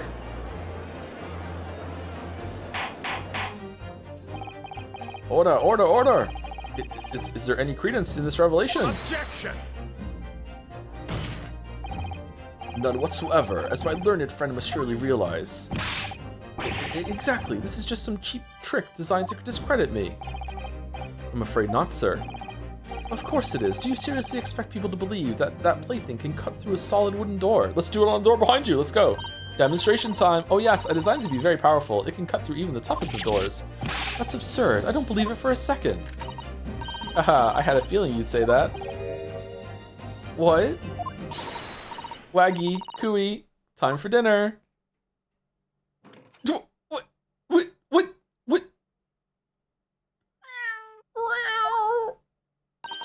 Well, young lady, this is the Old Bailey. One does not make cat flaps in the oak paneling at the Old Bailey. I'm not done yet, don't worry. This doesn't mean that the peephole in the storeroom door at Winterbanks was made by your machine. And there's no way you can prove that it was. No, but it's easy. What? The cat flaps my cat flap mat creates are all of a fixed size, and the dimensions of the peephole at Winterbanks are an exact match. Ugh. Hehe, old Silky's lost for words. Excellent work, Iris, thank you. And now it's my learned student friend's turn to be lost for words, I feel. I believe your judicial assistant has already left the country for your Eastern Island home. Well, yes, that's true. Well, actually... then you may have some difficulty in establishing all of the facts. For the sake of argument, let us assume the people has dimensions that are a perfect fit for this contraption. In that case, when was the people cut? The prosecution demands proof of your answer. What is the purpose of your line of inquiry, Lord Van Zeeks? Why are you wasting our time? Cat Flop-O-Matic, it's there. We saw it. It's in the fucking Old Bailey door. It's a slam dunk. Case closed. He doesn't need to prove it. It's fine. I accept. It's very simple, my lord. The defense argues that the people was created after the incident using this device, but now the perpetrator has returned to her native land. She cannot testify to the fact. There is no proof. And for as long as the defense remains unable to prove when the people was made, my learned friend's claim amounts to nothing more than a baseless accusation. Can't prove when the people was made? I will not be dissuaded. What? Indeed, that is so, Lord Van Zeeks. You've convinced me. Well, counsel. Don't give up now, Runo. This is the time to create your own opening and force your way through. Fuck you. Don't know if I can do this, but I do know one thing. Susato-san is the greatest judicial assistant in the world. Wow, just right in front of Iris, huh? Very well. The counsel for the defense will present evidence to support the claim was made. Proof that the peephole in the door of Windybank's storeroom was created after the event and not before. Okay, it's this photograph right here. Look at this photograph. Take that! What are you? A print from that detective's infernal cameras again? My judicial assistant, Miss Susato Mikotoba, is an extremely intelligent and capable woman. Oh, thank you. Which is why I never had any cause to doubt that she would have considered this scenario and made sure I had the necessary proof. And the necessary proof is this photographic print, counsel.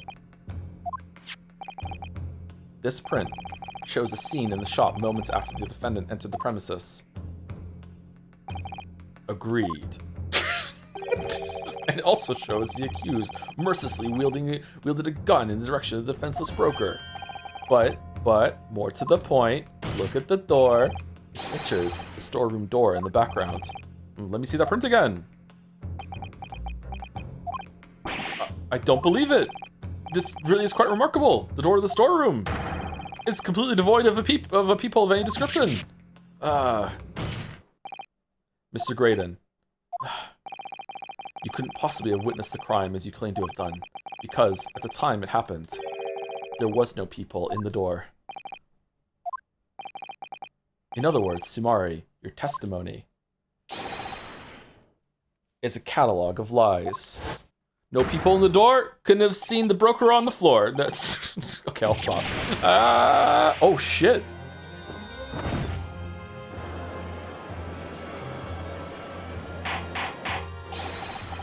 Order! I'm satisfied that the defense has substantiated its claim beyond all reasonable doubt. This witness's testimony was entirely fallacious. That's not the only thing we now know beyond all reasonable doubt. My learned friend's assistant's guilt can no longer be denied. The woman tampered with the crime scene. But it was to see if... They didn't know it was a crime scene at that point. But more importantly... Good lord, there's more, Lord Van Zeeks? The defense may have established a reprehensible instance of perjury. But that is no proof that this man is the victim's killer. Yes, that's right. What? I was there at the scene. It's true. And I was shot in the arm. It's true. But that's all. Yes, in fact, if you look at the circumstances, I am the victim here. Oh, please. No. They're calling him the first boomer. I don't believe this. But they're right. As it stands now, I don't have any definitive proof that he is the culprit. Still, he can't worm his way out of it now. Jail for perjury. Iris? You know what they say. There's no point locking the cat's door after the cat has bolted. Isn't that right, Runo? As Hurley always says, one lie begets another. No, wait, that might have been a line I wrote for him in one of my stories. Well, no matter who said it first, you're right. Mr. Graydon, not only did you give false testimony to the court, you streamed it, but the lies you told make no sense. Make no sense? What do you mean by such a remark?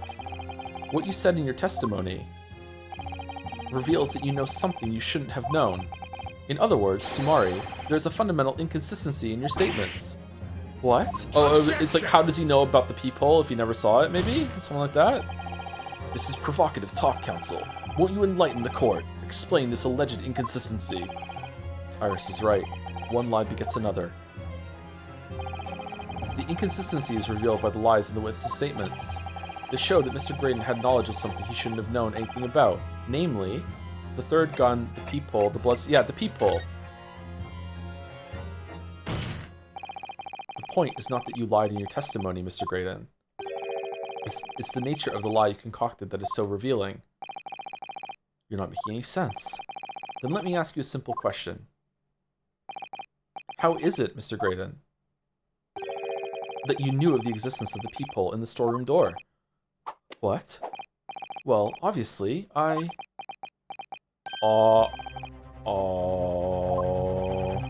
Has the cat got your tongue, witness? Ryu, what are you doing? Go high-five the judge. What the fuck are you doing? What? Get out of my way. I want to high-five him first. But the peephole in the door was made after the incident occurred. But once I returned to the shop, having failed to catch the two burglars, Scotland Yard's investigators arrived immediately. Since that time, the police have been at Windibanks constantly, carrying out their investigation. Isn't that right, Inspector Gregson? Well, yes, of course. Was he in disguise? Was he the one that was like over the counter when we were looking at it? The place is chock full of pawned articles and my lads have to thoroughly examine them all. So I gave the order to have officers working around the clock in shifts so we get through it all. And consequently, there's no way that you, Mr. Graydon, could have gained access to the shop. Therefore, you should have known nothing about the peephole in the storeroom door, Bars. So the fact that its existence forms the basis for your testimony is completely inexplicable. Yeah, how are you gonna explain this, bro? And yet, the fact remains that Mr. Graydon did maintain that he witnessed the crime take place through the peephole in the door. Fuck. You know what? You're onto something here, my learned Nipponese friend. Mr. Graydon, fucking answer. How on earth is that possible? Could I have a word, please, Lord Van Zeeks? Oh, Greggy, what the... Speak, Inspector. It's just that I really ought to be getting back to the station now to put in my report. There's really nothing more I can add to this testimony, so if it's all the same to you, I can head upon the full dusty trail. Time for old Greggy to leave the room. Permission denied. Oh, it's not all the same to me, Inspector. Not at all. You will remain exactly where you are until this trial concludes. Of course, sir. Mr. Graydon. You shouldn't have known about the existence of that peephole. Which can only mean that you must have been informed about it by somebody else. Objection! Stop there, my learned friend. Ooh, just friend now. You realize, I trust, that the words you just uttered have extremely serious implications. Yes, but the defense believes that the details about the case that Mr. Graydon claims to have seen must have been revealed to him by a certain person before his testimony. And in fact, considering a particular clue we have, there's really only one person that could be. Who is this person in question, counsel? Who gave this witness details of the crime scene to facilitate his false testimony? I mean, it has to be Greg, because he wants to leave, right? The truth is, it can only have been you, Inspector Gregson. Me? Objection! You would better have some proof to substantiate such a rash claim, my learned friends. I don't. Consider the fact that we have only been aware of Mr. Ashley Graydon's identity for the last few hours. We learned of it only during the course of the trial today. Indeed, preparations for his testimony were made with great urgency during our hour-long recess, while the police executed the subpoena and brought the man here from the communication station. And until that time, Mr. Graydon would have had no idea, no inkling that he would suddenly be required to appear in court. Are you suggesting that until such time as he was summoned? Yes, my lord. Until then, it's reasonable to assume he knew nothing of the peephole. It was only once Mr. Graydon was in the stand that he realized his position, that he would have to defend himself against the accusation that he was the third intruder. You're suggesting to the court that it was while this trial was in progress that he received the information, so that he could commit perjury in order to save his skin. Exactly. It's when they were talking while I was, cross-witnessing... Gina? Oh shit, who was it? And the only person with knowledge of the investigation that he had any contact with is you, Inspector Gregson. This is a bloomin' outrage. Why would I be giving away details of our investigations to this fella, eh? You want someone else to write stories about you? I was summoned to his lordship's chambers during the recess in any case. Had you forgotten that? Quite true. Quite true. I had a number of questions regarding the events that transpired at the pawnbrokery. Which means... the first time these two laid eyes on one another was after proceedings resumed following the recess. Since then, they've been in full view at the stand, where such illicit discussions couldn't possibly have occurred. Ugh. Oh, I've just remembered something, Runa. What is it, Iris? There was one time before, wasn't there? I think it was when Ginny was testifying. Oh yes, now you mention it. When the bailiff was dispatched to retrieve McGilda's music box from the scene of the crime. That's it. It was during that testimony. But Greggy, why? I remember finding it strange at the time. Mr. Graydon and the inspector seemed to be having some kind of secret discussion. It would have been possible for you to give Mr. Graydon the information he needed then. You little toe rag, you're making all this up. I'm a respectable Scotland Yard inspector, for crying out loud. Why would I do something like that? Why would I be giving away confidential details to the likes of this bloke? Admittedly, you wouldn't have had any reason to do something like that for no gain. But perhaps it was part of a deal of some kind. Then it starts to make more sense. What deal, counsel? I wonder if perhaps, in exchange for details about the people at the crime scene, Mr. Graydon agreed to give a certain something to the inspector. Oh, do you have the music disc on you right now? I'm sure I need not remind the inspector that, if found to be true, striking a deal of any kind with a witness would be considered a gross case of malfeasance. Well, it's becoming clear that jumping in with accusations is this Nipponese student speciality. It usually works. I don't do that. But with the stakes so high, the prosecution is not prepared to listen to baseless charges. It is incumbent on the defense now to present evidence in support of this diabolical claim. All right, are we just glossing over the fact that he psychically knows about the peephole? Evidence. Just what are you proposing that the inspector demanded of the witness in return? The court must see proof of this alleged deal. Quick, get the metal detector out and put it over his coat. If Inspector Gregson really did strike a deal with Mr. Grayson, then logically, there's only one thing he could have asked for. And that must be it. More fish and chip, Bruno, do you think it could be? Yes. It's the missing link that would join all the dots together in this puzzle.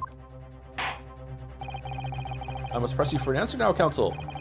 What evidence explains the nature of the alleged deal that the Inspector Gregson made with the witness? Okay, how do I say that? Do I say, like, the music box disc? Do I say the newspaper for the communications thing? Do I say the music box itself? I'm gonna go with saving it.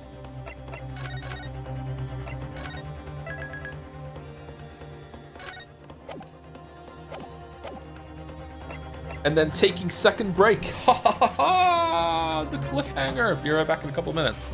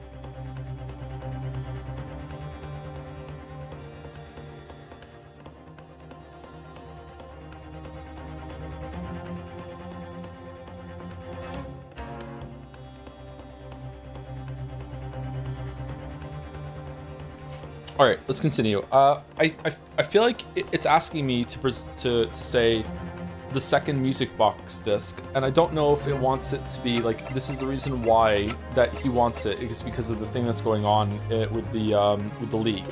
I don't know if it's that it's the music box itself because it had the disc in it when he got it, or just a disc. I'm gonna go with a disc and see if that's it. Take that!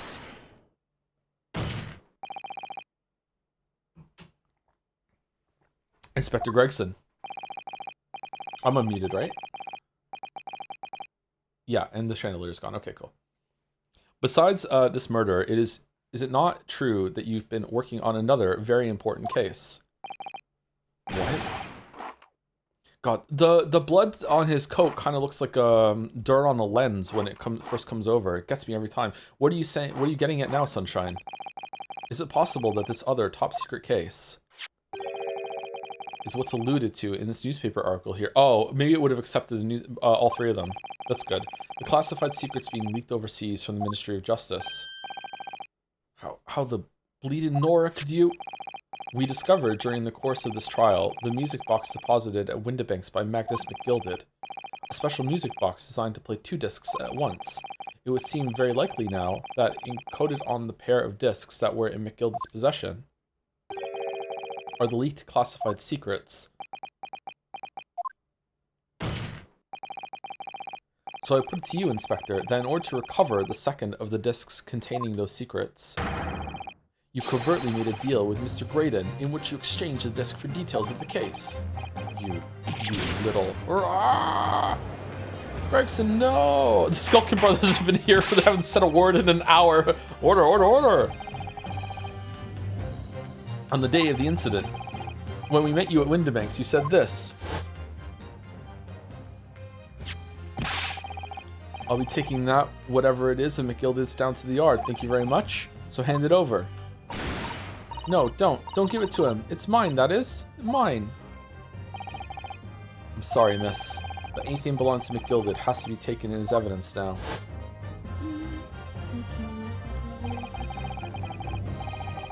What the Umineko is this music? Scotland Yard already knew at the time, isn't that right? That Magnus McGilded was involved in the stealing of government secrets. Oh, maybe Greggy killed McGilded. My orders were, recover the medium used to convey the secrets leaked from the ministry, and do it on the QT, strictly hush-hush. What has this got to do with me?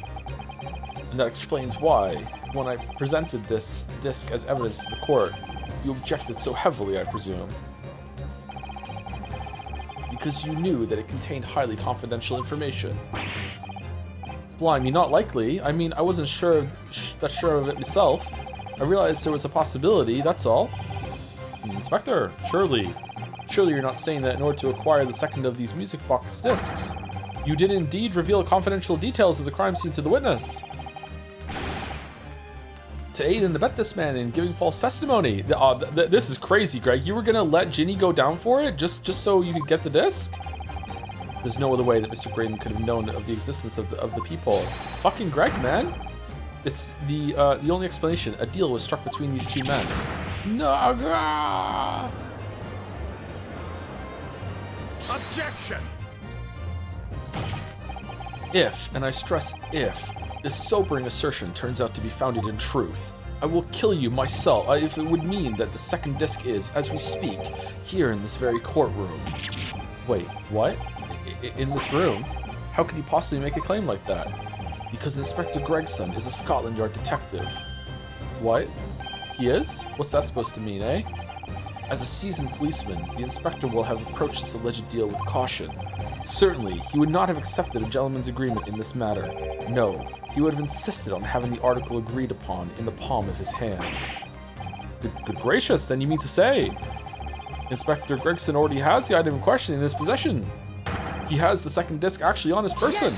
Yes, now let's play it on the music box. The defense demands that the inspectors is searched at once. Definitely. They could have struck a deal with each other when Ginny was testifying before, and Gregsy hasn't moved from the witness stand since. My lord, please, order examination of his personal effects immediately. And also, let's see, Eggert's thumb, too. Still curious about that. Well, Inspector.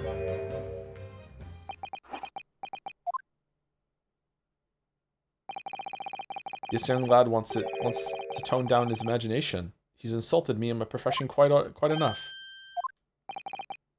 However, if it'll put this matter to bed and dispel any doubts about my involvement, then I'll happily submit to a body search. What? He's going to agree to it? I presume you're aware of the precipice on which you now teeter, my learned student friend. You've made a most serious allegation against Scotland Yard here. If following the search of the inspector's personal effects, no disc is found, you will be deemed unfit for court service. This trial will end, and my country's government will formally demand of yours that you are severely reprimanded. Wait, where are these stakes coming from? That sounds serious.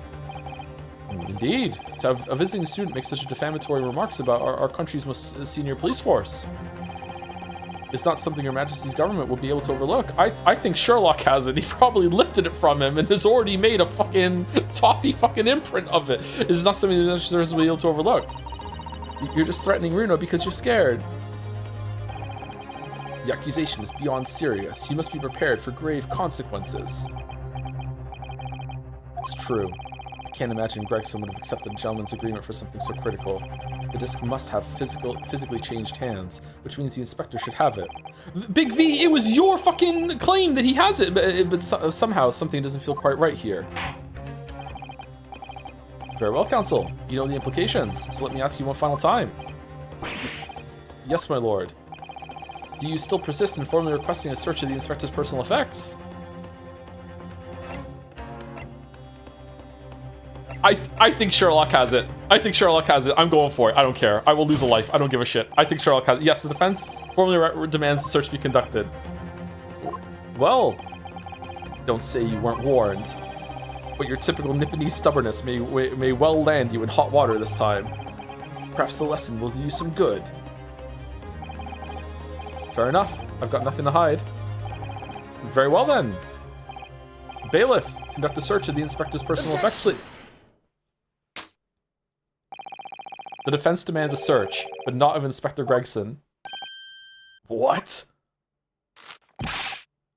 Now what's all this? I'm the one you're accusing, aren't I? I thought you wanted to search me. No, Inspector, not you. Somebody else. What's the meaning of all this, eh? Lost at last, have you, Sunshine? The court shouldn't have put up with this nonsense. You're being completely irrational. Wait, is Sherlock even still here? Be quiet, all of you.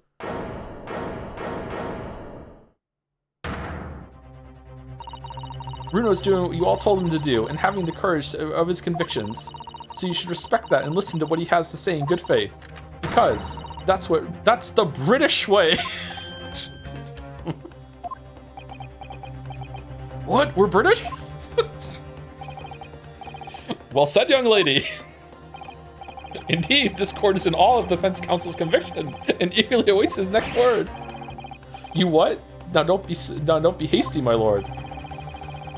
If I'm not mistaken about the things I've seen in court today, I'm fairly sure that I know who has that disc at the moment. There's only one person it can be, and it involves going to this. I hope it's Sherlock. God, I hope it's Sherlock. I hope Sherlock lifted it. Please. Counsel, of whom do you request the search now? Take that! My lord, the defense demands this person be searched at once. Good grief, what possible relation could exist? Oh, it's not him! No! Objection. It would seem my Nipponese friend does not understand the gravity of requesting such a search. If the defense counsel's aim is humiliation, I sure hope they have perhaps it would give him a taste of his own medicine. God, it's not? Who has it then? If Gracie doesn't have the disc at the moment, the question is, where could he have hidden it? The trouble is, he's been in the witness stand the entire time and fully— The judge has it?! Not an easy situation in which to go about hiding anything, really. So there's honestly only one place he could have possibly hidden it then. Perhaps in another person's pocket? Someone with him on the stand? Well, counsel. If I'm not mistaken about the things that I've seen in court today, I'm fairly sure only one person it could be. Counsel, who needs to... Okay, hold on.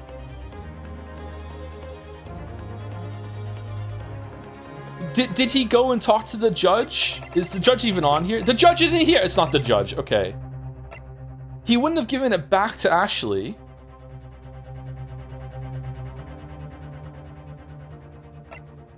Ginny? Nash Skulkin? When he was having the fight? Like, when he was, like, hitting him up and down? You didn't tell me about the gun? Take that! Of my lord, Mr. Nash Skulkin. Well, I never. Me? M? Very well then. Bailiff, restrain the witness and conduct a thorough search of his personal effects. Please, my lord. Inspector. Scotland Yard has to object to this search. Unfortunately for you, Inspector, your objections carry no weight here. In this courtroom, only the prosecution and the defense have the authority to object. What? But Lord Van Zeeks, I've no idea what forces are in play that might influence your actions. I wish it had been the judge. The judge would have been great. So after they had the conference, like secrets, and they made the plan, he went into and spoke to the judge in his room for the recess, right? And he planned it on the judge, but that's not it. It happened after the recess, isn't it? Like the recess happened first, and then they had the negotiation, and then he must have put it on Nash when they were having the fight, after he realized that that it was more serious and that he was helping a murderer. I guess he didn't realize that Ashley actually shot him, and there was a third gun, and he's like, why I'm so angry. Okay, it makes sense. I have no idea what forces are in play that might influence your actions.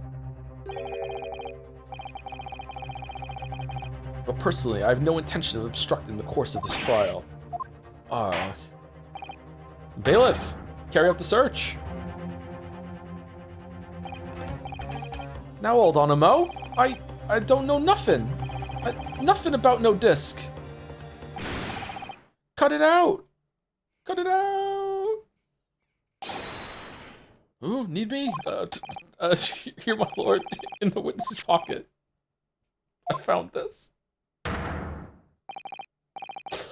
Good lord, that's another music box disc. I don't know nothing about it. Nothing. Okay, we're not gonna play them together for the whole court now that we know it's government secrets, right? There's no way that we're gonna do that, right? There's no possible way that we're gonna do. This is the second music box disc left behind by Magnus McGilded. Is it not, Inspector Gregson?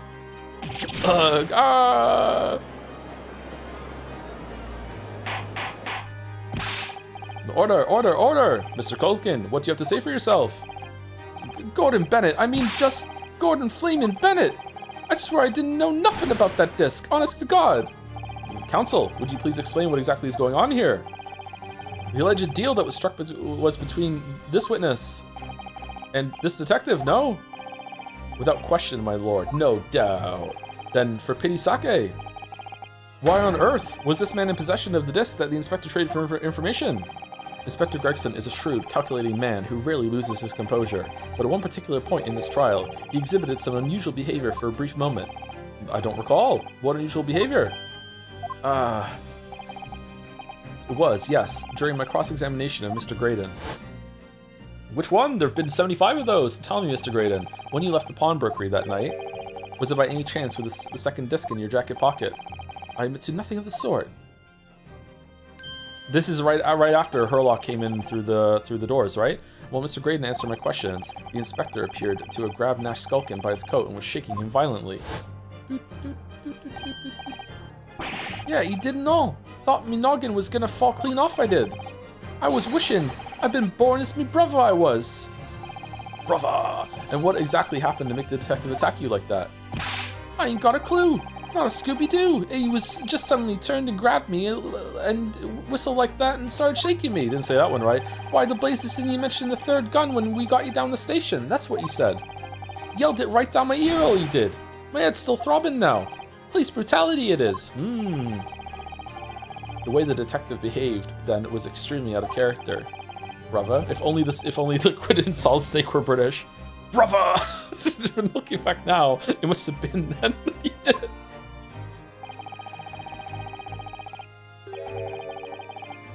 Wait, Liquid was British. Hold on. I'm you. I'm your shadow. He won.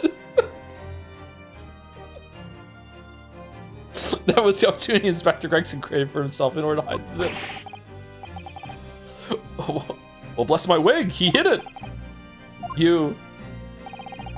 But I'm afraid I failed to comprehend the motive here. If the detective had acquired the disc he was after, why on earth would he then proceed to hide it in another man's pocket? This is a court of law. He could have submitted the item as evidence. It would appear, my lord, that the inspector was not at liberty to do that. Why ever not? As the man himself revealed earlier, his current assignment has some special conditions. I wonder if he's going to be acquitted of this then, because he had orders. Doesn't matter what you do, bring these discs. My orders were recover the media used to convey the secrets leaked from the ministry. Must have been good secrets on here then. Let's have a listen and see. Was it really that important, Gregson? Do it on the QT, strictly hush hush. Hush hush? A top secret assignment, is it? As far as we're aware, the information stolen comes from confidential government communications.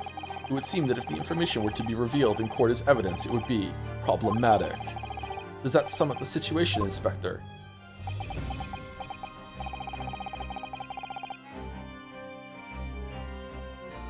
I'm operated under direct orders from the ministry. I'm afraid I'm not at liberty to answer that question. So, realizing there was a chance that you may be searched here in court, you took steps to hide the disc you had acquired from the witness. Ah, does this mean? He only pretended to attack Mr. Skulky in order to get close enough to him, to slip the second disc into his pocket. So it was all a pretense.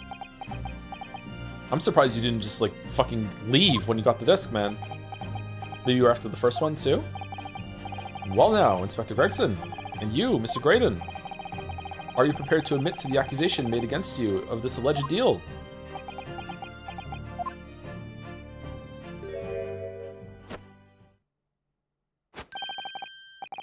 Admit to it. Yours truly, please. Mr. Graydon. Clearly, our Eastern visitor has an uncommonly active imagination. Really? That's what we're going with? Really? However, there's no proof that I passed that disc to the inspector.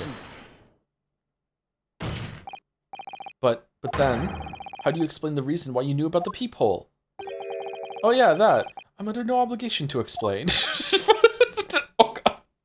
Okay, battler. What the fuck? What? Fucking blonde battler fucking on the fucking stand here. Yeah, yes, I lied in my testimony. That I admit. So sentence me accordingly. But that is all I admit. Murder, leaking government secrets, striking a deal with the detective. All of it is this young Eastern man's fancy. I have no idea what any of that is about. You. What?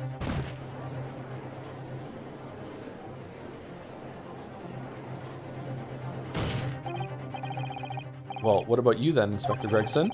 Do you admit to making a deal with Mr. Graydon in order to acquire the disc? Come on, Greg. Ladies and gents of the jury, as a Scotland Yard inspector, I will declare this and nothing more. I'm acting in the best interests of the country. Whatever I've done, it's been in the name of justice. So, as members of the public of this fine country, I'd like to think that justice will be your guiding light when you're making your decisions.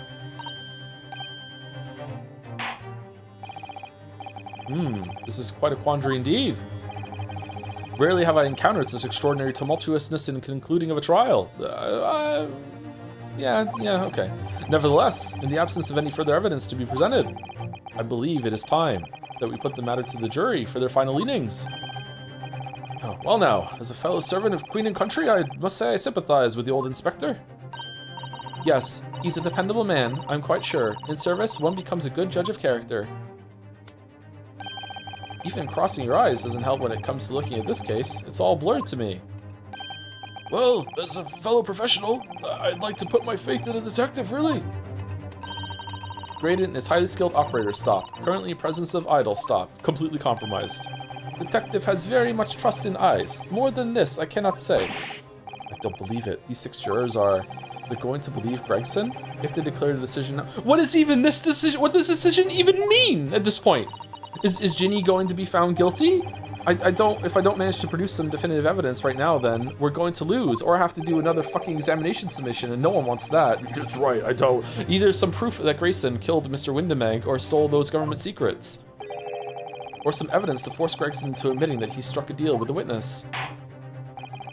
Well then, counsel, I think it's time I impose on the jurors to declare their final decisions. No. That is, unless you have some compelling evidence you have thus far not presented to the court. If I let the judge call on the jurors to announce their leanings, Gino will be found guilty. So there's no choice then, Runo. You have to throw some more evidence at them. This is it now. It all comes down to this. Who do I present evidence against, Gregson or Graydon? I don't even know what we're doing right now.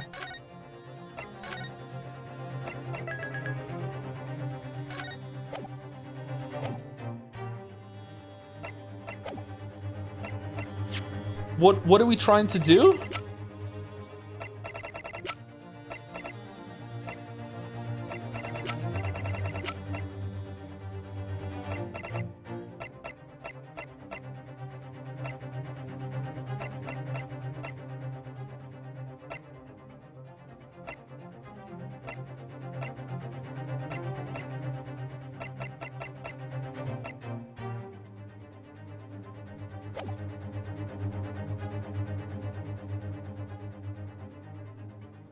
If we do jury, are we just gonna go to examination summation? Like that wouldn't end it, would it? Like, maybe it's that. Maybe the jury will actually say not guilty. Clearly something's up. Because I can't see how that would end if that wasn't the case. But I also can't see how we can press anything at this moment. Iris is saying present something though, and that's what our thoughts said too. So maybe it's that? Is it?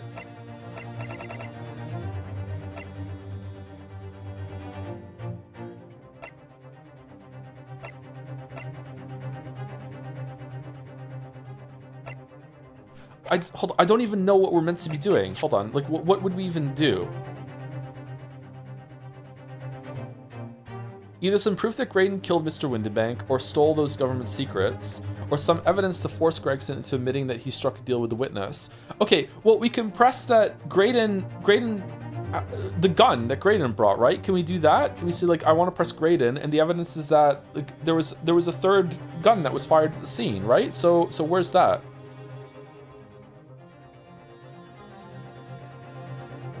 Okay, I'm actually curious if it's going to auto-lose if we leave it to the jury, because it should go to a summation examination. So let's see. Is it going to, or is it a fake choice? Let's see. I can't possibly decide this. I think all I can do is leave it in the jury's capable hands. No, Runo. Oh, okay, never mind. Look how far we've come. This is the final stretch. You need to pick the most explosive piece of evidence and throw it at the weakest witness. Hard. Just before you do, you deserve an explosive punishment for that weakest of decisions. Oh, whose side are you on, bro? This will be the final blow. I need to decide where to place it myself. Your answer then, please, counsel.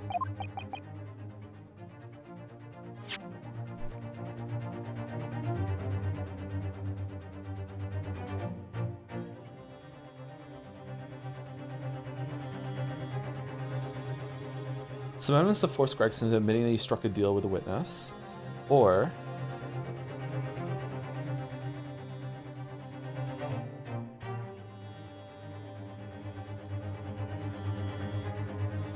can we like force Gregson to play the music discs maybe, and he'll say no, and then he'll admit to something or whatever? Or is it about? I think it's Graydon. I think it's the gun. Let's go with that. Mr. Graydon, there's one final piece of evidence I would like you to see. Humph, you misguided fool. Whatever you intend to show me now, you'll be wasting your time. I have nothing left to lose. I assure you, I will admit to nothing. This is my last chance. It looks like I'm going to have to force his hand here. One final piece of evidence to get him to admit to the deal he clearly struck on the stand. Oh! This isn't about that he killed someone then. Shit, I thought it said in the history that he killed someone, not that he did a deal on the stand. What the fuck?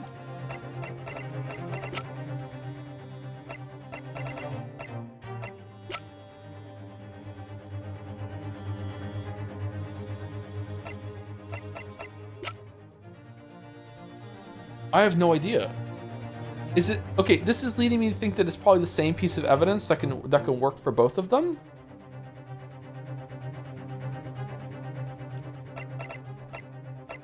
It's Iris's story manuscript somehow. Somehow they know about it.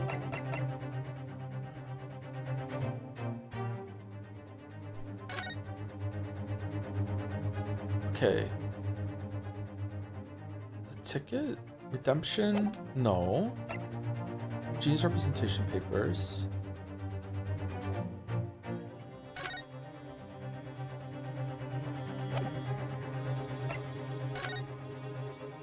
Samples of blood.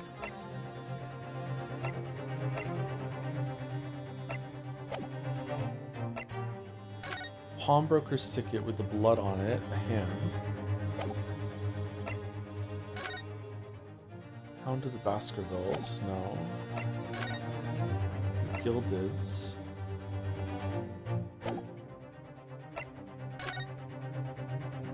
This, maybe? No, I don't think so. Autopsy report.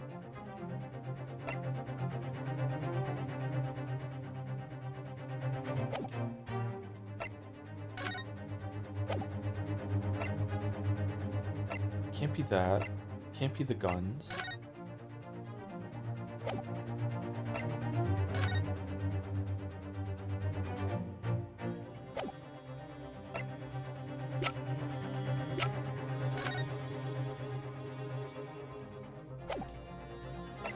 Have we used the fact that this broke yet?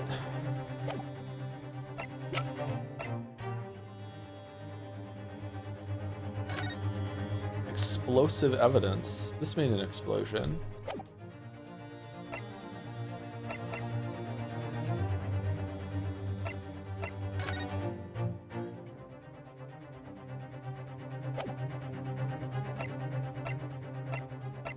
I don't know. I have no idea. I really don't know.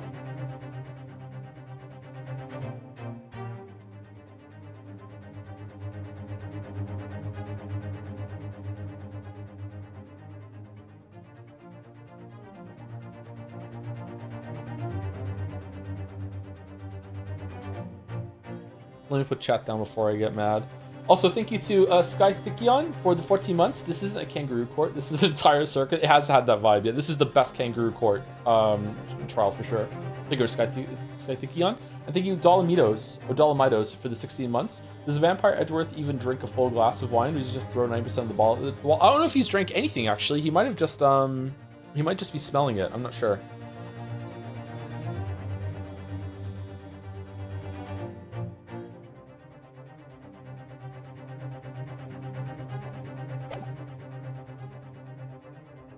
One final piece of evidence to get him to admit that to the deal he clearly struck on the stand. All right, I'm a little annoyed that it said here that if you're pushing Graydon, it would be pressing him on either some proof that Graydon killed Mr. Windybank or stole those government secrets, or some evidence to force Gregson into admitting that he struck a deal with the witness. And then I picked Grayson, but instead I picked Graydon, but now it's still about the admitting the deal that they made on the stand.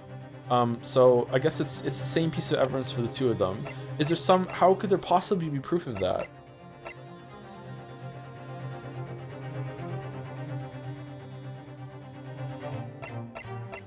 Like, how could the music disc have possibly been passed over if that was the case? I don't know. That seems like going in circles. Maybe that's what it is? Maybe it's just asserting my dominance as being a lawyer and summon the ghost of Kazuma to come help? I mean, this is the only line of thought I have at all, and even then, it's a really big stretch. I don't see how the cat flap is it.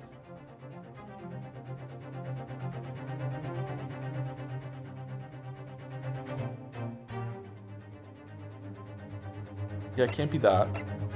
I can't see how it's the bullet.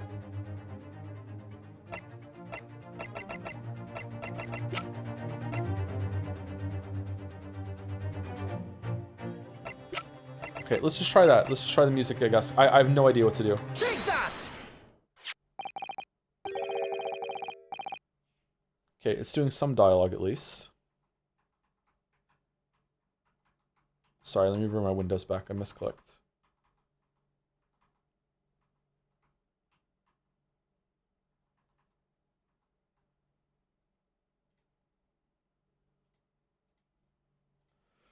Is that Mr. McGillicuddy's peculiar music box council? Yes, with the disc already in place, ready to play. I think perhaps now would be a good time to listen to the sound produced by the music box again. Only this time, with the second disc we just discovered set in place as well. Goodness, this disc, council! No, wait, I can't let you do that. Why not? Because it's got nothing to do with this case. That's why. Objection. Not true, Inspector. Eh? The defense has already proposed that the sounds heard by the court earlier from this music box were part of a Morse code message. We know that Morse code comprises of 2 distinct tones. The defense believes that the second disc contains the second tone needed to complete the message. Alright, so far this doesn't feel like it follows to me at all, but okay. But now we have a chance to confirm that theory. For crying out loud, Sunshine, we're talking about state secrets here. If you go letting the whole courtroom hear confidential information like that, it's treason. Then do you admit the charge? That in order to protect those state secrets, you engaged in unlawful dealings with a witness. You're mad. If you let the secret information out to the public domain, you'll be making an enemy of the entire British government, you idiot. Let's not forget, Inspector, that you, a Scotland Yard officer, leaked confidential case details to a witness. That you continue to lie to the court, and all because, by fair means or foul, you're determined to do your duty. Well, by fair means or foul, I'm prepared to do mine. Don't you dare. I will stop at nothing to protect my client. I don't care who I make an enemy of.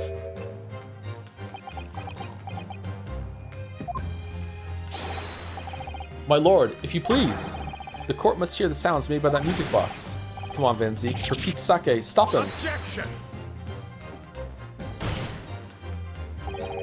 Inspector, you should know my methods by now. I'm a prosecutor, I'm no Scotland Yard puppet. Erg. In this courtroom, my duty is to the law, so let me propose a toast to uncovering the truth by fair means or foul. Ooh. Very well. Let's all go down for treason together. The defense's stance here, and that of the prosecution has been made very clear, I feel. Therefore, in accordance with the defense request, the court will now listen as this music box is set in operation once more. Ooh, look at it. This time with the second disc in place and both discs playing simultaneously. How do you line them up? Does it have like a starting groove?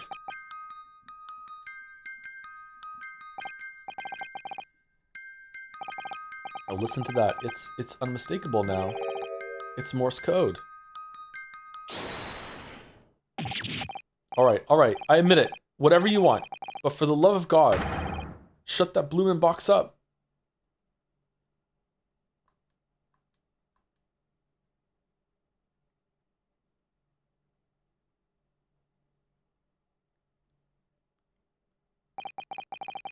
Let me ask you again then, Inspector Gregson. Did you or did you not strike a deal with the witness next to you in the stand, Mr. Ashley Graydon? Specifically, did you furnish the witness with confidential case details in exchange for this music box disc? Did you reveal the existence of the peephole in the pawnbroker's storeroom door, Inspector? I did. Stop, what are you doing, man? It's all exactly like the young Eastern lawyer said, when the trial resumed after the recess, and we were stood here in the stand together. That's when he approached me with the deal. Shut up, you imbecile. Shut up! Psst, you there. You're the detective who turned up at the pawnbroker the other day, aren't you? You may have something you're looking for, Inspector. With me at this very moment. So how about a trade? I suggest you accept. Or information that may make certain individuals uncomfortable will soon become very public indeed. Okay, Greg, why didn't you just like deck him and take it? Like what this is really bad, Greg. I couldn't let the information become public knowledge, not under any circumstances. So I accepted the man's proposal and told him details about the case that should have put him in the clear. The people in the storeroom door and the bloodstains on the overcoat. By giving false testimony, this witness intended to have the defendant wrongly accused of murder. Inspector, you knew that. Yet you still revealed those details to facilitate the witness's perjury. I did. But then it turned out the peephole had only been made that night after the incident took place. Scotland Yard wasn't aware of that, if I'm perfectly honest. Well, Mr. Graydon, what do you have to say for yourself? There's nothing, and no one left for you to hide behind. You struck a deal with the inspector in order to escape conviction of a very serious crime, namely this. You are the third intruder who broke into the pawnbrokery on the night in question. And you perpetrated the murder of the proprietor, Mr. Pop Windabank. You. Whoa! Traitor! Oh, shit. You know what? I hope he kills him.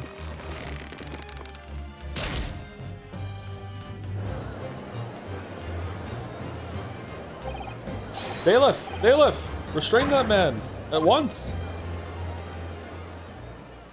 Why doesn't his cane have a thing at the bottom? That's it then. It's all over.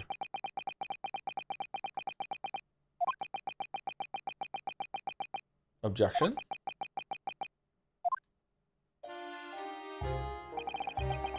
I despised my life growing up. Those slums are vile places. I was cursed from birth, born into poverty, the son of a penniless artisan. My parents did nothing but quarrel all day long. What little money they had was never spent on me.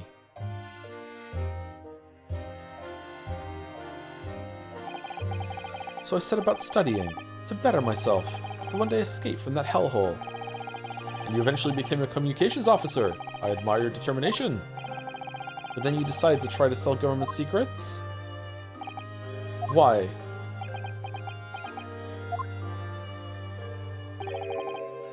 Isn't it obvious? Because I wanted money. Even now, years later, the nightmares of my life in the slums wake me in the small hours. I want to drown them out, with more money than anyone who lived in that squalor could ever imagine. Then one day, I met him.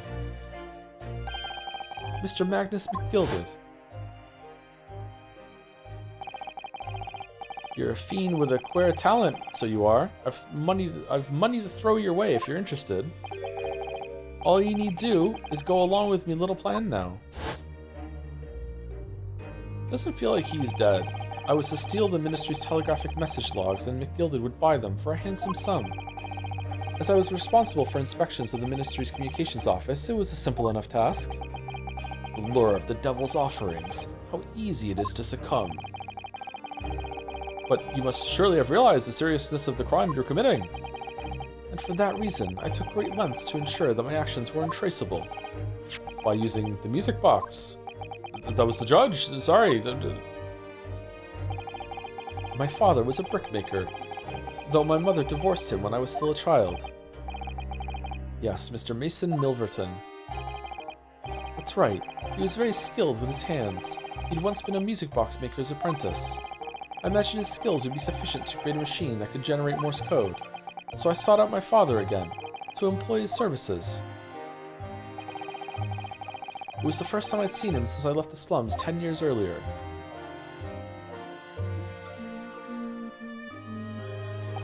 What is this? Look at you, Ashley. What a fine gent you've become, eh? He was a different man to the one in my memory. A thin, frail, old man. But poverty had never broken him, never corrupted him like it had me. I was sure he wouldn't help me if I told him the real reason. So I made up a story. I've got some work for you, Father. I need some music box discs made. Music box discs, eh? A musician friend of mine has written some music he wants to sell to the public. I've brought the score with me. There are 2, actually. I'd be delighted, son. It's been 20 years since I did any work like this, though. Fetch my tools, would you? They're in the loft. That's how I had to make the 2 discs. Oh, this was the first time that you were selling government secrets? The first time it went this bad. Wow, okay. Thereby splitting the information in 2, you were taking considerable precautions indeed. It was to protect myself as much as anything. It meant that I could deal with McGilded in 2 separate transactions. The first involved the first of the 2 discs and the music box for playing them. I exchanged them with McGilded for 10 guineas. Then, on receipt of the second disc, he would pay 1,000 guineas. So, what happened on the omnibus 2 months ago was the second part of a deal, the exchange of the second disc? Yes, I'd sold the man information that way a number of times already, but it seems he became reluctant to part with his money. Wait, what? So it wasn't the first time? That doesn't quite make sense, Mr. Graydon. For why was it that on the omnibus 2 months ago, your father, Mr. Milverton, was the one dealing with Mr. McGilded, not yourself? When I received 1,000 guineas after my first completed dealings with McGilded, I decided to give 200 to my father for his troubles. But my father realized something was amiss. In time, he worked out that I must be involved in something dubious, and when he did, he said to me, "Next time there's an exchange, you'll let your old man do it, understand? Otherwise, I won't take your money anymore."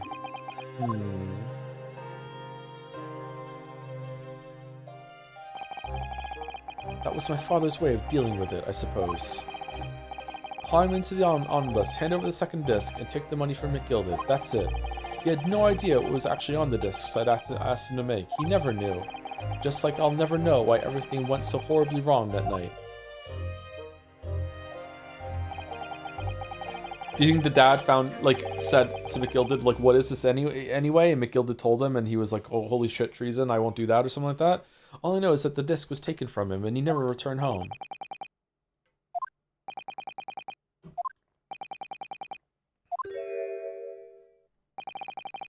It was only then that I found out what sort of a monster McGilded really was. So after 10 years of not once uttering it, I swore on my father's name.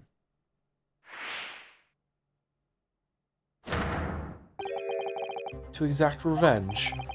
Wait, so you killed him? Revenge? As anyone with even the remotest knowledge of the man will no doubt be able to imagine, McGilded brought all his wealth and influence to bear in the most despicable of ways. To crush any semblance of justice in his trial. The crime scene was tampered with, evidence was fixed, and witnesses were bribed. That trial 2 months ago was a farce from start to finish. My feet had barely touched British soil back then, and I walked into that hornet's nest completely unaware of the sinister background to it all. I'd made plenty of money out of my dealings with McGilded by then, so I spared nothing in my arrangements 2 months ago. I knew exactly who to hire. If you're willing to pay the price, there are people in the city willing to do anything you ask. McGilded himself had shown me that. Are you saying that? I think you have the picture now. After he twisted everything to his favor in this courtroom to ensure that he walked free. I took matters into my own hands and delivered the justice that monster deserved. It's based, I'm sorry to say, that tragic accident following the trial here 2 months ago was planned and executed by yours truly. Wasn't the cane broken? Backup cane, he has 2 of them, yeah. McGilded's death that day was caused by this man. Everything's ready, sir, if you'd like to follow me into the courtroom. That was him? What's this, officer? 'Tis sooner than I was led to believe. I hope it's not inconvenient, sir. There were some changes to the schedule. Well, I must be making tracks now. Just time for the inspection. They're going to examine the omnibus again, so I'm told. I asked if I could be present for it myself. So that policeman who came to tell McGilded he could examine the omnibus again? That's right, an imposter, hired by me. Oh, it wasn't you, it was just him. Okay. McGilded used his wealth to manipulate the trial. He paid people to adulterate the omnibus with all manner of false evidence. He threatened witnesses to lie in their testimony. Man, why'd you have to kill Windibank? It would have been all aboard this scheme. So I gave the man a taste of his own medicine. Once the omnibus was doused in paraffin, one of my sham policemen ushered McGilded inside and sent him on a one-way journey to hell.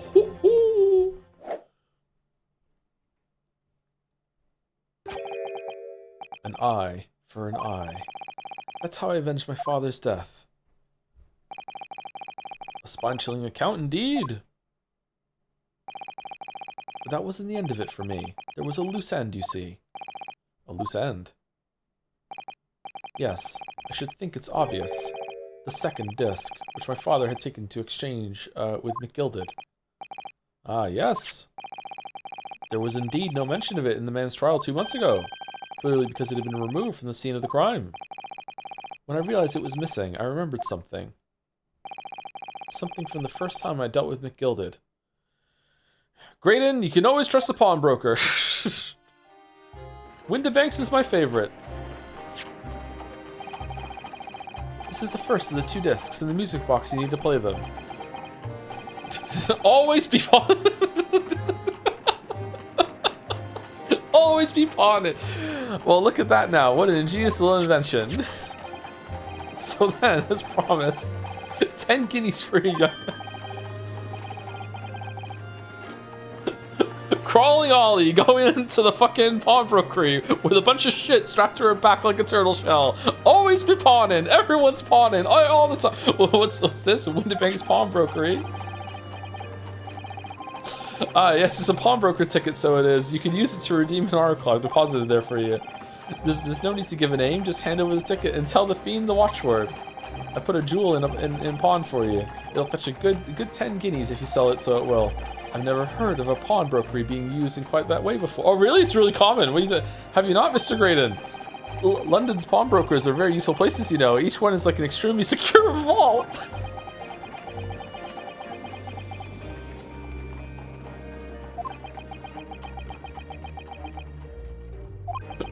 Unless a little girl invents a way to install fucking cat doors with a fucking like gun instrument that works on some weird fucking battery magic of the time. So I knew that he'd taken steps to hide the disc. It would be in that pawnbrokery somewhere. And that on the night he killed my father, he must have entrusted the ticket to someone. What the fuck, dude? What are you fucking talking? Yes, Gina. I remember now that when we first met you at Windibanks that afternoon 2 days ago. You have a description of Miss Lestrade written down. How did you know who you were looking for? From the trial, that pickpocket's testimony was clearly peculiar. Anyone could see that. I realized immediately that she was another McGilded's pawns, that he must have threatened her somehow. This is a stretch. I was fairly convinced it would be her who had the ticket, so I started to make some inquiries. I had a strong suspicion the girl would come out of the woodwork on the redemption deadline. He was absolutely right. And yes, sure enough, she did. All I needed to do was wait until the girl went to Windibanks to redeem the articles. How did you know when the deadline was? But unfortunately, she redeemed only McGilded's overcoat and the 1 disc that was in his pocket. The all-important music box with the second disc inside was missing, because it had already been forfeited 2 days earlier. But I was unaware of that fact. Had I not been, I could have avoided my nighttime excursion. You didn't notice it on the shelf when you went in? Meanwhile, as our investigation into the stolen government secrets was progressing, we picked up on the fact that McGilded was involved. Inspector, you've recovered fast. My orders were to recover the stolen information as quickly as possible, so we started gathering the fellow's possessions and examining whatever we could lay our hands on. We had a full-scale investigation going on at the yard, but we had to keep it as quiet as we could. Then, when the inspector here took the disc from me in the pawnbrokery that day, I became nervous. I was sure the music box and the second disc were still there, in the shop somewhere. So I knew that it was a race against time. I had to find those articles before the police did. So that's what prompted you to break into the place that same night. With the help of your old friends, the Skulkin brothers. What happened that night in the pawnbrokery, I can only describe as a nightmare. While Nash and Ringo were searching the counter, I'd located the music box I sold to McGilded on the shelves of forfeited articles. And the second disc was inside. Yes, I slipped it into my pocket with a very deep sigh of relief. But then, something entirely unexpected happened. What are you doing in my shop? Bang. 2 bangs. Bang, bang. A gunshot rang out in the shop, and I felt a sharp pain in my left arm. And the broker fired his gun, and the bullet pierced your limb. Yes, exactly. But unfortunately, I decided to bring my own gun with me that night, just in case. Bang.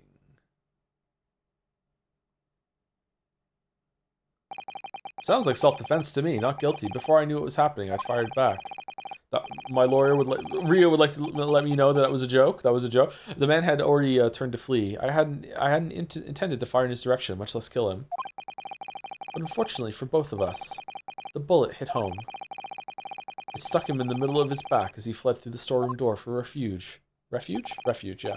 A sorry, sorry tale. It all took place in the blink of an eye.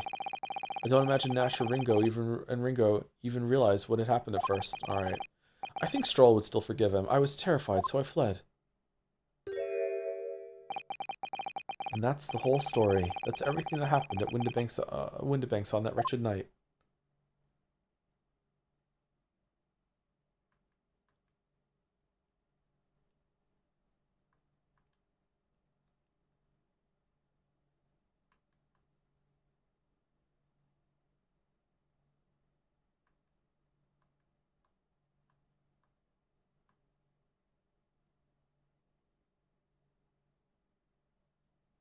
Sun's up, another day. Earlier, you called McGilded a monster. A man who used his wealth and influence to distort the facts and escape justice for the crime of murder. What tragic irony. For what you have done is exactly the same. You've become the very monster you saw and despised so deeply in McGilded.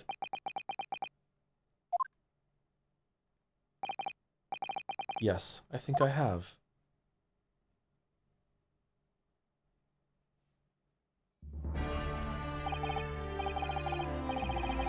Well, this has been a long and exhausting trial. However, it would seem that at last we have arrived at the truth. Quite a sympathetic villain there, who still definitely did a crime that deserves punishment. That's cool. That's a cool. Usually when you're in that kind of thing, you're like, I sympathize with what you did, and it's like I can see where it came from, and it's just tragic. Whereas here, it's like I sympathize, but like, man, you did wrong here. Like this was bad. What you did. This was bad shit. Yeah. Okay. I think maybe right now I can't remember the first games, but this might be my favorite trial of all of them, including the first three. I think I like the end of Justice for All more with how everything tied together. But individually, just this trial had some really good callbacks, but also it was just really funny. It was really, really funny. Went on a touch too long though, but yeah. This is definitely the best of this game. I don't know if it's the best period though, but like, yeah. Definitely the most entertaining. Yeah, someone's saying it was so entertaining. Definitely the most entertaining of all of the, how many have we seen? 5, 10, 15, extra ones, 6, 16, here's 21 trials, so 21 episodes. I think this is the most entertaining of the 21 that I've seen. Inspector Gregson, what of Mr. Ashley Graydon? He's been restrained, my lord, and is being escorted to the yard. Okay, are you going to get restrained now too? He'll be charged with the murder of Mr. Windibank and the stealing of government secrets. Very good. And you, Inspector, regrettably, you will have to face charges yourself. I don't know, actually. Will he? Does he have immunity because of the secret thing? He might, actually. I don't know. Yes, my lord, of course. Which inspires that you were complicit in helping a criminal escape justice.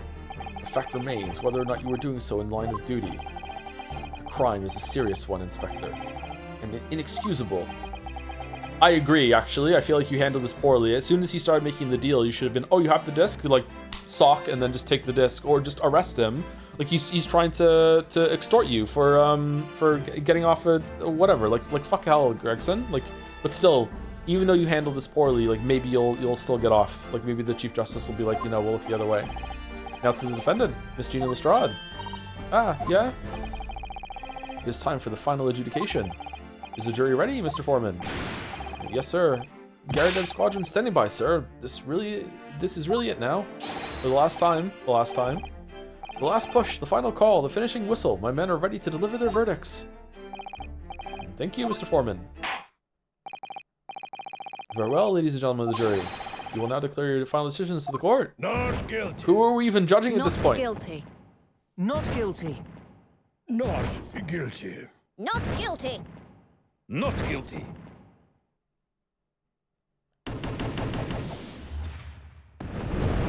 They got a lot of mileage out of that head slam animation, huh? Ha, that's the stuff. I'm off the hook. Finally, Reno, you finally managed to do it. Finally is the word. I really wasn't sure if we'd come out on top for a while there. Susie was right. You're the best lawyer in the world. Mr. Strahd, I'm not finished with you yet. Eh? What? What are you looking at me like that for? Before you start enjoying your freedom, there are certain other crimes to consider, Come on, Judge. 2 months ago, in my courtroom, no less. You gave false testimony, did you not? And in relation to the trial today, not only did you unlawfully enter Windenbeck's pawnbrokery, you also attempted to abscond with Mr. McGilda's property, it seems. Never done nothing of the sort. Of course not. It's not like you were gleefully wearing McGilda's coat in your cell yesterday or anything. And just when I was getting excited about throwing a party for Ginny this evening, and turning our attention to the defense. Determining that, when played together, the music box and disc contained a message in Morse code was, well, it was certainly the most unexpected revelation, Counsel. Quite so, my lord. The prosecution was caught entirely off guard. Wow. In fact, I think we should applaud my learned friend's courage here today. I propose a toast. I love Big V, holy shit. To demanding that government secrets be disseminated before the entire courtroom. I'm very sorry about that. Judge, you went along with it! It was the only way that I could get Inspector Gregson to admit what he'd done, so... If I may say something on that point, isn't that... It's, about the sounds produced by the music box before. I do wonder if that was really Morse code at all. What? What are you saying, madam? Oh, well, it's just that I'm really rather fanatical when it comes to Morse code, you see. So much so that the whole world seems to be covered in dots and dashes to me, in fact. What's happening? Goodness, madam, an unhealthy level of obsession, one feels. But I must say that, in my opinion, the sounds produced by those two discs were nothing more than that. A meaningless series... Serious? Series? It's a mistake, right? A meaningless series of two different notes. What? What? Can that really be? Maybe you put the discs in backwards. It wasn't Morse code after all? My lord, the defense would like to listen to the music box again. Are you off your nut? How many times do I have to tell you? Those discs contain ministerial secrets, Sunshine. This courtroom is not an appropriate forum to discuss the nature of the government communications. We know McGilda conspired to trade national secrets with our enemies, secrets acquired from Mr. Graydon. Now that the man has admitted to his crimes, we have no need to pursue the matter further. But I am curious, so let's just do it. Fuck it. I'm a little drunk after going through so many hallowed chalices. You know what? Let's do it, my learned friend. It's really gonna bother me. Oh, Sherlock. Sherlock did lift the disc and did make an imprint of it. He did. He did. I was right. We could have searched Sherlock and got one. 100%. 100% he has another one, and we're gonna listen to it for sure. Mr. Strahd. Yeah, my lord? That which you have seen today here in this courtroom has been extremely disturbing. Falsified evidence, intimidation, perjury, a grim catalog of depravity. Depravity. An appalling experience to befall any child. Come on, it ain't nothing I don't see most days in the back slums.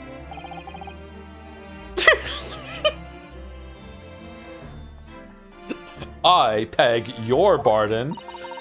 If you're weak, you pay for it. That's just how life goes. Gina. But look, I reckon I worked something out today. The world ain't fair, but if you want it to change,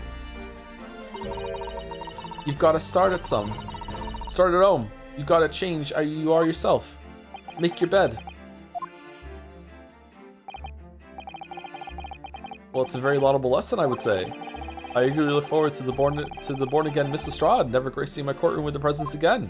Then she became an inspector and was here every single day. Now, with regard to the murder of Mr. Pop Windebank, proprietor of a pawnbrokery business on Baker Street, I hereby declare the defendant, Miss Gina Lestrade, not guilty. Confetti court! Woo! Confetti court! Confetti court! Woohoo! It has never been more of a kangaroo confetti court.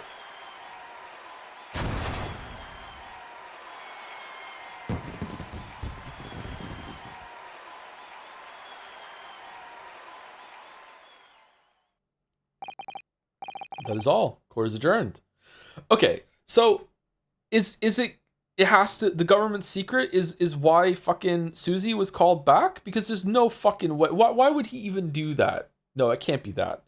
If it's personal, it has to be something that was there that was called, and then we're gonna hear it at the end of this with Sherlock, and it's gonna be set for the second game, and we're like, holy shit, what the fuck?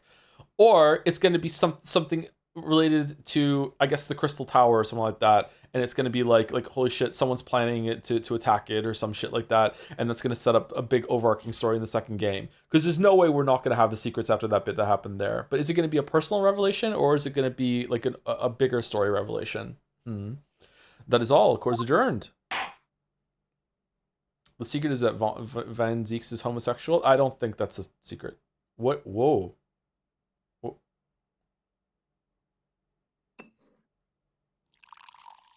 Want to listen to the music box? Oh, do I ever. On a personal note, I must say you've surprised me, my Far Eastern friend. Thank you for my gift subs, for Prez. Thank you very much. Oh. Celebratory confetti subs, thank you. Despite being a Nipponese, you saw through the pretense to the malice that festered within that Englishman. At the same time, saw through the grime to the surprising heart of your English client. You have a curious talent for judging character, especially considering our very different cultures. Do you want to be my apprentice and learn how to kill people that escape justice? I don't think there's anything curious about it. Whether we're from the Empire of Great Britain or the Empire of Japan, we're all human beings. We're not so very different on the inside. You know, I took this case for one very simple reason. To lock swords with you once again, here in the courtroom. You did? When I encountered you for the first time 2 months ago, it reminded me of toasting friendship and trust with another Nipponese, only to find my trust betrayed. Through you, I hope to look into the eyes of the man I once knew, and try to understand— You're just hung up on your ex? Really? This is all this is— You mentioned something similar earlier today about total betrayal as the hands of the Japanese. Is your ex Kazuma? Because that would be spicy as— oh, spill the tea. What happened exactly? Well, you may ask. And one day, when the time comes, you will learn the answer, whether you like it or not. Alright, then I'll wait for that day if I must. Susie's dad. Gotta be Susie's dad. Susie's dad. This is totally lying, by the way. It's Susie's dad. Coming to be known as the Reaper of the Bailey, and my retirement from service 5 years ago, it gives me cause to wonder if our meeting has some deeper purpose. Are they just really just letting us do this? So, farewell, my learned Nipponese fellow, until we meet again in Game 2.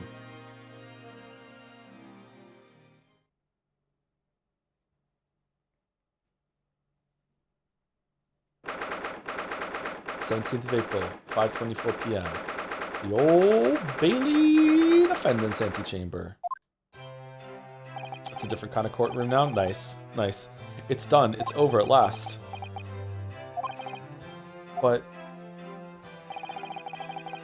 where's Iris disappeared to? Congratulations, Gina. I knew it all along. I knew that you were innocent. Well, you did what you said, Mr. Nara Odo. You believed in me, right up to the end. You're as odd as your name. What's odd about it? I told you I had faith in you, didn't I? No one ever has before, see? Kept the promise, I mean. Properly. That's awful. I figured something out today. All my life, growing up in the slums, I've never trusted no one. But that's just because I've been scared of being stabbed in the back. Literally. It's London. I mean, the more you trust someone, the more it hurts when they let you down. Yes, I think I can understand that. After all, I had a taste of it in that trial 2 months ago. I chose to trust someone and paid for it. That betrayal left a big scar. You know, though, Gina, I worked something out quite recently too. Trusting in someone else is really an exercise in learning to trust yourself. When your gut tells you it's the right thing to do, and your trust is rewarded, there's no better feeling in the world. I think I have you to thank for reminding me of that valuable lesson. Bro is 2 betrayals in a row from becoming the Joker. As long as it's betrayal, trust rewarded. Betrayal, trust rewarded. As long as they're sandwiched, he's fine. But 2 betrayals in a row, boom, it's Joker time. Oh well, if you say so. Don't make a fat lot of sense to me though. I'm trying to say that putting my faith in you, Gina, has been a real pleasure. For crying out loud, pack it in. Clover votes betrayal, I suppose. Fuck you, Alice. I sort of feel the same way. Get fucked, Alice. I mean, sometimes trusting someone else is, you know, alright. Thanks. This is the way I see it, Ryu. A defense lawyer is only as good as his faith in his client. And that comes down to how much faith he has in himself. Okay, but McGilded exploited the. After this experience, I'm starting to feel like I understand what you mean. Do you? Because to me, he sounds stupid and idealistic. Kazuma, am I living up to your expectations? Am I turning out to be the lawyer you believed I could be? Pardon the interruption. Herlock? But what the deuce does a man have to do to be noticed around here, my dear fellow? Ah, that voice! It's too late for that voice now, Mr. Naruhodo. I've been standing here patiently in the corner of the room for an eternity. Haha, yes, it was me all along! I would have said when you finally noticed me. But you people with your incessant babbling. Ah, Mr. Sholmes. Looks like Raiden. Aha, yes, it was me all along, you see?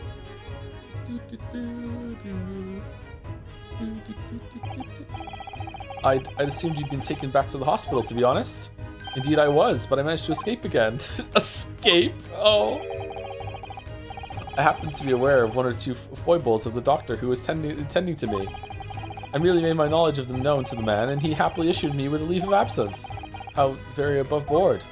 Oh, free to go. But enough of my adventures. That was a fine victory, Mr. Naruhodo. Your timeless efforts, justly rewarded, I feel.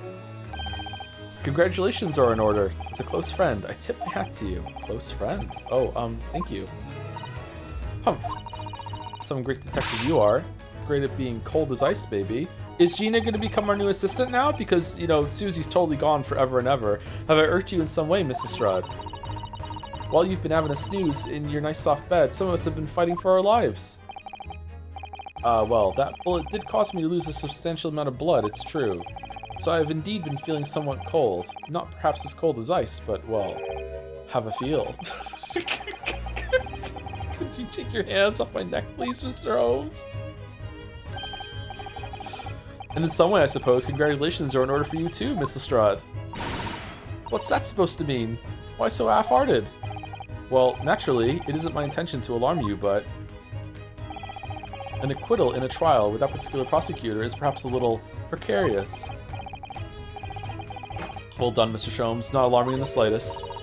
Oh, the Reaper, you mean? Because anyone who's found not guilty in a trial he was working on winds up dead anyway? Is that it? The very point I was trying to make. As exemplified by the fate of Mr. McGilded, in fact. You're gonna have to stay at Baker Street now in order to be safe. But of course, I pay no attention to such a rational drivel myself. Yeah, well, it don't bother me. The fact that the door was in plain sight. I'm sure some people noticed it, like, when they first saw it. Don't get me wrong. I didn't notice it. The fact that it was fair and it was there the whole time is I don't want to say like favorite because, like, you know, recency bias and all that, because I'm just like really in awe right now. but definitely one of my favorite things in a mystery game, whatever. Like, it's the fact that it plays fair and you could notice it if it was there is just really, really good. Like holy shit, well done. The confidence to just put this in there and just be like, yep, it's there if you can see it. If you're paying attention and you're thinking you can see it, but if not, it'll come later. Like, yeah, absolutely well done. The fact that it even links to looking at 2 photographs too, and it's there, and just like fuck. Like, if you cross your eyes properly and you're looking so, they had you look at these 2, and they had you like see that the thing on the desk had moved, and they make it so that look at it there. They had it side by side, and still I didn't see it. They prompted me to study these 2 fucking pictures, and I didn't fucking see it. Fucking hell, man. Well done. Well done. Seriously, well done. Very impressive. Holy shit. Yeah, well, it don't bother me. Oh, yeah? Oh, really? Of course not. The way I see it, the Reaper's a bit like him upstairs. Him upstairs, you mean like God? No, you, who stays at the attic. Yeah, him upstairs. Knows what's what, right? He knows what people are like on the inside. You won't have got the wrong end of the stick. There's some coves like that bog trotter, what are rotten to the core. At the end of the day, him upstairs makes sure they get what they deserve. Oh, honey. I suppose that's one way of looking at it. Divine justice is one thing, though. The Reaper taking matters into his own hands and claiming lives is another. Well, I ain't like the McGildids of this world, so I ain't scared. I got principles, see?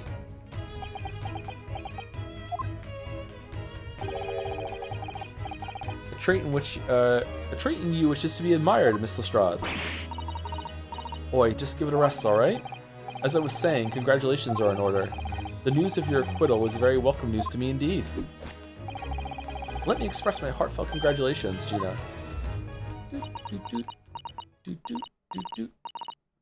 Well, there you are, Hurley. How long have you been here? Well, there goes the stitches. Honestly, I went to the main entrance especially to meet you there. Ah, Iris, my dear, I do apologize. But wait until I tell you what happened. This pair made utter fools of themselves. What happened? As you know, I have a penchant for disguise. I was hiding in this room dressed as a Bailey. He's fucking telling her about it? But these adults didn't notice my presence at all. Ha ha ha, they had no idea. Can you imagine, Iris? Would you credit it? I'm not sure, really. I beg your pardon? I'm sorry, Hurley, but you just don't have the weighty presence you seem to think you have. In fact, you really ought to be careful about that. It's going to land you in trouble one day. I'll be careful. Ouch. Anyway, it's such a shame. I was so hoping to throw a party for Ginny tonight. But you won't be able to come, will you? Don't look like I'm going to be going nowhere for a while. You were the judge's patter. I got stuff to make amends for, apparently. All them offenses. This is bullshit. What was it again?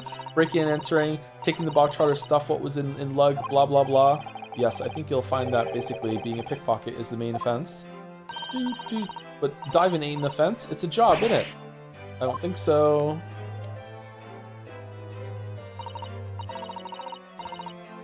Still, it has got me thinking all this. Maybe I should start looking for another line of work. I mean, you didn't start off as a lawyer, did you, Odo? Well, no, but I was never a pickpocket. Well, lucky you then, huh? Fucking privilege talking. Well, anyway, I reckon I could make a change. I'm gonna do something for them a lot like me from the slums. Something that makes a difference for them. Are you gonna open a school and teach them how to all get proper jobs? Like wow. That's all they need. That's a wonderful idea, Ginny, and I'm sure you can do it. Yep. Do you know you can work for a living? Wow, I never knew. What is it?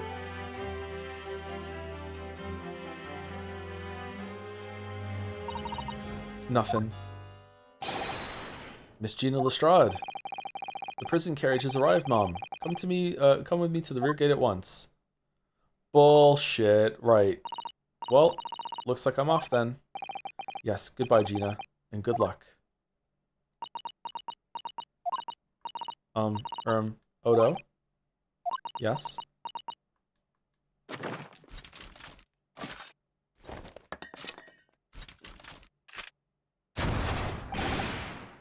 Ah, what was that for? I don't know. I mean, I don't know what to say, so... Ah, indeed. Perhaps the situation calls for a phrase hitherto missing from your vocabulary, Miss Lestrade. Huh? On occasions such as this, I would recommend a simple thank you. Oh, say thank you. Oh yes, it's good advice, Ginny. Right, I see. Well?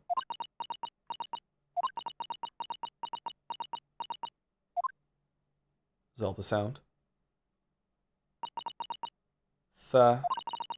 Thanks, Odo. Aww, I like Ginny.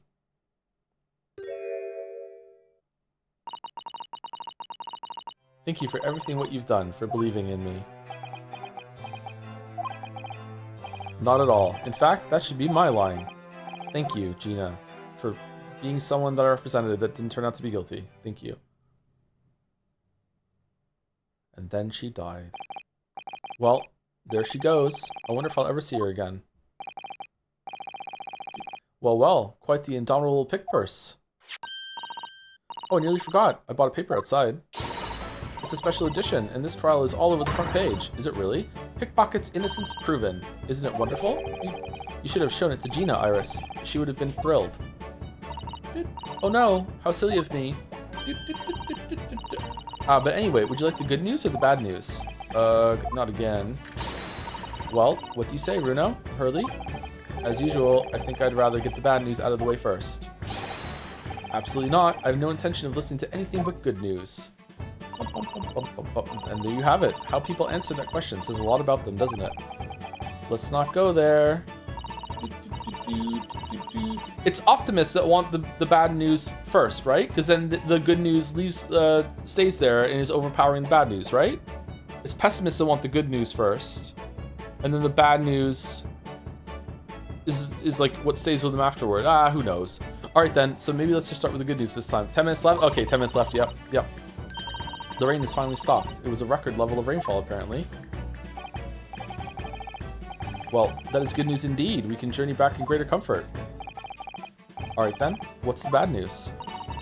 The huge storm has left the seas very choppy. The channel in particular is awful, so sailings out of Dover have been delayed by a day or more. Wait, Dover? Where the White Cliffs are, that's right. If we head to the station immediately, we may still make it in time to wave Susie off. But there won't be a train, surely. We couldn't be that lucky. We have our own train! Who do you think I am, Mr. Naruhodo? Mr. Chomes? I rushed to Victorian Station earlier and made arrangements for a special express. If we hurry now, we shall be there in time for dinner. You did what? And I know of a fine restaurant that serves the most delicious baked sole. How much money are you making from your pawning? I don't. The great detective does it again. Indeed he does. Always be pawning. I happen to be aware of a number of the rail transport the director's foibles. What? Okay, it's just blackmail all over the shop. Okay. I merely made my knowledge of them known to the man, and he happily laid on the locomotive. Elementary. Just an idea, but it might be wise to stop manipulating people that way. What are we waiting for then? To London, Victoria.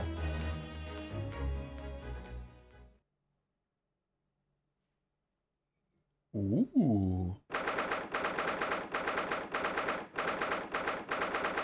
18th of April, 5:32 a.m., Port of Dover, Quayside. That took somewhat longer than I anticipated. Susie's boat must be about to leave now. Miss Susato, where are you? Where could she be? Thank you, Nose Null, for the 27 months. Thank you again for the 20 gifts, by the way, Annie. Only 40 more months. Because it's 27, Nose Adult. For 6-7, we're anticipating 6-7. Will that even still be a thing? Is it still even a thing? I feel like the millennials co-opted 6-7 to seem cool. Those fuckers. Over there, look. It looks like she's reading something. Yeah, her book of all knowledge that she uses to pass off her psychic ability. Really, she's reading minds. Miss Susato, wait, what are you doing?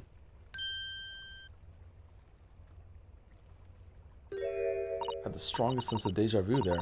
Mr. Naruhodo, what are you doing here? We came as soon as we could after the trial. I mean, we heard that sailings were being delayed due to the bad weather, you see? Oh, I see. Then tell me, how did Gina's trial go? It went well. She was acquitted. Could have mentioned the cat thing earlier. That's wonderful. Really wonderful news. Your vibes are rancid right now, Susie. Rancid vibes. Thinking August was 77 months. 77. Just checked with Errol. There are 10 more minutes left. Oh, okay, 10 more minutes to go. Okay, that's good. That's good. All right, 10 more minutes. All right. Okay.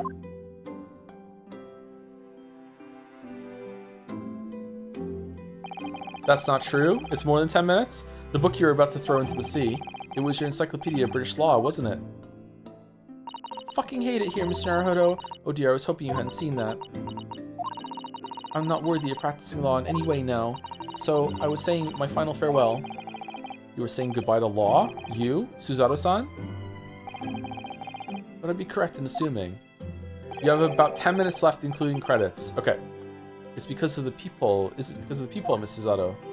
You were checking to see if she was okay. You didn't even know someone was shot in there.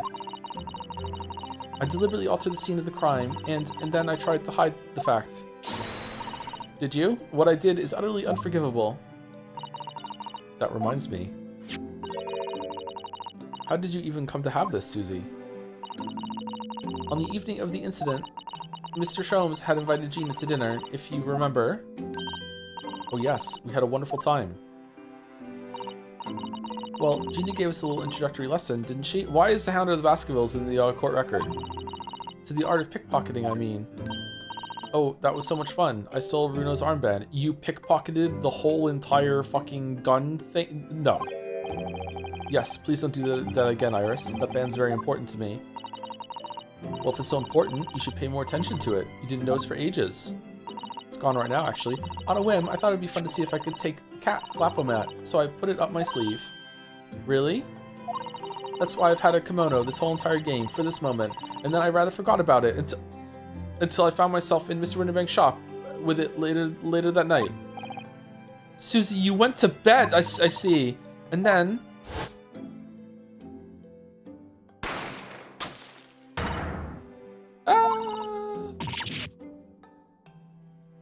Mr. Sholmes, leave me, Mr. Naruhodo. Right.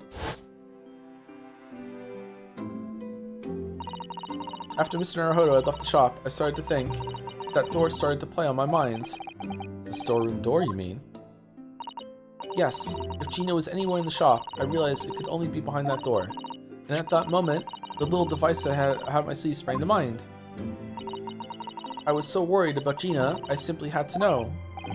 So you used the cat Flapomat to make the people in the door. Yeah, this is all fair. Like, if the door was locked, it's fine. It's captured in a photographic print in the shop.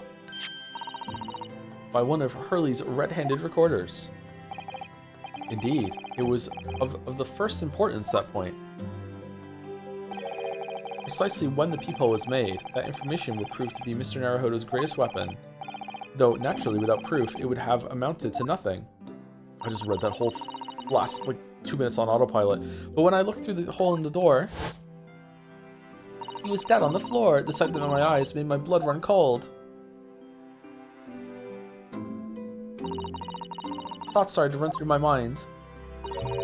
I remembered that trial 2 months earlier, the trial of Magnus McGilded. I thought about how he had manipulated the evidence and arranged false testimony to secure his freedom. It made the British justice system feel very dark and sinister to me. And then, a terrible thought occurred to me. What if some wicked criminal was planning to do the same thing now? Meanwhile, in the background, the boat's leaving. Oh no! But because from the appearance of the crime scene, it looked exactly as though Gina had shot Mr. Winterbank. Even though I was sure she would never have done such a thing. You were worried that the true culprit would try to frame her for the crime? That's right, but then I realized it would be very difficult for anyone to give false testimony in this case. What do you mean? Well, the crime appeared to have happened behind the door of a locked room. For someone to claim falsely to have witnessed it, there would have to be a way to see beyond the door. Ah. For which, a peephole would be the very thing. Only the peephole I had made wasn't actually there until after the crime had been committed, of course. And the criminal would know that, so it wouldn't make any difference. The possibility of a rather ingenious trap was there, was it not? A trap? Is that why she did it? Cat trap. So is that why you kept it a secret, Susie?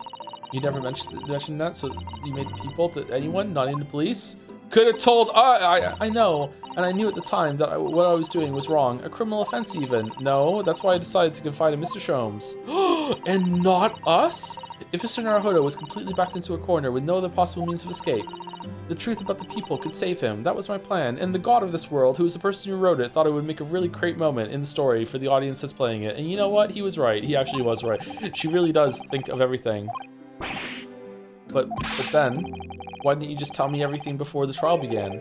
My dear fellow, you're not thinking straight. If she had done that, it would have rendered you complicit in the whole escapade. You could have been disbarred if you had been seen to have knowingly tampered with a crime scene. It's not tampering! Someone might be hurt in there! What is this tampering bullshit? So Miss Susato decided to shoulder the burden of responsibility alone. For your sake and Miss Lestrade's.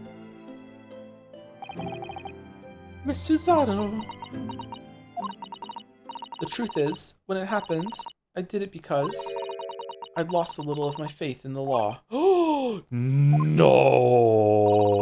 I was worried that the right person wouldn't be convicted of the crime, but the moment I allowed myself to think that is the moment I lost my right to call myself a judicial assistant. What you did isn't comparable to what he did. Graydon is the one who lied in the witness stand, using that peephole as a way to implicate Gina.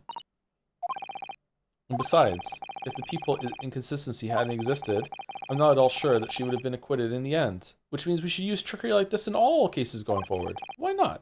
Miss Susato, what you did saved Gina's life. Well, with your kind words, Mr. Naruhodo, you've saved me too from my regrets, and this book from getting what?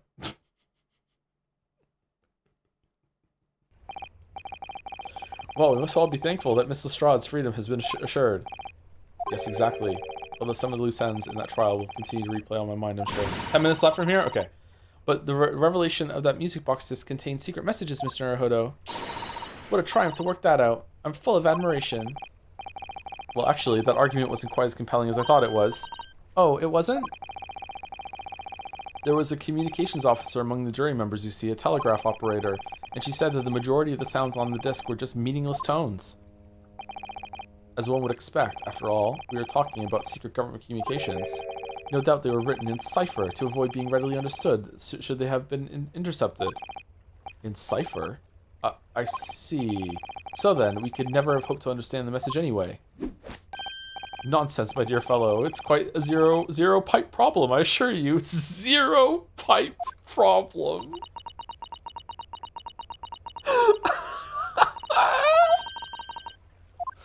A Soji? What? Well, that can't be a real word, can it? How funny. Wait, Iris, what did you just say? Oh, I just said Asoji. Does that word mean something to you? Mean something? Asoji was the name of my best friend. What? But how? How'd you know that name, Iris? Well, we have microphones in your room. You say it at night. I wrote down during the trial before when the message was playing on the music box. She transcribed it on the fly. And you didn't tell it? She really is a genius. I thought Sherlock had lifted it. I thought the message... Why did he make an imprint in toffee then?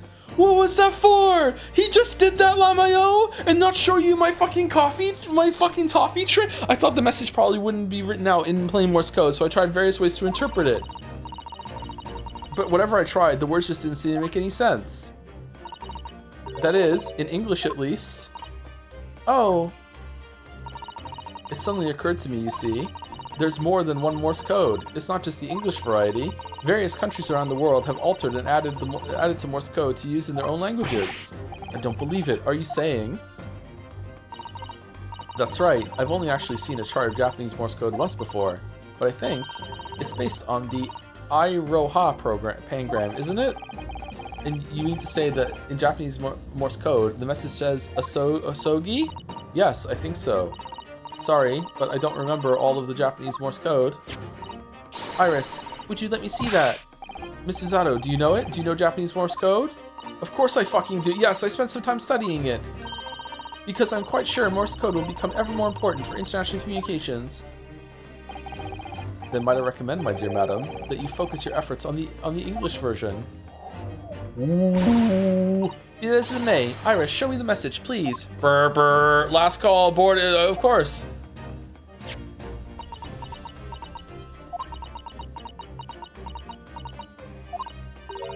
But what can this possibly mean? Whatever is in that long sequence of supposedly meaningless dots and dashes, it's made the color drain from Suzaru-san's face. There's no doubt that this message is written in Japanese Morse code. So the British Empire has been using Japanese for its secret communications.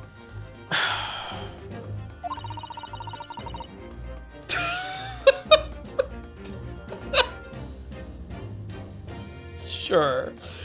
I don't understand the reason why, but the message appears to be a list of 4 people's names. 4 names. The first is Kei Asogi. Kazuma Asogi. Why? Why was his name on that disc? The second is A Shin. Shin? I don't recognize that name. The third is T Gurguson. Gurguson? Gregson? Tobias Gregson? Ah, it would seem Tobias Gregson is the third man. What the fuck is going on? And what's his name doing in a secret government communication as well? A Shin? And the last name is us. What's the matter, Miss Suzato? It's just so strange, so unexpected. Oh, what is it, Susie? Don't keep us in suspense. The last name is J. Wilson. What? Wilson? John H. Wilson? You mean Daddy? It says only J. Wilson, so I'm afraid I can't be sure. And J and I are really close together in the Morse code, though, so it could be Iris Wilson. Then after 4 names, it reads, if I translate from Japanese, that is all 4. And that's the end of the message, or rather, the end of what you noted down, Iris. Wait, is there more? Oh yeah, she didn't hear the whole thing, right? I just can't believe it. Who would ever have thought that those discs contain Japanese Morse code? Not to mention a strange list of some disturbingly familiar names. It would appear that this particular message is a communication of some kind between Great Britain and the Empire of Japan. So, Daddy could be in Japan then, where Susie and Runo come from. Oh, well... no, it's not very likely, really, is it?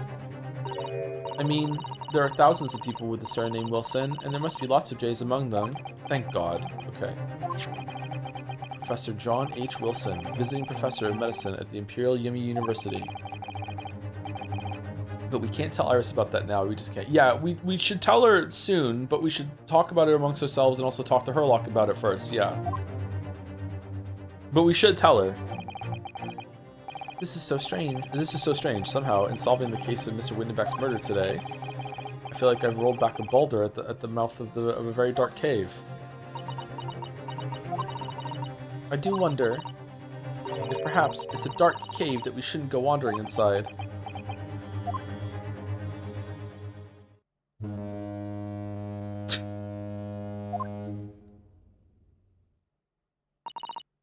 Oh dear, the ship is going to set sail soon. I thought the message was going to be some reason for you to stay, and it was like they got it wrong, and your dad wasn't sick for some reason. Fucking hell. Okay, all right. I see you, Susie. Yeah, seems so. Are we all going? Another murder on the ship? I'll sail on that steamship first to the port of Dunkirk in France. Then I'll change onto a larger passenger vessel bound for Japan. You're really going then, Susie? Is there going to be like a couple years time skip and she comes back, maybe? We wish you safe passage, Miss Suzato. Thank you so much. I wish you all the very best. Miss Suzato, I hope to have you always at my side to guide me and support me. Mr. Naruhodo, please, come back soon. As far as I'm concerned, you really are the very best judicial assistant in the world. I'm quite sure I'll be back before you know it. Really, Susie? Oh, now don't forget, Iris. I made you a promise I've yet to fulfill. A promise? About your yeah, about the yeah, what is about your manuscript? Oh yes, the Hound of the Baskervilles. How could you possibly know? I'll be waiting for you then, Susie. A promise is a promise. Definitely, Iris.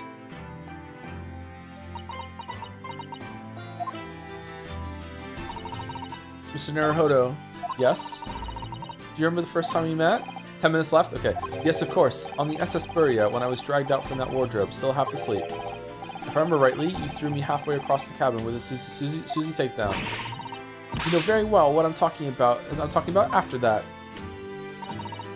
It's strange, but being thrown together as we were in that case, I somehow felt straight away that you were the perfect person to continue Kuzama-san's great legacy. Miss Suzato. And my instincts were right. I really want to believe. No, I'm sure that. I'll be back soon. Farewell until then.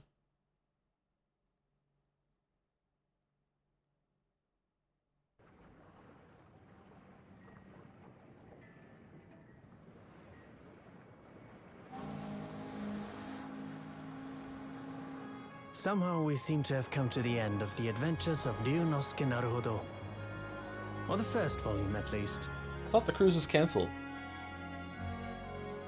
Looking back now, it feels as though fate has led me on this journey.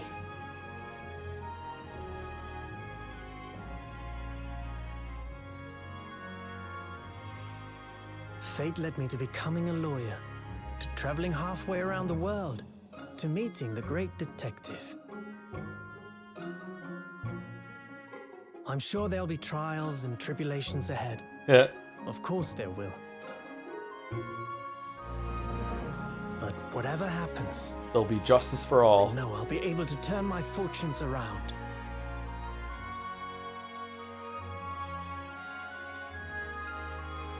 After all, I have the greatest friends in the world on my side.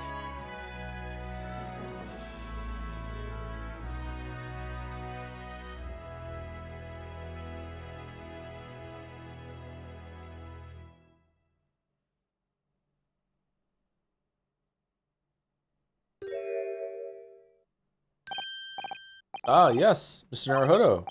Yes, Mr. Sholmes? I have some rather awkward news.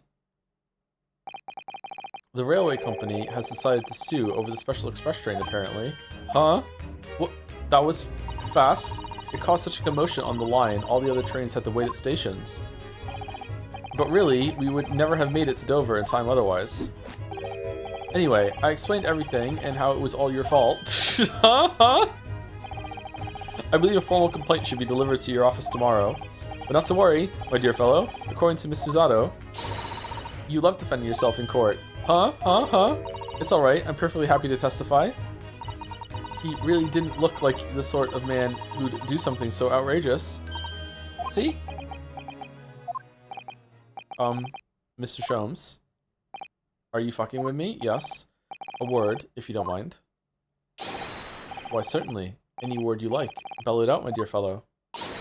Oh yes, I love Renault's words, and I know just the one he'll use here. Then, I really must say... Objection! Oh, I thought it was gonna be about her dad. Fuck.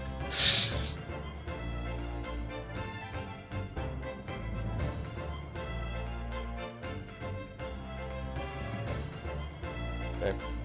Credits. Credits are 10 minutes? Okay. And then 10 minutes of epilogue after the credits? Okay.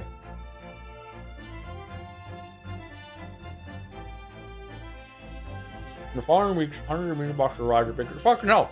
No need to put. Though it transpired, I ordered them all myself. So I advertised them for sale with, used by Mr. Sholmes to solve an important case. And the money I've earned. Consulting detective work pays a pittance by comparison. Sellout.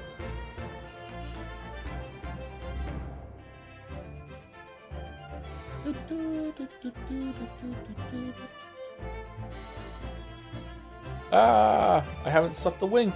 This manuscript is due tomorrow now. When I'm this busy, Earl usually cooks me breakfast. Well, cooks is an overstatement. For some dry toast and a separate coffee. I do miss Susie and her lovely Japanese breakfasts.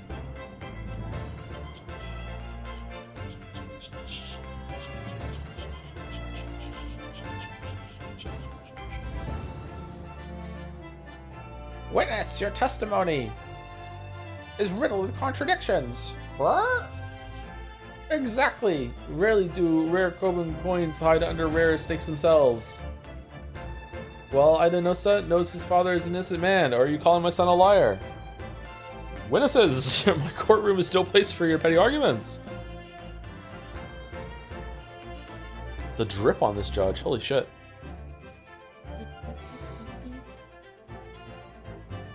Oh, he really didn't come back. Having delivered the Russian dancer to shore in Shanghai, I laid low on the steamship for a while. But last night, I brought an extremely suspicious Japanese national on board. I've done nothing wrong. All I did was give Wagahai's offspring refuge in my pocket. A man brings some kittens on board and suddenly he's a hardened criminal. It's not fair. You gonna play a sequel? Yeah, of course. In a week or two, we're gonna play a sequel. Yeah.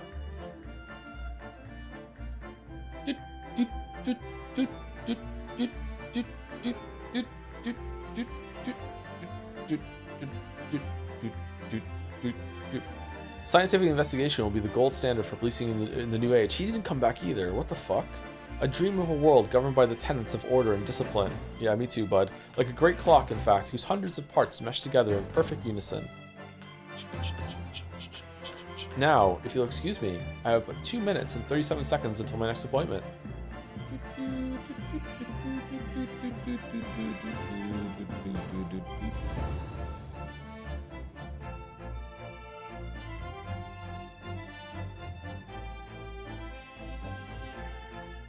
The latest Rance magazine is out, and I'm in it again. Whenever I say that one line she wrote now, I get a standing ovation. Want to hear it? Humph. Not bad, I suppose. For an amateur. Oh, I thought it was going to be that I committed treason. Glug, glug, glug. I committed jury fraud. Whatever the fuck it would be. Ah, her ladyship puts me to shame.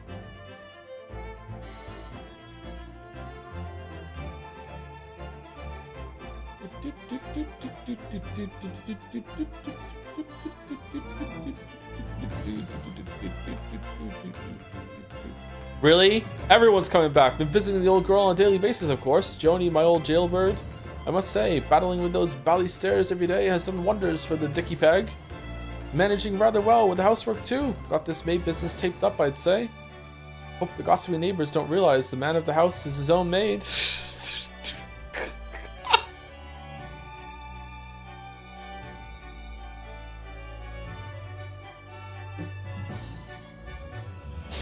The cut to the dress on the cannon after that was really funny. My Raleigh is back on the beat again, all thanks to the Reaper. There's nothing I enjoy more these days than hunting out small change in the gutter. I'm a better Bobby now, looking out for Londoners, their dropped halfpennies, and my lovely wife. Oh, Pat. Oh, Rolly. You know what? I hope these 2 kids make it.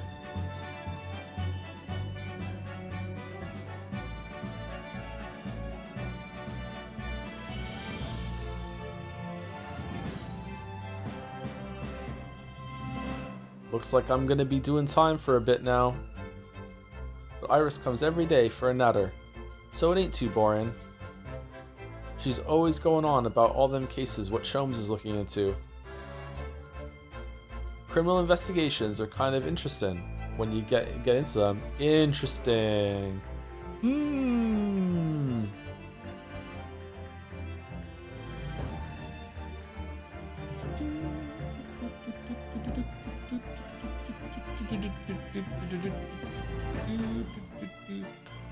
Yes, I renounced my upbringing and chose a life of sophisticated crime. But regrets? Please. Yo, bruv, that ain't the Ash we used to know. We got time in here to plan the comeback of Milverton and Skulkin's milk run, right? The 3 Musker Whatsits. Milk in the neighborhood for all it's worth.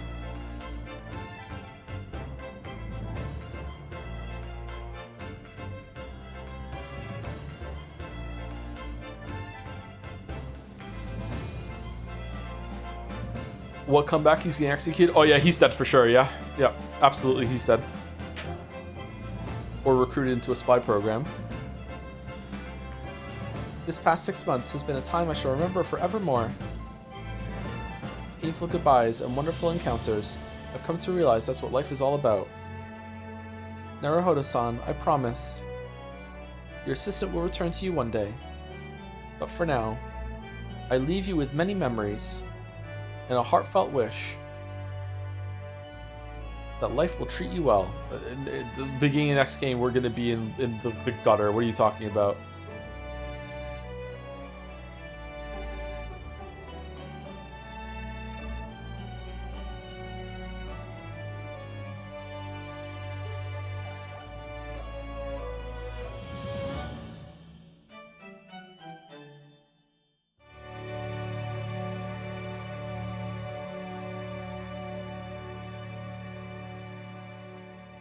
Yes, of course. Of course I sentenced that way. That's what you wanted me to do.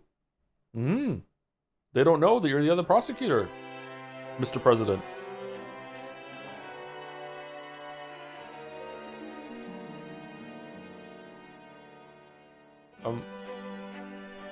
What in the Robin Hood is this?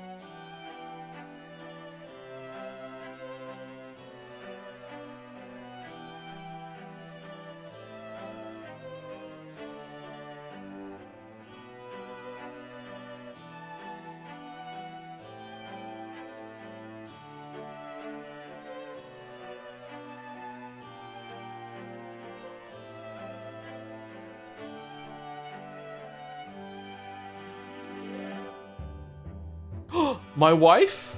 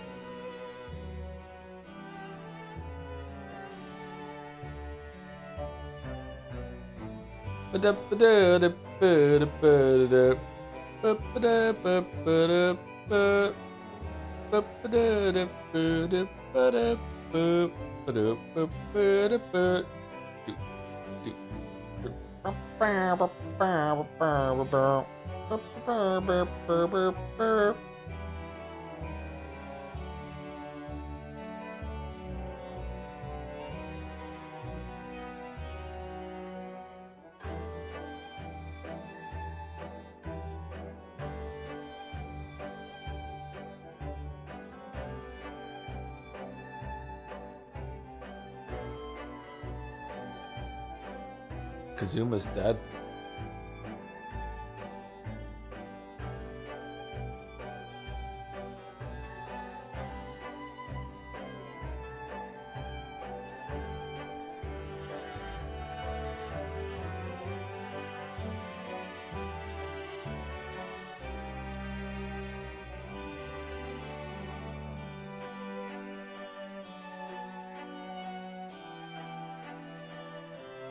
Sounds familiar.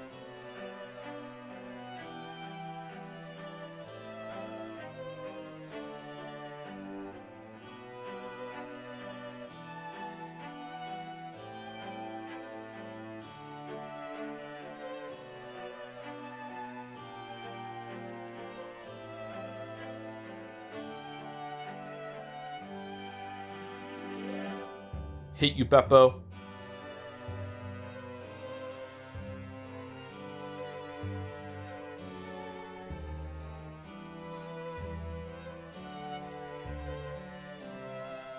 We hate Beppo on this stream. The yo-yo pill for the bits. After your final thoughts, would you mind taking a minute to look at the cover of the second game and speculating on it? I think it could be interesting to look back on after the facts. Is that going to be spoilers at all or no? The cover of the second game? What do you mean? Like in the main menu?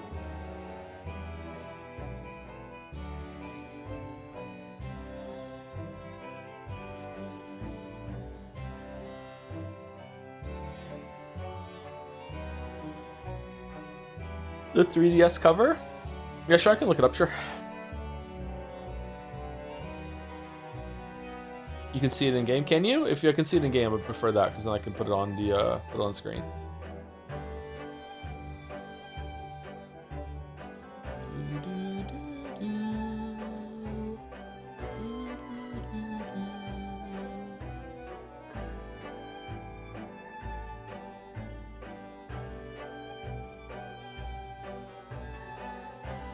My wife?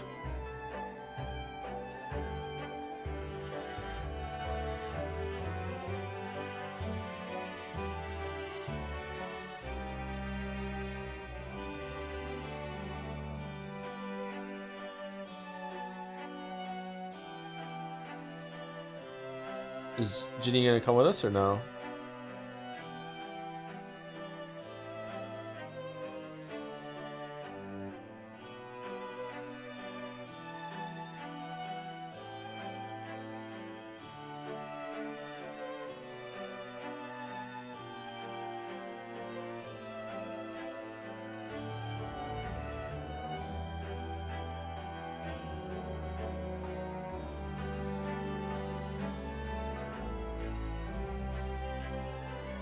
What do you think about localization in this game? I think it might ironically be one of the best translations of a game. I like appreciate like having nods toward like it's done well, but like how I can't judge it without knowing the original language, right? Like it's kind of like an impossible thing. The Great Ace Attorney Adventures Finny, like in a very limited way, being like it seemed like they did a good job, but it's really difficult to understand, right? But the result was good. Was it? Like in order to judge, wow, this is what we're ending on. In order to judge it, you would have to go back and see how if it's authentic, right? Because if not, it could be just a completely different story with the characters saying completely different things with the art in the background, right? Really, no post-credit teaser or something like that. Okay, so how do I? Is it special contents or what? Gallery? No.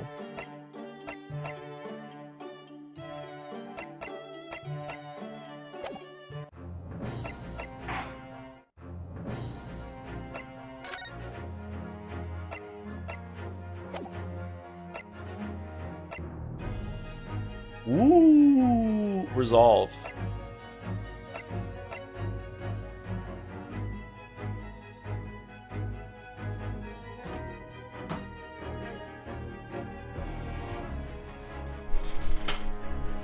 Oh man, now I know we use this courtroom again. That's crazy. Thank you for the 5 gift subs. Pat cake.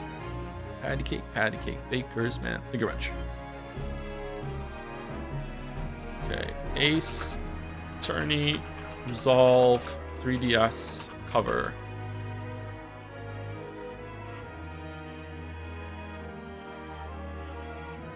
That looks cool.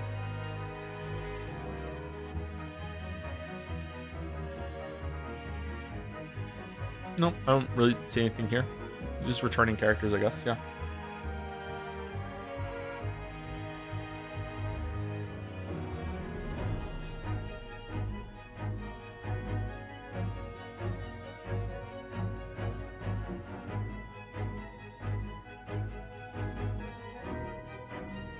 Maya is in it. What? Or Mia, whoever that is. Cool, I like it. I really like the colors here. Looks good.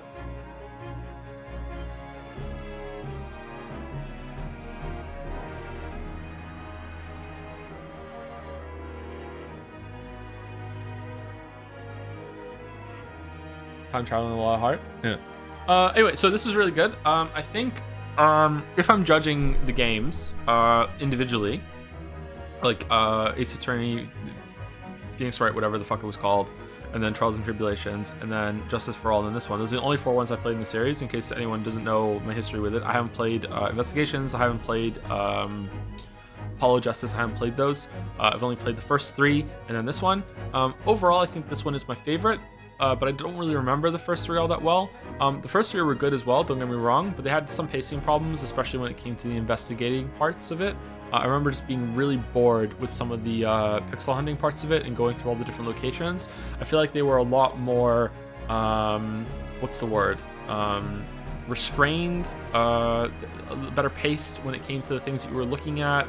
It wasn't just endless like pixel hunting. And I remember a lot of the times in those games, you had to go back and forth to different scenes and talk to someone, and that would trigger something. It was kind of like an adventure game at that point. It was kind of like Monkey Island at some points for it. You know what I'm talking about? Very much like, go here, look at something on the floor. This triggers an NPC to show up in a scene that's somewhere else for no reason. Then you go and talk to them and you get information. It was very, very bad when it comes to just like pacing and just like being boring to go through. Like too much stuff, like very formulaic as well. I would say that maybe my favorite thing that this game does compared to the other ones is that every single case in that game started the same way with, you know, you are starting off in Phoenix Wright's office, you get some slice of life updates with him and Maya, then you get like some kind of feeler about what's going to happen, then you have to go to the jail and you meet the client. I'm a lawyer, the jail, the client tells you some stuff, then you have to go and do the investigating thing, then you go and do the investigating thing, then you go back and talk to the client, and then you go into the trial, and then did the trials even have like an intermission sometimes where you went back into the investigation after the trial, that sort of thing. Like it was just so formulaic and just really dull as it wore you down, even though the mysteries and the stuff in the trials were really good for the most part. Like it definitely, I'm trying not to like condemn it too badly. I'm just trying to hone in on the negatives here. Whereas in this one, I feel like it was a really good idea to have like a case where you didn't even have a trial. That was really cool. That you weren't always doing the investigating parts beforehand, that sometimes it was just you go into court and good luck. I feel like that really made it paced better and had more variety to it. In some ways, though, I could definitely see this being someone's least favorite Ace Attorney game because of that same reason, that they like having like 5 cases where you talk to people, you gather evidence, you gather clues, you talk to people, you look through different scenes, you build the mystery in your head, you actually do some investigating, and then you go to trial. But for me, that's like the least favorite part. So I appreciated that. I think that the last trial here was probably my favorite overall in terms of entertainment value. It was incredibly entertaining, had a lot of cool moments, a lot of back and forth. The animations of the characters and how they are more alive on the screen is doing a lot of work for me to enjoy it, whereas all the static pixel art in the previous game was good, don't get me wrong, but it didn't have as much liveliness to it when it came to some of the stuff that was happening. Now, people said that this wasn't the first time they did a 3D game like this, so maybe that's because they learned a lot of lessons from the other ones, but that doesn't matter to me. This is the first one I played, so I really appreciated that, and in terms of presentation, this was definitely the best one. I also, the only character that I kind of dislike is Iris, and even then, she's kind of like a little disliked to neutral, whereas I hated Pearl in the previous games. And I didn't hate Maya, but I disliked her. Maya was really annoying. I didn't like Maya at all. And not hatred, but just like, I don't know. Anytime Maya was on the screen, I was like, I wish someone else was on the screen. There's something really nice about Susie compared to Maya. I don't know what it is, but Susie seems like very, very calm, very competent.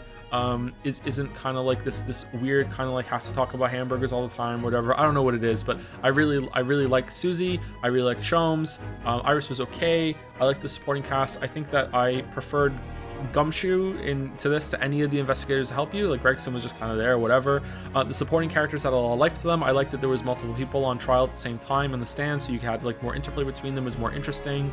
I also think that I just completely lost my train of thought. The prosecutor, I think that Edgeworth is still probably, like, I like Edgeworth a lot. I also like the undercourt thing that happened. Edgeworth is probably still my favorite over Van Zieks. I really liked Edgeworth over that. But Van Zieks was really good. I would say that a flaw maybe of the game is that it only has one prosecutor really that you're up against, so it's always Van Zieks. Maybe that's because they needed another case to have someone else in the middle, but then the game's kind of bloated or something like that. I don't know. It would have been nice to have like episode 4.5 or whatever, and have like an actual case where you're not just always up against Van Zieks. That would be good.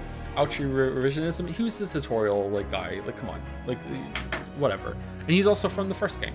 He's like a cameo kind of whatchamacallit to that reference. Yeah, so that would have been nice. Whereas I feel like, you know, having Edgeworth and Von Karma, and then the other Von Karma, and then the cyborg guy, stuff like that. I feel like there was more variety in in the previous games when it came to the prosecutors, and I really like the prosecutors. I like that. The judge is pretty good. The course proceedings were pretty good. I feel like the mysteries in this were probably not that strong. I think setting up the cat flap moment in the last episode was probably the strongest part, but it was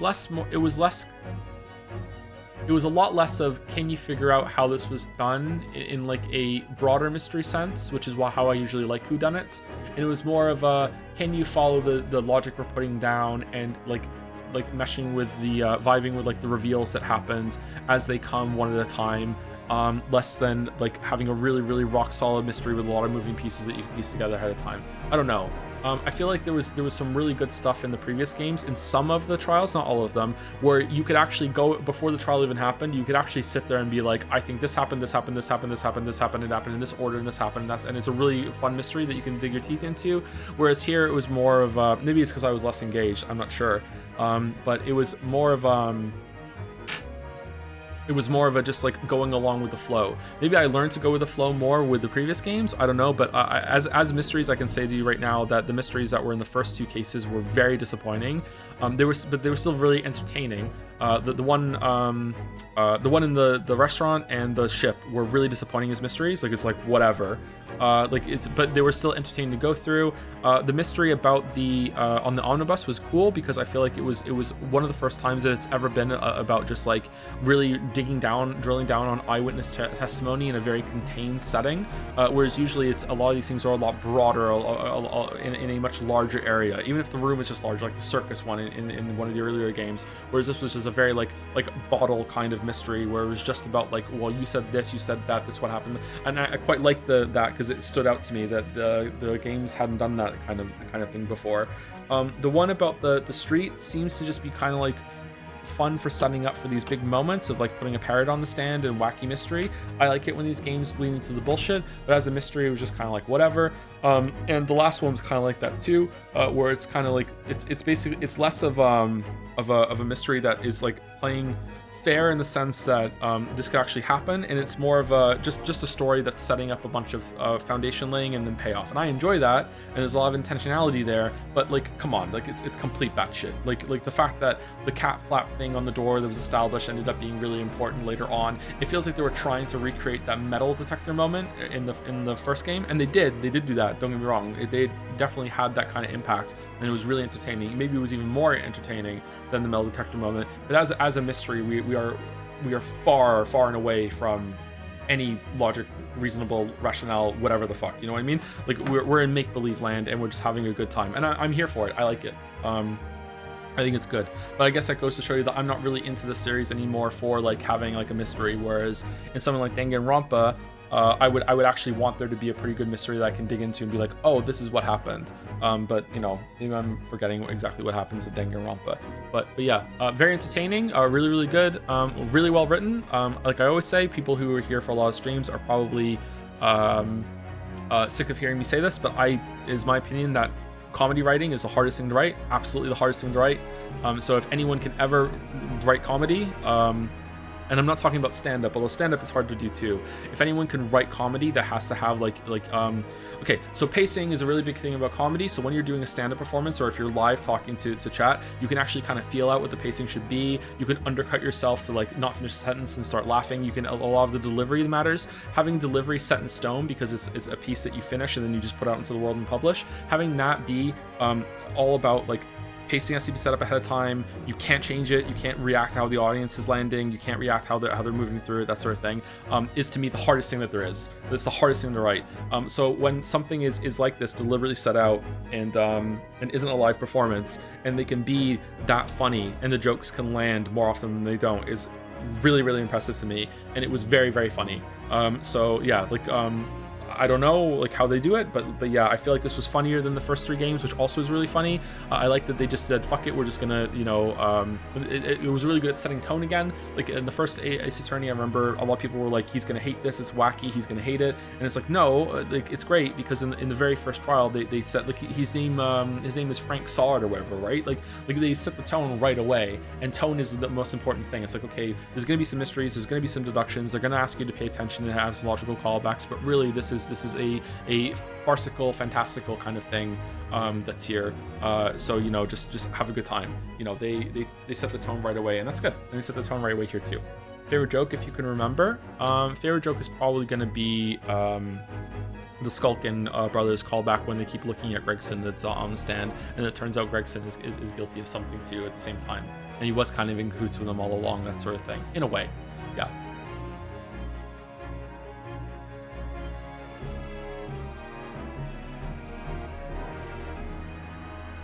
What do you think about the length of the cases? I often felt like the individual sections, trials and true investigation, went on too long. It would have benefited from more shorter sections, but like the older games. I don't know. I think that having them all be very different lengths is good, because you never know when something's going to be done.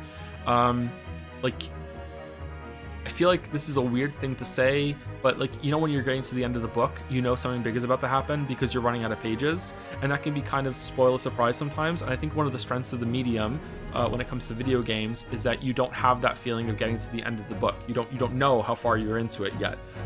So games having different lengths of different trials, and you don't know if this is the last one or not, and there could be one last twist that's there. I really appreciate that. So having very greatly different lengths of the episodes, to the point that I didn't even know if there was going to be a trial in episode 2, right? I didn't even know. Like, there was this feeling that maybe I'm only halfway through this when I got to the end, right? I really liked that. It kept me on my toes. So I really enjoyed that. I will say that I think some of the court proceedings, especially the examination summations, are kind of a bit clunky and kind of go on for a bit. I do think that the Holmes and Rio deduction things, dance of deductions, could definitely be trimmed down so you only go through it once, or a better way to fast forward it. Going through the witness testimonies and having to hear them say it and then press them on each individual time to get more information. I would say that it's probably a testament to the writing that was done so well that it didn't drag as often as it should have. Most of the time I was engaged and it was fine to go press them on everything, but man, oh man, like it's a lot. There's a lot of fussing with like menus and looking through things and pressing and getting more information and stuff like that. So I think it's the strength of the writing that it didn't bother me more than it did. So yeah, I don't really remember the first 3 games all that much though. I do remember the circus one and the one where the guy was a superhero on TV being kind of a drag. I remember the final cases in those being a big highlight. Really, really well done. I like those a lot. The Merry Christmas one was really good too. I like that one as well. Lot of Heart was really annoying, so I'm glad that there wasn't anyone in this game that was similarly overused and was annoying. So maybe that's going to change in part 2. I'm not sure. Maybe someone's going to come back, but yeah. I think that sometimes a flaw, an easy pit to fall into when it comes to comedy is making a character that you put on screen to kind of ridicule. Sometimes they're in on the joke, sometimes they're not. And I think when you make a character that you want to ridicule, sometimes you start to hate that character as a writer because you write them as pathetic, and pathetic characters are usually annoying. And the problem with annoying characters, and like I said before, annoying is the worst thing you can possibly be. A character is the same thing. A character in a story being annoying, and whenever on the screen you're like, oh fucking damn it, I wish someone else was on the screen. And I feel like it's easy to write a character that is annoying in that way, and they come back to be a butt of a joke. However, the problem is that even if they are the butt of a joke, they're still annoying until that punchline, and often it's not worth it. You just want someone else to be on the screen. I would say an exception of that, and why he's one of the best characters in the series, is Gumshoe. Gumshoe is pathetic, but Gumshoe is great. There's something lovable, like golden retriever energy about Gumshoe, that he's pathetic, but you still root for him in the same way that you root for like Shaggy and Scooby-Doo. So I really like Gumshoe for that.